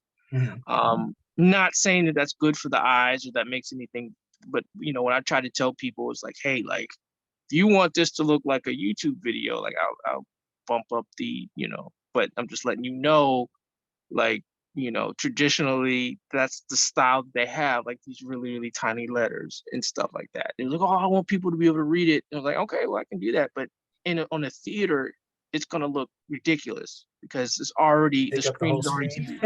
Yeah. It's gonna look how my computer does when I when I can't see it and Coda insists on putting it like 50 times zoom or whatever. And I 500%. I hate it so much. I need it, but I hate it because it looks hideous. But see, like the dark blue makes a huge difference already instead of the gray. Look at that. It makes it look a lot better as opposed to if it was gray. Yeah. The dark blue with the light blue, it complements a lot better. So I feel like if it was the gray, the blue instead of the gray, I feel like it would look a lot better than it does. Plus, gray and white is just really hard to read. Because gray is white. Gray is exactly. So they blend together. So that's what I'm saying. So I was like, dang it, I ran out of time. And this was. I wish I had it because I was going to update this, but I'm still planning to. I decided that I'm just the kind of wife that was supportive, but also told them like it is. Now I can very much be like, that looks hideous. Not supportive. I'm just kidding. Well, the way you said that. That used to be when I was supportive and cared. No, I didn't say that. I said Jesus. I said that was before I didn't think I could be supportive and still tell you like it is. Oh, okay. That's what I meant. I worded it wrong, but that's what I meant. Okay. All right. Don't start with but yeah, I definitely agree that building a website with no experience is definitely hard, and then getting a look that I like but now do not, that's annoying because now it's a lot more work I have to put into remaking it. And the way I did it, I'm going to have to kind of remake the entire thing. So yeah, there's a lot of stuff that makes it annoying, but I think it is worth it overall. Yeah. And to work with, depending on what you're trying to do, I guess. I also say if you can afford it, to work with a graphic designer makes a huge difference, because even if you do want to change something, you have all of the colors, you have all of the format codes, you have all of the. I'll say learning about like film as much as we have, design is very much influenced in film and by film and vice versa. And there's design in film for like signs and stuff. And like, so using like blank space to make just like you don't want it too cluttered. You don't want it, rule of thirds, all this stuff plays into a website as well. Color, of course, and the font. And so you want to always be thinking about all that. And because we've already learned it, or because you should learn it for film anyway, I think it does make it easier knowing both already, to make a website. Not that you have to know how to make a website to make a film, but that it's easier to make a website if you know how to make a good film. If you know like about cinematography, if you know about production design. But even if you do, that doesn't necessarily mean you know all about the graphics and the colors. No, I'm not saying that. I was just saying it's easier than starting from scratch with no knowledge of website design, because there are things that cross over. If you do work with a graphic designer, it also helps make their life easier because you understand a little bit of what goes into it. What they're talking about. Yeah. It's hard for a graphic artist. But yeah, that's just something. What's your color palette? And you're like, huh? Yeah. Yeah, That's like, just stuff like something- that. It's hard to grasp when you don't know anything about it. So, But that is just something that I would mention, just that if you are able to, if you can afford it, I feel like it makes a huge difference, because if you already have all those, for example, like when a good one anyway, because when Tiago did his, he also gave him templates, and he formatted everything to where if you want to put it on clothing, if you want to put it on bumper stickers, like different sizes, different. you're just talking about a logo or a website? The logo. I'm talking Okay. about the logo. When working with a logo for the website. You know? Gotcha. Okay. I mean, because you can hire a graphic designer for a web designer. Yeah. Okay. But I'm talking about graphic design when you're, if nothing else, I feel like when you're working with your logo, that'll make a difference on your website. That's all I'm saying. Because he also formatted everything as far as merchandise. He formatted everything for like the website, and he explained to him like, hey, these are the dimensions if you want to go for on a website for compatible with phone and compatible with this, and that was super helpful, he said. Yeah, it did. Yeah, definitely. So yeah, I think like a lot of this stuff crosses over, like I said, and doing logos is kind of like doing a movie poster, where you have to think about the structure and the design and what kind of color is it and where is it placed and what's underneath it and what kind of letters does it look like and whatever else, to make it all come together to be a good looking, professional looking thing. Yeah.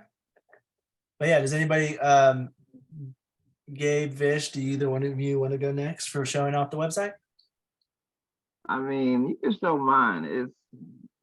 You can show mine. All right. It's If I real. have it, is this it? You're gonna be surprised. Yeah, that's it. Now, this is they have templates. So the thing was, this is actually from a different template, like from a movie. And what I did was, I found the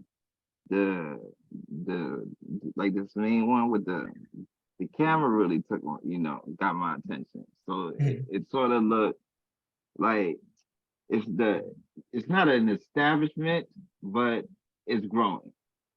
These are all equipment, I use, so that's why I use that for the image. And then if you scroll down, this is why Wix is so cool. It has all of it. And it's like, I'm doing this by accident, like that image is like, I found a video and then.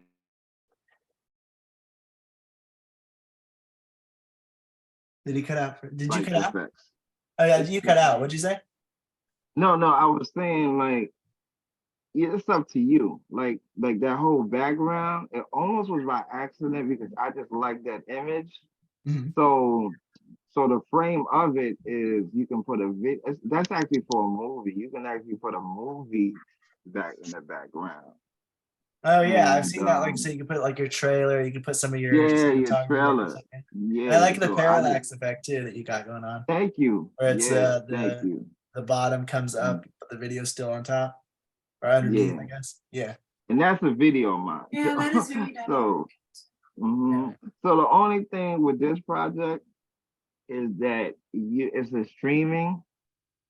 I was like, by accident, I'm like, oh wow, it's a streaming platform, so you can actually stream it.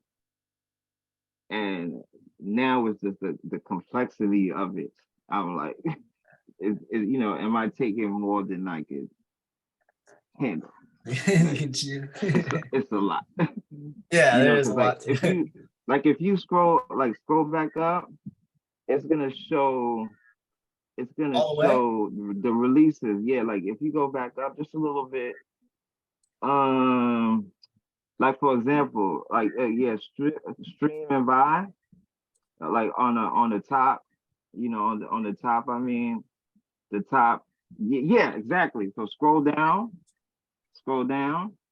So these movies are already there. I mean, those are so this is the actual template. So that's a lot. That's a lot of movies. I'm like, I'm just starting, but it looks good. 9 projects already on. Yeah, it just became more than I could handle. So I just basically just said, you know what? I like how that looks, but the rest I don't know about because that's I think Well, you it can looks- probably production change it. template. Like you can probably delete these aspects of it so that there's not 9 boxes and just have one if you have something, or just have coming soon or whatever I instead. should say if you're able to, it looks really cool, but if you're able to, maybe Thank like you. have a darker gradient Okay. around each box to separate them so they don't blend together. As I see. visual disability Yeah. blend together and they can Yeah, a few of them. Yeah, I can see that. yeah, and they can you can kind of miss what's what, or they don't stand out as much as distinct things. So have like Yeah. a, what is it called? A letterbox, I think, or something, or an outline. That's what kind of threw me off too. Like how am I gonna put it all? It's because that looks particularly for that company, Mhm. and I wanted to have a look for it. Right. I mean, it's cool and everything, but see, that's the movie. The movie right there, like when you click back up, that man to the left, he's the This like one? yeah, right there to the left. Yeah, him. That's the movie that was on the backdrop of the website. So that was the backdrop of the website. Okay. So it's really for that movie, but it's a sample. Then now I'm noticing that it's really a good template. Like you would think that's a real movie. Right, yeah, like if you had a bunch of these, like if you had 10 projects, And killer that were graphics streaming or too. something, you can put them all up here and then it'd look Okay. very good because it's already laid out the way it is. It's already laid out. Yeah. So it's Yeah. work. You said you used Wix? Yeah, Wix is so easy. It's not that it's easy. It's just fun because there's so many different, like their photo stock is amazing. They have a lot of huge photo stock library, and they have different. So depending on your career, so they have like for filmmakers, a section for filmmakers, for interior designers. So they pay more closer attention now because I was on Wix for like a couple of years. This is the best they've ever been because they're really keeping up with the times because that is not Wix like a couple of years ago. Oh, it used to be ugly. Yeah, you know what I mean? Because like for example, like the videos behind them and that effect, it's new. Yeah, so they're and that's why I like to use them because and the best part of it is like you see the samples of it, so you get pulled in by the sample that you see, And it starts giving you ideas. and you get ideas for So that's why I was I just put in. So then when I went into the design, I just put in like everything that you wrote. I mean, like our notes. Oh, catalog. Okay, I put in the catalog. Oh, stream about. Oh, coming soon. But then it's real. It's cool. It's cool because they already had this part. The catalog. There's a part. There's also a catalog there too. So it's Yeah, so like many, it's just it's photos and it's saying like basically it's giving you ideas for what to put. That's cool, yeah. Yeah. It's like Yeah, you can put some of your cinematography here and then describe your image Yeah. with catchy text. Mm-hmm. And then they have it's a the project. newsletter Mhm. here for people to Yeah, sign the up news. for. Yeah, I added that. Right. Did you actually connect Wow. your accounts to these buttons? No, or not yet. No, not yet. I Okay. haven't activated because also to a certain level you have to activate your account. Oh, okay. Gotcha. Yeah, like I haven't. It's just the free part, Right. and yeah, so I will. Cool. Yeah, so okay, so then I'll be using that template. Yeah, and that part too. The You about see us how page with all the they set people. it up for you. Yeah, Yeah. they did that, and I'm like, oh, that is so easy. Yeah. Just replacing the Mhm. photos and making it about. Yeah. What's the shop? Is that something you did or? Yeah, it's amazing. Cool, right? That Oh, is so yeah. cool. That's what really caught my attention, because it's so, today. Mhm. And the website has like this whole appeal to it. You can be on it all, for a long amount of time. That's how I would want people to come to my site and have an experience. Especially with the streaming, right? Like so many things you could stream, right? You remember you were talking about that Yeah. streaming. It could be streaming the what's it called? Made in how was it? What's it Oh, like called? the Like featurette or like the making of. the making of? Yeah. Yeah, yeah. I was thinking of doing that too. Yeah, and that's a great. And that's what I'm saying. Like, it's a great place to have kind of everything that is your company or is that you've worked on or you've done before, all in one place. So that if you do want to try to sell merchandise for your films or whatever, then you have a little shopping tab and it's already Exactly. pre-set up to where you just have to place the item Mhm. product and change the price and whatever. But it's not as difficult as it used to be when it was like somebody having to type in code to create a website. It Now was it's like really it just comes difficult. out with a pre-laid out template and it's a lot easier to Yeah. put your own Yeah, stuff it up. didn't take me long to make that either. It took me like, probably a couple of hours, but it was that, it was just learning, learning how to, put a video in the back. Mhm. And once I learned how to do that, it's so much easier. Just like how you were saying with the like going to the particular pictures and changing those pictures, it's so easy. Yeah, I think I definitely the It's hardest like, part for me was just getting the layout right. And then once I got that, it was like everything else is so much easier because you already have where it's gonna go. You just have to put what yeah, it's it's gonna already be done. in it.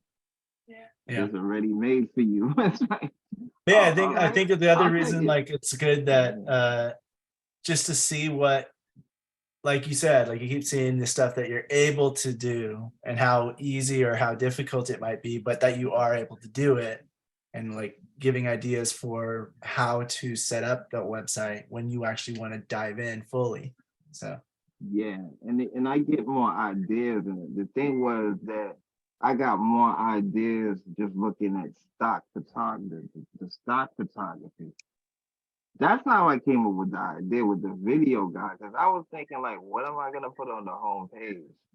Then when I saw that image, I'm like, wow. And if you scroll down, it says like what our motto is, bringing voices to the voiceless. So just from looking at the equipment, you could tell, oh, okay, they're not a big production company, right, yeah. but they're for the people. Sort of. Yeah, I that's mean, cool. exactly that. Mhm. That's it. I didn't write so much. It's just more like No, you're that's cool. how Yeah, it's easy. good though. Thank you. Mhm. Just so you get the gist. Yeah. And just see kind of like what I liked hearing, like what your experience was with it, because it's very similar to what I had. And I was like, okay, yeah. Wow. I will say that there's a Mhm. coming soon here that if you actually wanted, you would want to change the color. I didn't even notice it was there until right now. Oh, Oh, shoot. yeah. That's right. Why is it? Because Oh, and the bag.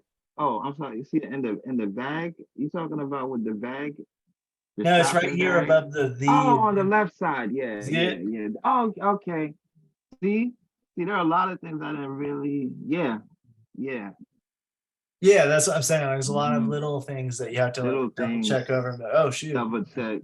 So, Mm-hmm. but yeah, I did like Is it- hearing like how you went through it, what you thought, and how you experienced it as you were going. Because I had a very similar experience because it's just a lot to take in. It's a lot to understand, and there's a lot of ideas that come rushing at you at once based on other people's stuff and what they've done. For me, anyway. Right. And it makes it easier, you know, because that's how I look at things. I don't try to reinvent the wheel. So I usually try to find something that's like the closest that I can find, and I can make it mine and just change it. Yeah. Because I don't think there's another site that's gonna look like that.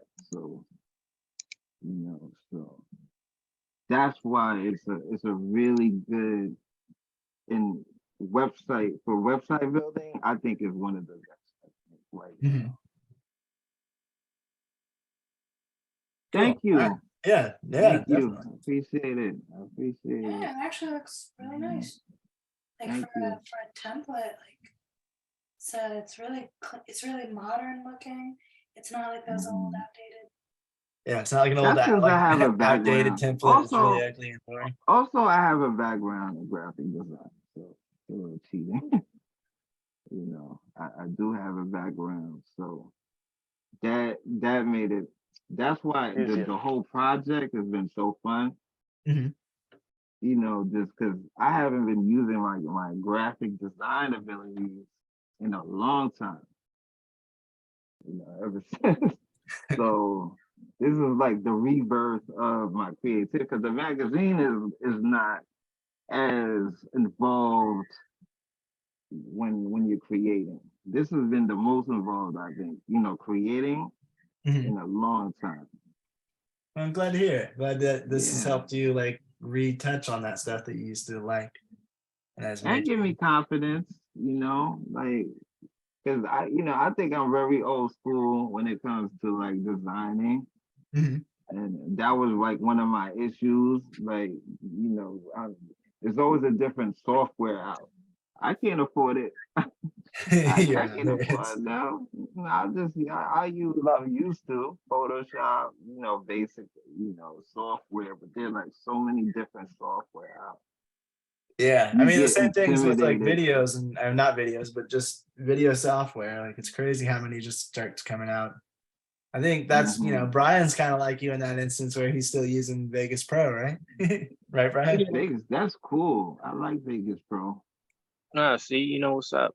Yeah, yeah, it's for similar reasons, the right? truth. Because it's just something that's easier to wrap around and like not having to constantly update to the next thing, but that thing inside out. I feel like the problem with a program. lot of these programs is that they try to give you way too many options to where it can just become, and instead of doing a few things well, they just want to do a lot of things, A lot of things just okay. Yeah. Because you don't really end up with like, you have certain places that are the best at this or the best at that, but a lot of them are just like, oh, we can do this, we can do that, but they're not really specializing in much. And then you have to learn all of these things. There's so many buttons, so many things, because they want to make sure that they cover all their bases and have all their things. It can just be a little overwhelming, at least for me, when I've been learning and stuff. And very overwhelming for me. Well, Vish, would you like to share what you have? Unless you fell asleep. Almost. Almost. Oh no! But I think I'm still better than you guys. Right. You guys are probably zombies. Zombies by now. 1 o'clock in the night. Their sleep schedules. All right, would you like to share yours? I think we'll save everything else for the next time, but if you want to share your website, we can. Sure, quickly. I think I don't have too much to show, but let me actually share something basic, very basic, that I tried to make an attempt. This is completely new to me also. What did you use? Yeah, we get it, Vish. You're trying to downplay it so you can No, experimental, completely experimental. So this is what I have. I wanted to actually create a post on the Facebook, so you can see it's a 0 likes, 0 followers, on a project called DDM of UP. And basically, I think I just put some picture and then some kind of a logo sort of thing, which kind of pertains to the story. And essentially, I think what I found out, I don't even know if this is the right medium for posting the movie, but I was just exploring it. And here, you can have the post, whatever post you want to make, live video, photo, video, reel, whatever pertaining to that thing. And then here you have a bio kind of thing, where you give some information, and all the pictures and the posts are, it's out there. And then you have about, and about is basically about, different stuff, legal stuff, work, education, I don't know.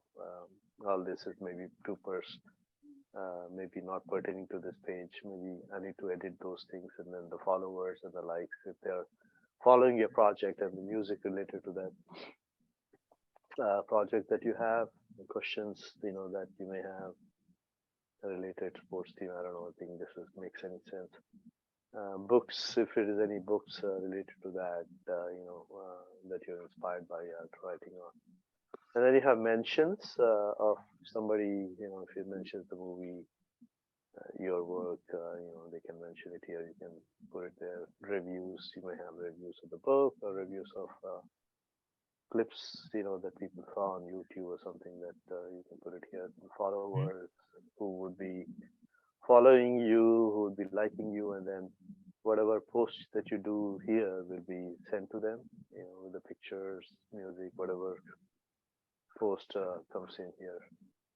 And then all the photos related to your project, and you have more stuff here, which I have no idea what it means, or maybe if it's even editable. And promote, I don't know what promote means, but maybe that's a Facebook thing. And then yeah, promote would be like advertising it, basically paying to get it to boost out to other people of like whatever you just posted, or your page in general, getting people to see it on their feed as they're scrolling through. Right. And then manage is basically you're managing your settings or whatever, and then this is to edit. So just basic stuff. This is specifically for any movie or any project that you may have, and people who are working on this project, or people who are interested in this project, or if you have, in this case, there is a guy who has a book, so he's got a big following.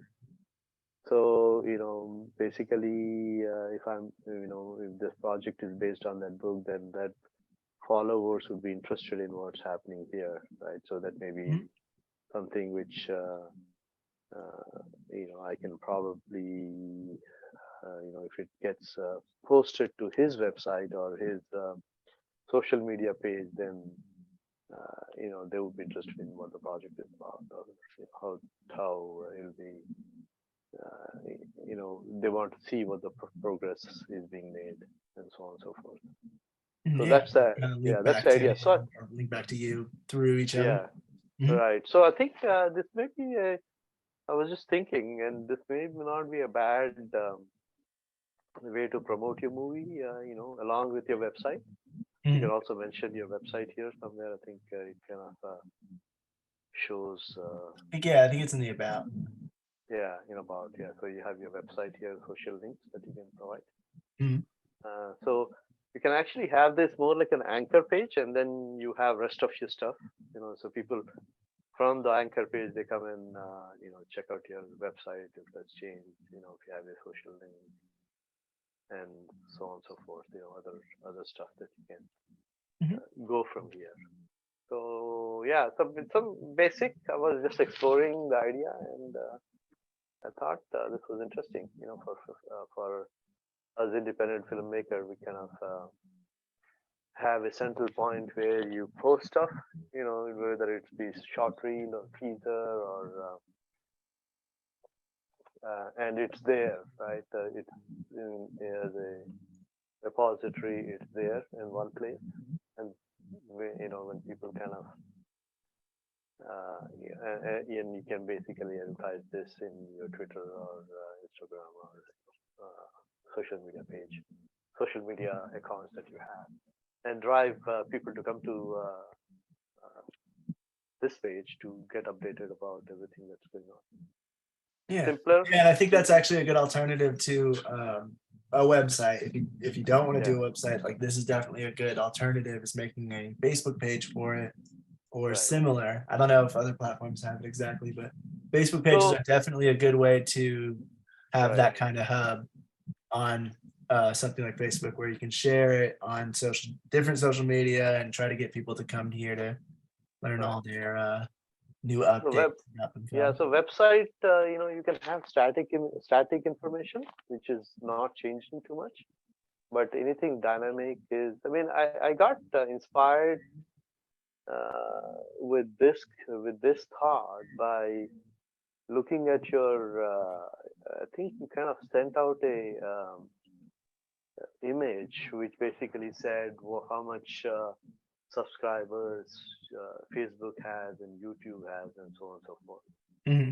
So I said, okay, if you want to really go to the maximum subscribers, which is Facebook, you probably want to have something in Facebook, right? Because the chances of going to more people is much higher, right? I mean, obviously, I think a lot more people have Facebook pages than YouTube account. And so on and so forth. Right? And others, I think we did see a study, right? Yep, I think I sent that out, and it was Facebook was still at the top, Right. even though it's not growing as fast. It's because pretty much everybody's already on it, and so yeah. So yeah, I think you had in one of your emails that you mentioned that. So I thought, okay, let's go with Facebook and see how it works out. So very simple, nothing much going on. One picture here, and then as you do stuff, you can pretty much put stuff in here and grow with the project as such. And maybe like few followers you may have, or few likes you may have, but potential for growing from a basic to a bigger fan. And I know a lot of people that follow, especially local Facebook pages, quite a lot, whether it's for events or for up and coming projects that they want to support in their neighborhood or in their state. Or certain companies with artistic things like painting or whatever. Right. So one thing which I noticed was that my as Brian was mentioning that the email account, right? I also have an email account which is called junk email, and that junk email account becomes so overwhelming that I spend time only deleting stuff from there and not really looking at anything. Right. But in that email account, I do get a lot of emails from Facebook, because I gave that Facebook on my Facebook account, I gave that email address as a email address to send it to. I don't log into Facebook, but I do get on a frequent basis. Every day I will get maybe 10 friend suggestions. Yeah. Right. I'm sure you all also get it, right? Yeah, I hate them. I hate those, and I hate the stupid like this person you haven't looked at in a while just updated. Like, I don't care. I don't know this person, and I have no idea who this person is, but it's recommended. Right. Right. So yeah, that's it. So I'm thinking, okay, if I get it next time, I'm going to posted in a while, so yeah. So, but that kind of works for this kind of page, right? Because this account, you want to have more people subscribe. You want to them to see those emails all the time. Yeah, Exactly. definitely. Maybe not for your personal account because you don't know them. But here, if I get it, yeah, I think I like it. I'm going to accept you as a friend. So you can have more followers that way. So Right. so yeah, that's Oh, why I your thought friend maybe okay. followed. Yeah, I also get that. So that, yeah, if somebody follows this, their friends will receive an email or a notification that says, hey, your friend just followed this page. Right. And that actually does help businesses, which is why so many businesses use it. And like, for us independent filmmakers, creatives, because it does help for us. It's just annoying for the user, I think. No, yeah. So Yeah, yeah, I think so it depends on the user. Some users want that kind of thing, Like I got a bunch of recommendations the other day for like Christmas events near me, and I will say, Vish, it does happen less often when you get on more. It's when you stay off the platform that they're like, come back. There's this. What have you got? Yeah. Show him. maybe it's the Facebook algorithm, which basically is a comeback, man. Yeah, You've been right. off Like, he too hasn't been much. on in a week. What's going on? Why? Yeah, apparently Facebook is Mind control. Yeah. Every counselor will teach you that is the way to get to like lose the person. It's a little clingy. But one thing I must say that people, a lot of my friends who have whom I worked with before, they constantly keep pinging me every once in a while, saying that what you've been up to, and they're interested in knowing what you're doing, because if you're a filmmaker, they expect you to come up with something, right? Right. And so that way, I think you're right. I think we have to put something together to basically showcase our stuff. Keep people up to So, date if they're interested yeah. in what we're There doing. may be one or two people, but we have to keep them happy. Yeah. I don't know if that makes any sense, but yes, yeah. That's about it. I think that's all I have. Nothing Yeah, much. thanks for sharing. I'm sorry I'm not as vocal. I'm really tired. It's like I had a quick question for the three of you with the websites. The cool thing is all three of you guys have, Lakota, you have the website. Gabe had the Wix website, and then Vish had the social media version of what would be like similar to a website. So you got three different versions, or something. They're all similar in some kind of way. My quick question for y'all is that did you guys, when doing that, did you guys look at any other websites to model your current website off of? Like, did you go and say, oh, I like that website, I'm gonna base it off of that? I looked at production company websites, but I got some of my ideas from them, I guess, but they just, like any of them with the same color scheme. I think Disney uses blue, and I think yeah, we there's did another company that uses blue. Disney, Universal. I did. All of the major production companies have blue. And so I use that as like what do they do with the blue? Do they use it as a background? Do they use it as the buttons? And then I was like looking for that type of stuff, and I was looking for their layout. But because it's a giant company or something like Disney, it's like it has 18,000 different pages on their website, half of them for the store and merchandise. So I had to kind of go up with my I started with a template that the builder used, and then I kind of adjusted it from there based on what it could be for mine, since I didn't have as much stuff going on. Yeah. Yeah, I got my idea from a site. The movie, I really like the movie sites when they have like the movie playing in the backdrop. That caught my attention. Like, wow, that looks professional.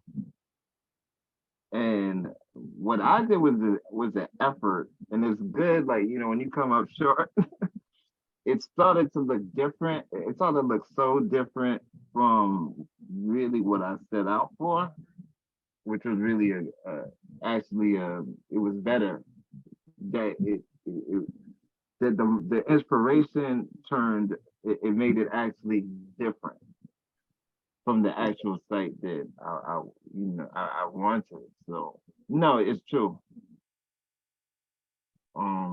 Yeah, I was inspired. I mean, that's not a bad thing, just I was just curious on like, is all this like, free form, or did you have like inspiration and Yeah, guidance? it's inspired. I did not see any website.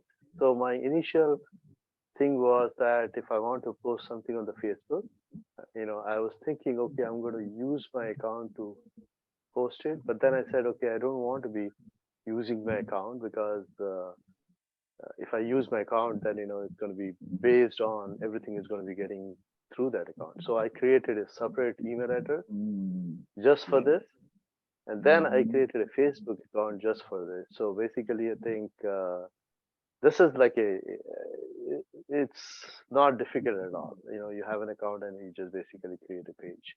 And all I did was change this website and they change this picture, put this picture in and put this picture in and fill out this information. So it's not as complicated as website, because website you have to get a domain, you got to get you got to get pictures in there, you got to get the menu. This is all pre-formatted. So the basic, any project you have, like you can just create a basic page and just put in minimum information, and then you're on the way. And and it's less easier to populate also here. When you want to upload some pictures, you just put on the photos and then do an edit and upload those pictures. If you want to put some reviews, it's basically pre-formatted, and all that mention, from anybody that mentions about your work or something on your Vimeo page, you can just put them here. And any post that you want to do about the thing, you just post it here, and it automatically goes to your followers. So I thought this was pretty simple, and not doesn't take too much time to put it. And if you're doing some editing work or if you're shooting something for this project, you just put the pictures in there of the crew, of the production, or the actors and stuff like that. It's all in one place, and people can immediately see. So traction-wise, I thought this method really connects to people immediately, and they're able to get instant update on the Facebook by you not doing too much work, just like posting stuff. Yeah, and for mine, it was I definitely looked at a bunch of other production companies' websites to see what they were doing and how their menus were. And I don't know if it was as much like inspiration as it was like, oh, I like this, I don't like this, and just kind of picking out the things that I wouldn't like in a website. Like the menus that pop down on the side of the screen, I don't really like those that much, or that they pop out from the side. And so I don't, you can do that on a website. You can do the side ones, you can do the ones up top, you can do the ones that website is come out the definitely a lot of bottom. work. There's different ways to do it. And so I was looking at it for structure and color mainly, and then figuring out what I liked and what I didn't. Not as much inspiration of like, oh, the thing they did was really cool or good looking, let me do that too. It's more like, I like this way it's structured, let me do something similar. Yeah, website design is a lot more complicated because you got to design the template, you got to design your structure, every menu, every page has a different stuff, and all the links, you got to make sure they link back to the right pages, because otherwise it goes to nowhere. It's just like, it's awful. Plus you got to get a domain, and then you kind of operate the domain. It's much more involved.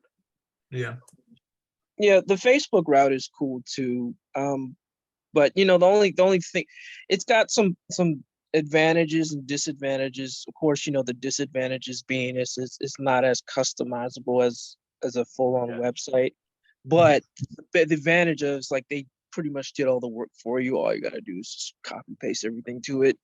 Another advantage I see is that like you see how it has like likes and followers and stuff like that. There's another tab in there, like on one of my pages where you can actually keep track of like the stats to see how many people are actually like constantly looking at your content and all that good stuff. Oh, analytics. Is that what it is? Yeah, which Yeah. isn't always. I say another good thing, another pro about doing something like the Facebook route is that, like you said, it's already pre-built, it's already pre-made and everything. So nobody's expecting it to be different. You know, like Yeah. with a website, sometimes people are like, oh, they just copied that. But with a Facebook page or something like that, it's already the layout's the same no matter what company you're going to. So no one's expecting that picture at the top to take up any more room than it does on every other page out there. You know, so that is Yeah, it was- another pro is nobody's expecting uniqueness from it compared to just what is the picture instead of where it is, what the layout is, and all that. Yeah. Bottom line is like how effective this is, right? We don't know. I don't know how effective Facebook is, you know, compared to websites and whatnot. So it's a very experimental thing. We would only know as we go on and see whether it, you know, holds any water or anything. But yeah, just something to check, I guess, as we go on. A few years from now, I'll say how we're doing. See if Right. what's wrong. From a year from now, I have 1 like and 1 follower. And I have failed miserably. Yeah. That's Facebook.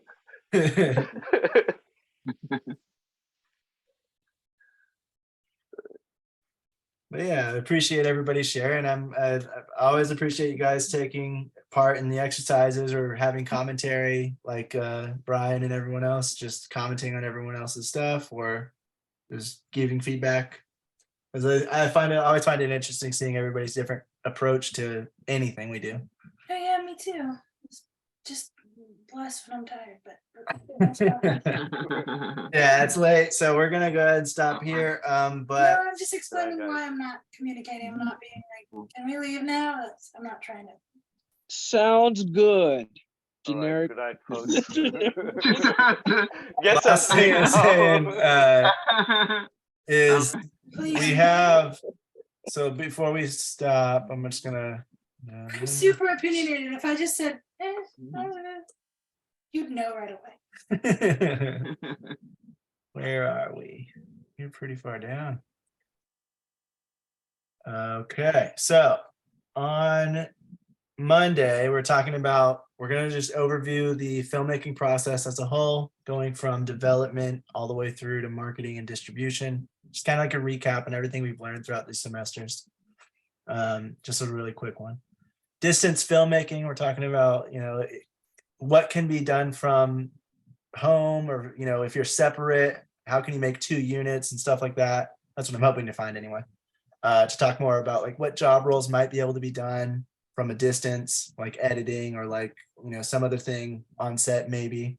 And then also how do you work with people when you guys aren't, you know, seeing each other in person all the time, when it's a remote. And then just, you know, going over filmmaking apps, websites, and software, and just kind of giving a good, I already have a big list in here. I'll update it once we're done, but just, you know, different ones for learning, different ones for doing storyboarding, and anything to do with filmmaking, any kind of extent, trying to add a lot of that stuff in there. That's what we're doing Monday. And then we're also going to be seeing about finishing these exercises. If it goes on too late, we'll again extend that to next Thursday, just because I wasn't expecting the first one to take as long as it did. But I'm glad it did, because it was really interesting to hear everybody's perspectives and how different we all It was great. interpret. Getting everybody's perspective. Appreciate everybody. I'm glad you guys all had fun with the exercises, and this has been a great course. And as we get closer to being done, it's getting a little more sad, but also kind of good feeling, I guess, to be completing it. But appreciate everybody. Appreciate you guys who have stuck around with us for the whole time, or have joined us later, or watch online. And yeah, see you guys Monday. See you guys. Have a good weekend. All right. Sounds Cool. good. All right. Have a good one. Sounds good. All right.